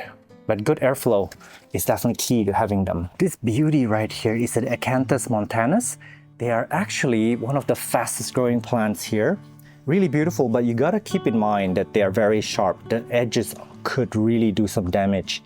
But then they unfurl so beautifully. They're supposed to flower beautifully, but I've not seen them in bloom before. Dramatic purple flowers. And they look a little bit like the origami if you look at it from different angles. And just be careful, if you leave this out in the wild, they can become invasive very quickly. So I urge you to be a bit more mindful. If this is not native to your area, keep them in pots or keep them in a bed like this. And when you cut them back, really just like chop it into pieces, compost it, do not throw it in the trash because they might grow in trash. These guys are actually super easy to grow. They're absolute survivors. But if you have a garden and you don't have any children that will run into the garden, this is one that is a pretty good filler as well, because they can grow very quickly, they can spread into an area very quickly. Actually, I chopped this back into almost nothing a while back because they were so out of control. And now you can see they have overtaken this bed again. But they are, again, very good fillers. This used to be mostly syngoniums, and now it's this plant, and they can take full sun. So they can take a wide variety of conditions. Okay, over there is my pandan. They're actually leaning over this wall. The pot is actually all the way down here. This is actually consumable in Asia. They're using this for cooking, dessert and things like that. And the Thai pandan chicken also come from this pandan. They're supposed to smell really good and they repel mosquitoes. This is a cutting of a crested fern. It's actually beautiful. I featured this on the channel before. Look at how they grow out of the bottom like that, and then they become this like lettuce. It looks like coral from under the sea. I've got one in the Greenwall as well. And you can propagate by single, what do you call it, rhizome cutting. They have a rhizome underneath this that you can cut. And so far it's been 100% success for me for propagating this. And this is so uncommon. I don't even remember where I got it from, but I doubt that I could find the same plant again if I lost this one. So this is one that I actually really cherish and one that I want to have around. This is actually a very sun-stressed Dracaena. If I'm not wrong, I can't remember the names. Milky Way? I could be very wrong, but this is a Dracaena. So it's supposed to have green leaves with like really beautiful modeling like this, like speckles of light going through a leaf in a dense canopy. It's actually very beautiful, but this is not the best example of that. I might have one around that has like better leaves than this. And this is the Dieffenbachia Tiki Delight or Tiki Torch. Beautiful marking on this. I keep propagating this. I have a few around the house, and I really like this plant actually. It's got some beautiful marking. Also easy for a Dieffenbachia. This is another duplicate of the Dieffenbachia Tiki. This is actually ready to be cut if you ask me. And this is probably also very pot bound. You see that root sticking out? So I have so many different Dieffenbachias and I love them, but I have so many duplicates of them. And this is a plant that actually you kind of don't need duplicates of because they're so easy to care for. So I'm really rethinking what to do with my Dieffenbachia. This is a pretty uncommon one, but if you try to find it, it might be a little bit difficult, but it's not impossible to find. This is why I'm having a hard time letting this one go. Another Dieffenbachia Tiki out here. I wouldn't recommend this for the Greenwall actually. It looks pretty empty because the leaves are so small, so it's got so much negative space around it. It's a beautiful bromeliad. The name will be on the screen. I actually bought this as a smaller plant and then I rotted it. So basically I took some of the stolons and I tried to rescue it. They really do hate water, but this is supposed to look quite nice in a way that it looks like fireworks. So imagine all these stolons is gonna pop out, and this is one that might look good hanging as well. I really love the frosted finish on the leaves. Actually, this is not a difficult bromeliad once you get the care right. So basically, I just leave it out here in full rain, but the media down below is basically just chunky charcoal, cocoa chips, and bark. They really hate water. They need to drink water from the mouths here rather than from the potting media. This is the Thai constellation. It's one that I really struggle with. It's a new leaf coming along the way. This has been here for about 9 months, and it's only put up maybe 2 leaves in 9 months. I know that a lot of you guys have luck with the Thai constellation. Honestly, I don't. They're so slow growing in my care. Yeah, I don't know what I did wrong. I did rot it one time before, and I had this grown indoors once before. But compared to the other monsteras, like the variegated ones, this one is so slow. This is a beautiful Leah, actually, Leah Kochiana Burgundy. It's seen better days. So I've got some in the Greenwall in the back. I just stuck it there. And so they grow well by cutting, and this can become like a shrub or even a small tree. Very beautiful, but this one actually might be a little bit burnt since it's been out here in full sun. They flower quite beautifully actually. I've seen this in the highlands in Philippines in bloom. This is Alocasia macrorrhiza variegata. They can get big, but I don't have the space for it, so I just kept them small and I kept propagating it. I've given some to the neighbors. Another Alocasia macrorrhiza variegata. I just didn't even know that it was here. And they can take a bit of full sun. Now I've got 3 pots of the Schumbergera. This is the Thanksgiving or Christmas cactus. I don't know which one it is, but it's supposed to be variegated. Some of them reverted into the dark green, and this one has given me more variegated leaf. But it's so happy out here that I just decided to leave it out here. This is sometimes a fussy plant. If the light condition isn't good, they like airflow. They are an epiphyte, jungle cacti, and they do bloom around Christmas or Thanksgiving, but we don't have that here. So the temperature stays the same throughout the year. And you can actually propagate by cutting single hand. So you can pluck this off, like take a little section and stick it in soil with the right side up, and it should root and give you babies for you. The babies come out from the side like that. It's actually quite fascinating how this one grows. Beautiful. And this is my fishbone cactus. It's just been doing okay. It could have benefited from better care, better light, better growing conditions, but it's just sitting here under a few leaves. It is quite beautiful, and I love having this around. And then that one is still growing actually. I love how the growth point. It's this pink rubbery thing that just expands in size and hardens. Really beautiful plant, gives you that instant jungle vibe, and probably not expensive as well. This one I think is probably a Ripsalis. I don't know the name of this one. Yeah, but this one, the form kind of changed a bit over time. I don't know if it's actually doing well or not. Now this here is actually some kind of Dracaena. These are cuttings. I've got the adult plant somewhere, and this is common in a lot of gardens, but also as a house plant. They make really wonderful small trees. Actually a backup of what we have. It was a bigger plant. We actually have it in full sun before, but it actually prefers a bit of shade. Now this is probably some kind of Dracaena, but I don't know the name. But this is one that has been indoors for a while. It's set over there next to my lamp. A beautiful plant for decoration. It has these single stems that come out and become like these beautiful fireworks. We took some for cutting for propagation, and this one has put out new vines. So this is a pretty wild plant. It gives you that jungle vibe in your home.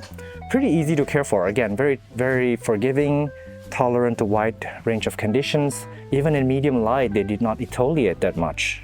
But you do want to water accordingly.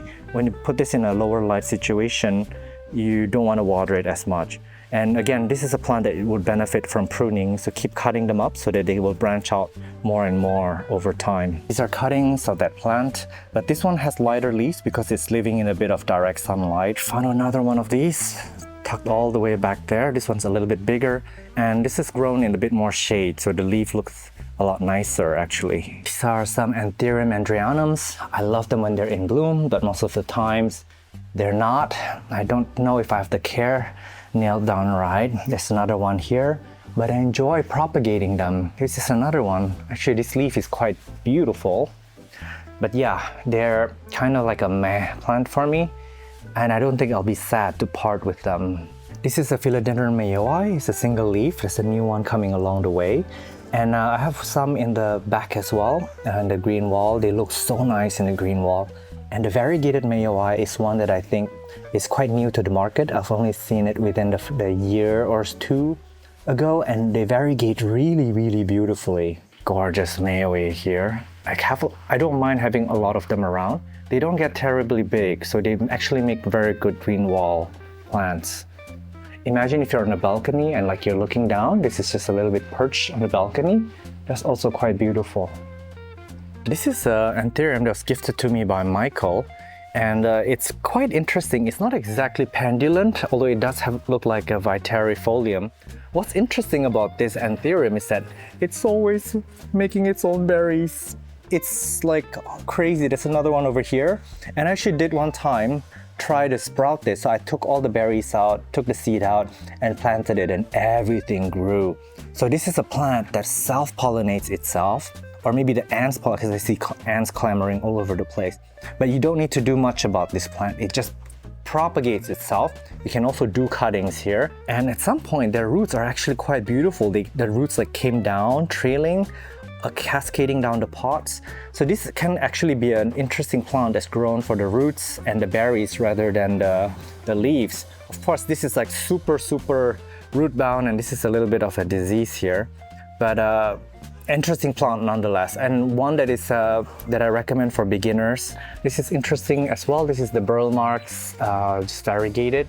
They make very good whatever plants, meaning like they do well in the Greenwall. They grow very quickly. When you eat out in like a restaurant, you could see cuttings of this in water. They're actually very easy to grow. This is a philodendron that actually will shoot out multiple shoots for you, which is insane. So I don't know, I mean, this plant, I just have it as a filler, but I don't really know what to do with this. And they tend to revert, so I always have to like selectively cut them.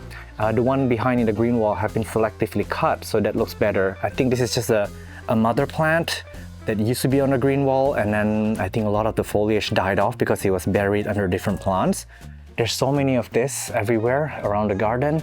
They're quite beautiful in a pot. Imagine this in a living room, but also on the green wall. They look really beautiful, like dramatic triangle shapes that really break the line quite beautifully.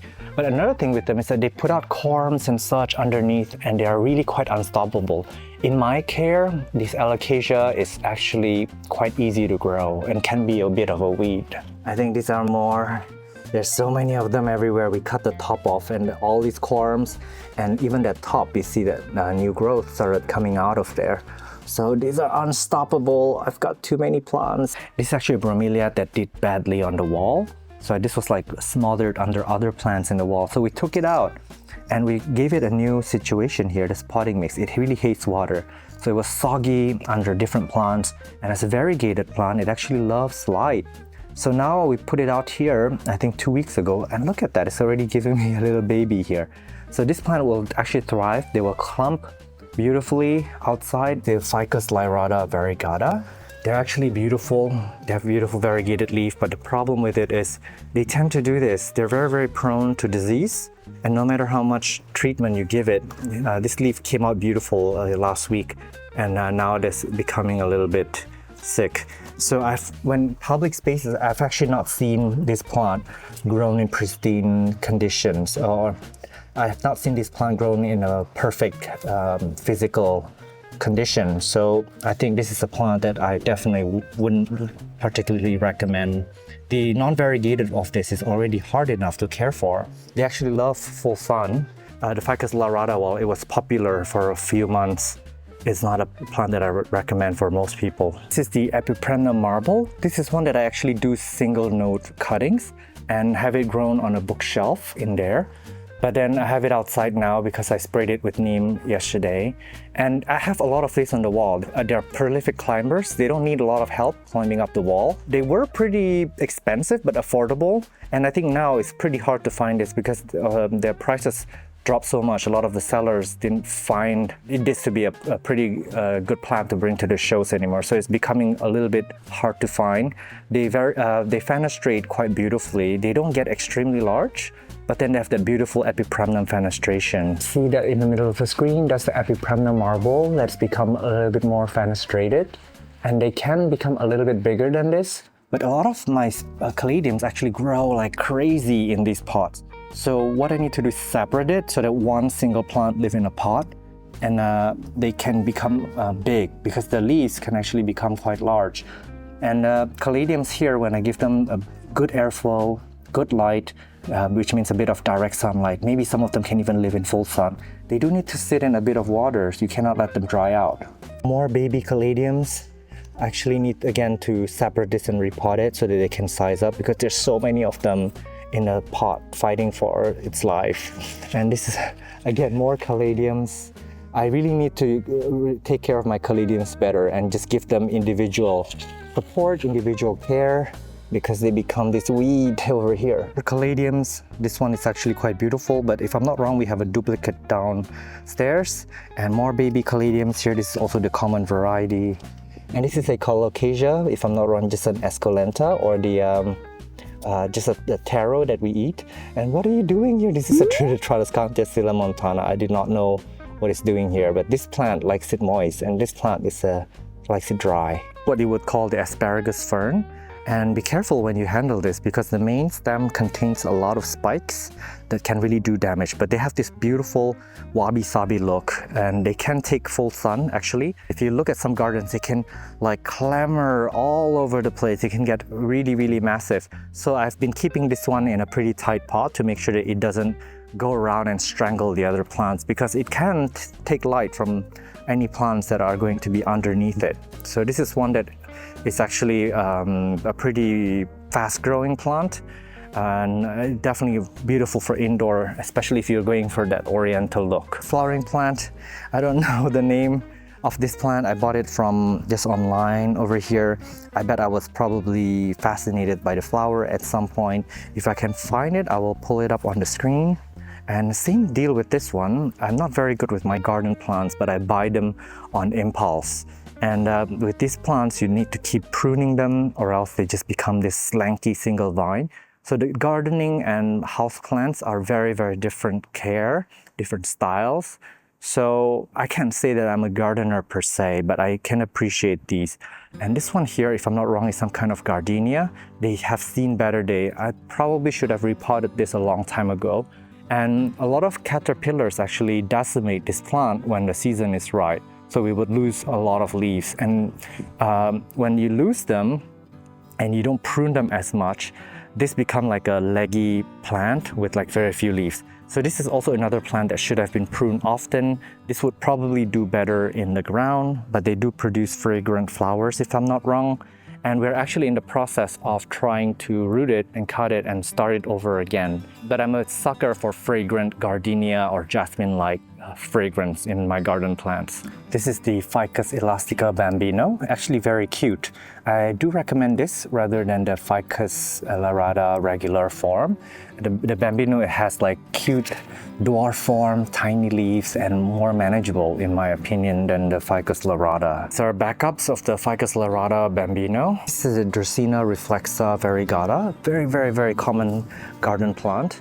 Actually, outside my complex, there's like rows of these, like hundreds and thousands of these growing on the roadside, which makes me question why I even have this plant to begin with. This is the, I think what we call money plant, the Pachera aquatica. The money plant means many different plants depending on your culture and place of origin. But this one, I don't know what to do with it. I think this is probably a kind of leaf miner or disease. When I bought it, it was beautiful. It's got this braided stem like that. And then it got root bound and I repotted it, and I just haven't really taken care of it. This is probably not a full sun plant, but correct me if I'm wrong. This is a very, very, very common house plant from like the 70s. And I don't know, it's all right. I think it's one that, for me, is a filler plant that I somehow didn't have much love of, which is why it looks in the sorry state that it's in now. I'm so sorry. Now this is cute. This in Indonesia we call it the singkong, which I think is a cassava, variegated. It tends to grow up as a single vine plant, but then it's really, really quite ugly. If I'm not wrong, my gardener told me that in the farm, that's just how it's grown. It's grown as a single stalk, and obviously you will eat, I think, the roots if I'm not wrong. But for me, because this is ornamental, this is variegated, it's actually as beautiful pink petal. I don't know why over here you can see some of that pink. But this, for ornamental reasons, we're going to cut it. And for example, this we made the cut. And look at all these new vines that are appearing everywhere else. So this is a plant that really responds well to pruning and will look so much better. So yeah, I've kind of failed to prune it in time.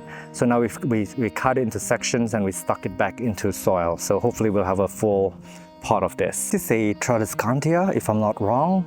The name's going to be on the screen, and if I'm not wrong, also don't quote me on that, it's also medicinal. And I don't know what to say about this. It does bloom quite, I think, pink flowers, if I'm not wrong. It's got beautiful purple foliage, and actually plant that would be very nice for gardens or even as an indoor plant. This would be a pretty strong one.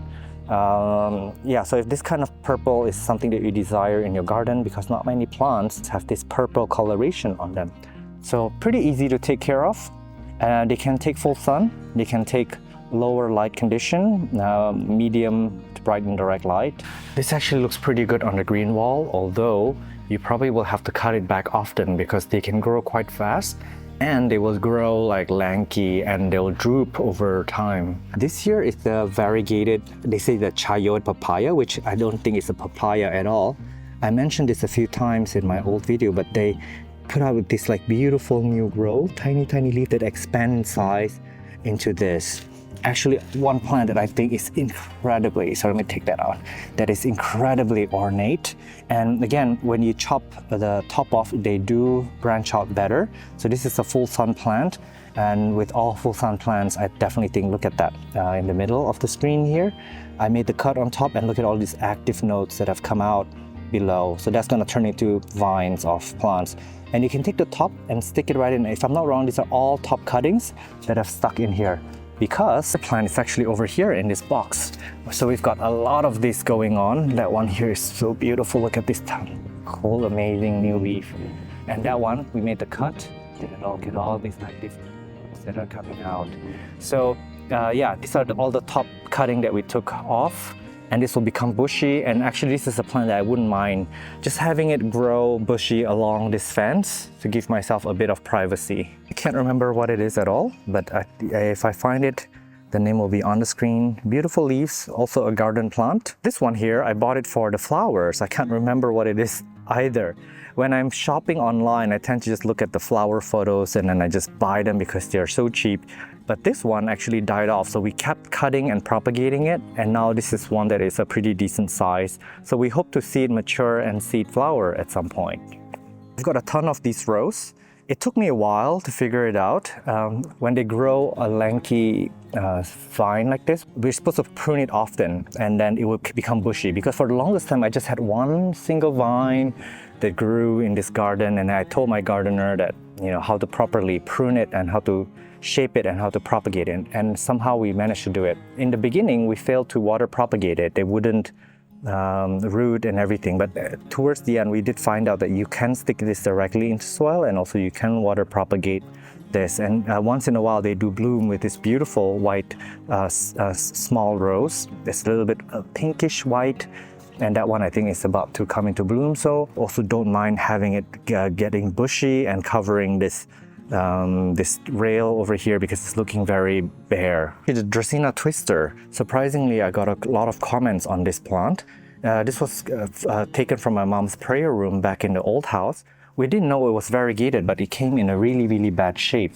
And I'm proud to announce that it's got like a few duplicates of it.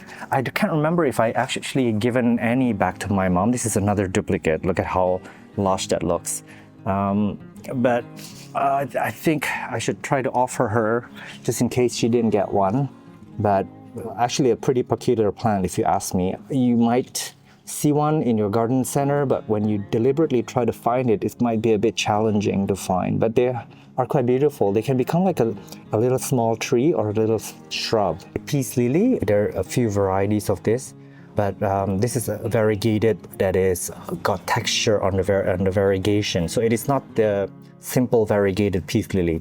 This is another peace lily. Actually, that leaf is beautiful. And the flowers also have a little bit of that variegation, although for me they barely flower. I don't know what I did wrong with the peace lilies, but I actually adore spathiphyllums. This is the mother plant back here. We made the chop, so that is the old trunk, and then two vines came out of it.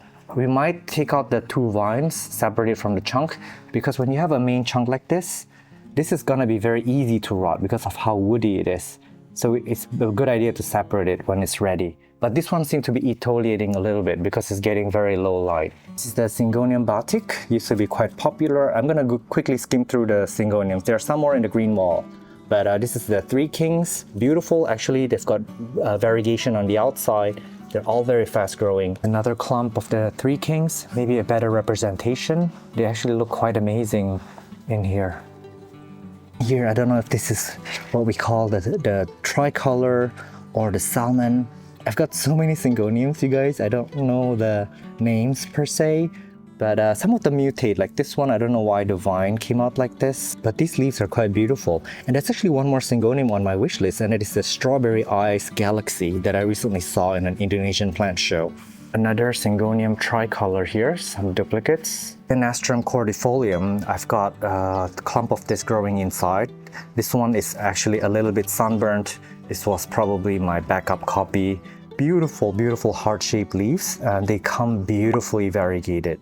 So this green form for me is one that I would probably let go, but if I can say a thing or two about it, is that they make really, really good ground cover. They spread beautifully, and they have this beautiful shaped leaves with beautiful texture. It's more Cyanastrum cordifoliums that is not sunburnt. This is actually the ideal light conditions that they like, which is like a medium light, and they actually clump quite beautifully here.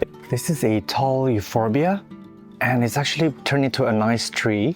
I was inspired in Taiwan when I saw a big one of this that grew so tall that it went and cascaded down and around, creating this like beautiful arch. So I don't know if this is ever gonna do that, but the thing with them is that if they break, their sap can be very toxic, so we want to avoid having that on our skin. And just a few nights ago, I saw a little, I don't know, skink or lizard hanging out over there. I think it's just waiting to catch some prey. So that's pretty cool to see some wildlife here in my garden. This is a Ripsalis. It used to be like beautiful and red, but I think we forgot about it and I just let it. Somatophyllum, and it stays pretty small. I think it's a Xanadu, if I'm not wrong. They can actually take full sun. Some cute Opuntia right here. This is a Euphorbia mili. I think it's the yellow flower variety. It was actually gifted for me when I bought a knockoff Anthurium veitchii. The seller sent me this as a gift, and I was pretty curious as to why they would send me a gift for buying that plant. And later on, I learned that that was actually a veitchii hybrid. In case you're curious to see what that veitchii hybrid looks like, there you go. This one can actually get quite big, and it does have that veitchii look, but again, this is definitely a hybrid, and it flowers often. So I'm gonna guess that this might be an Andrianum hybrid. This is a Kalanchoe, and we have duplicates of them around. They become this beautiful clump if you just cut it and let it like rosette from below, like it will just produce little offsets. And I made a video on this actually. You could just cut it and then it will, you can take the top and plant it, and the bottom should sprout a few leaves. A few more over here and one more over here. Some cute Ripsalis. And this fern that's growing everywhere is actually a stowaway. It just came out of nowhere. I remember in the past, I owned a fern like this, but I haven't seen it in years. And then now, I think maybe it was in some potting media or something, somehow it made it, and it's now pretty invasive here, but I quite like the look over here. And surprisingly, the fern can take full sun. And another good thing is, because these plants are very prone to overwatering, this is actually my succulent garden. And don't mind the colocasias around here. They were also part of the old potting media, and they just keep sprouting, and I just let it be. But anyways, my point is that these, oh, look at that frond unfurling, how pretty. They actually need a lot of water. So what's good about it is any water that would be here in this desert garden, this arid garden, would be taken up by this fern. So this is a really wonderful symbiotic relationship. Well, I wouldn't call it symbiotic, but it's really a good roommate to have. Perfect complementary to the succulents around here. And it creates this whimsical world of like tropical versus like the arid plants. This is a kind of Sansevieria, maybe cylindrica.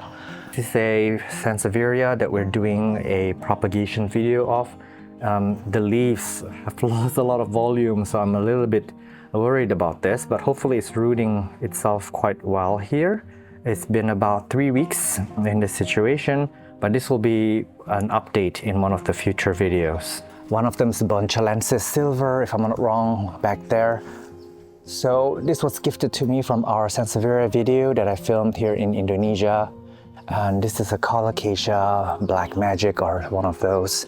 It just keeps coming back, so I just let it be. I mean, it would look a little bit nicer if I took it out, right? But I think a Caladium, I forgot the name of this, but we've got a bigger one up here. And this is actually a stowaway. It's not intended to be up here, but it kept growing out from the corm. So before this was a succulent area, this was a tropical bed with a lot of these caladiums and such. So all these plants just lay dormant there and they come back from time to time. And I haven't had the heart to cut it off. And as you can see, this one actually does put out that extra floral nectaries where the ants are congregating. That is the red spots. That is not disease. That's actually beneficial for the plants. The plant is secreting sugar that attracts the ants. In exchange, the ants protect the plant and kill pests that are trying to harm its way. But this should be a popular house plant. Now with these guys, if I ever remove them from here and put it in a pot, most of them will not survive. Adenium, I bought it as an impulse purchase and it's grown very slowly for me. And I don't remember which euphorbia this is, but it's like growing like a snake around the ground. And I quite like it. Oh, sorry, it's a Euphorbia nuti actually. Let me show you what that looks like. So it's like vining all over the place. It's even giving me like berries. So I don't know if this was maybe pollinated by some of the ants around it, but this grew really big. I've got one on the bookshelf and it's doing terribly. It's just barely hanging on. It's pretty much alive, but then it's not doing as well as this. And if I'm not wrong, the nuti will also produce a nice codex in the middle, although I failed to see it here. Someone comment down below and let me know how I can get those codex. I believe you might have to plant it out a little bit so the codex can form into a bigger bulb. This was stolen from my dad's garden when I moved out. It put out a runner and the runner is over here. You can see it's standing on its own. So this can be actually easily propagated and put back into the ground. Beautiful Sansevieria, pretty easy to care for over here. I actually love the rarer Sansevierias in this area here. They create this like evil layer vibes that I like. But this area is really overgrown with like random plants. And you know what? I welcome it for now. This is a cool aloe. I think this can get pretty big. I think my dad has a large one. And this is also pretty cool. This one I got as a smaller plant. I believe it was in one of my cheap plant haul video. And it's gotten pretty big. It's bigger than my palm. And then there's another plant that I recently bought about a week ago. That one over there on the left. And then the one on the right, the Trigona variegated. I think that's a gift that they gifted me. Sorry, this leaf is in the way. There, better view. So this actually needs probably full sun. So it's under a bunch of hibiscus that I might have to chop off. There are some more aloes over here. So many species, so many hybrids, and they can be pretty wonderful and actually not the hardest succulents to take care of. There's another Sansevieria there, the one that twists a little bit. It's quite beautiful. I think it might be just a dwarf samurai or one of those names.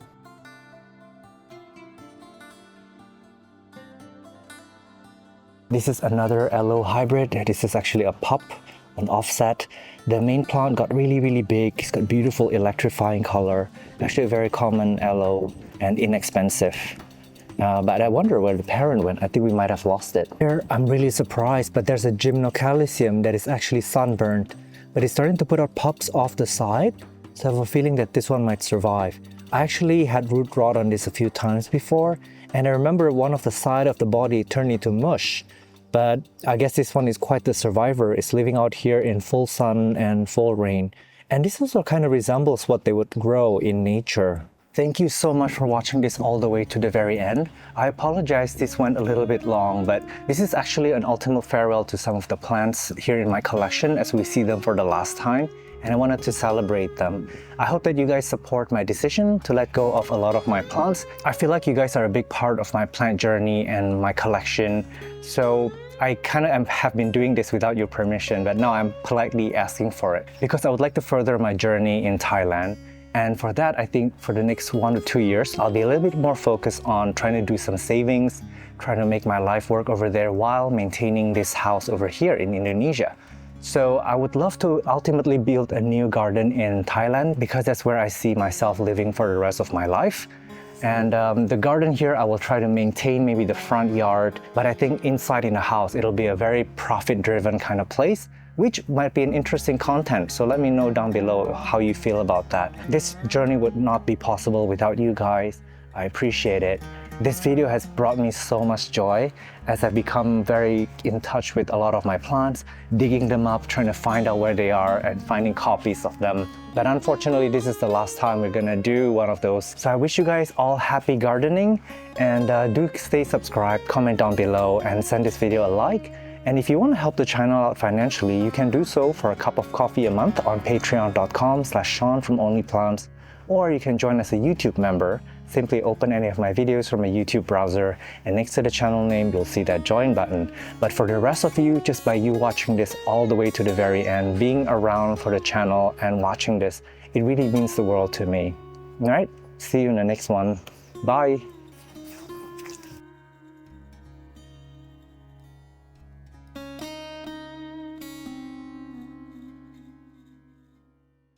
If you're watching this clip, that means that you've made it all the way to the end of the All Plant Tour video.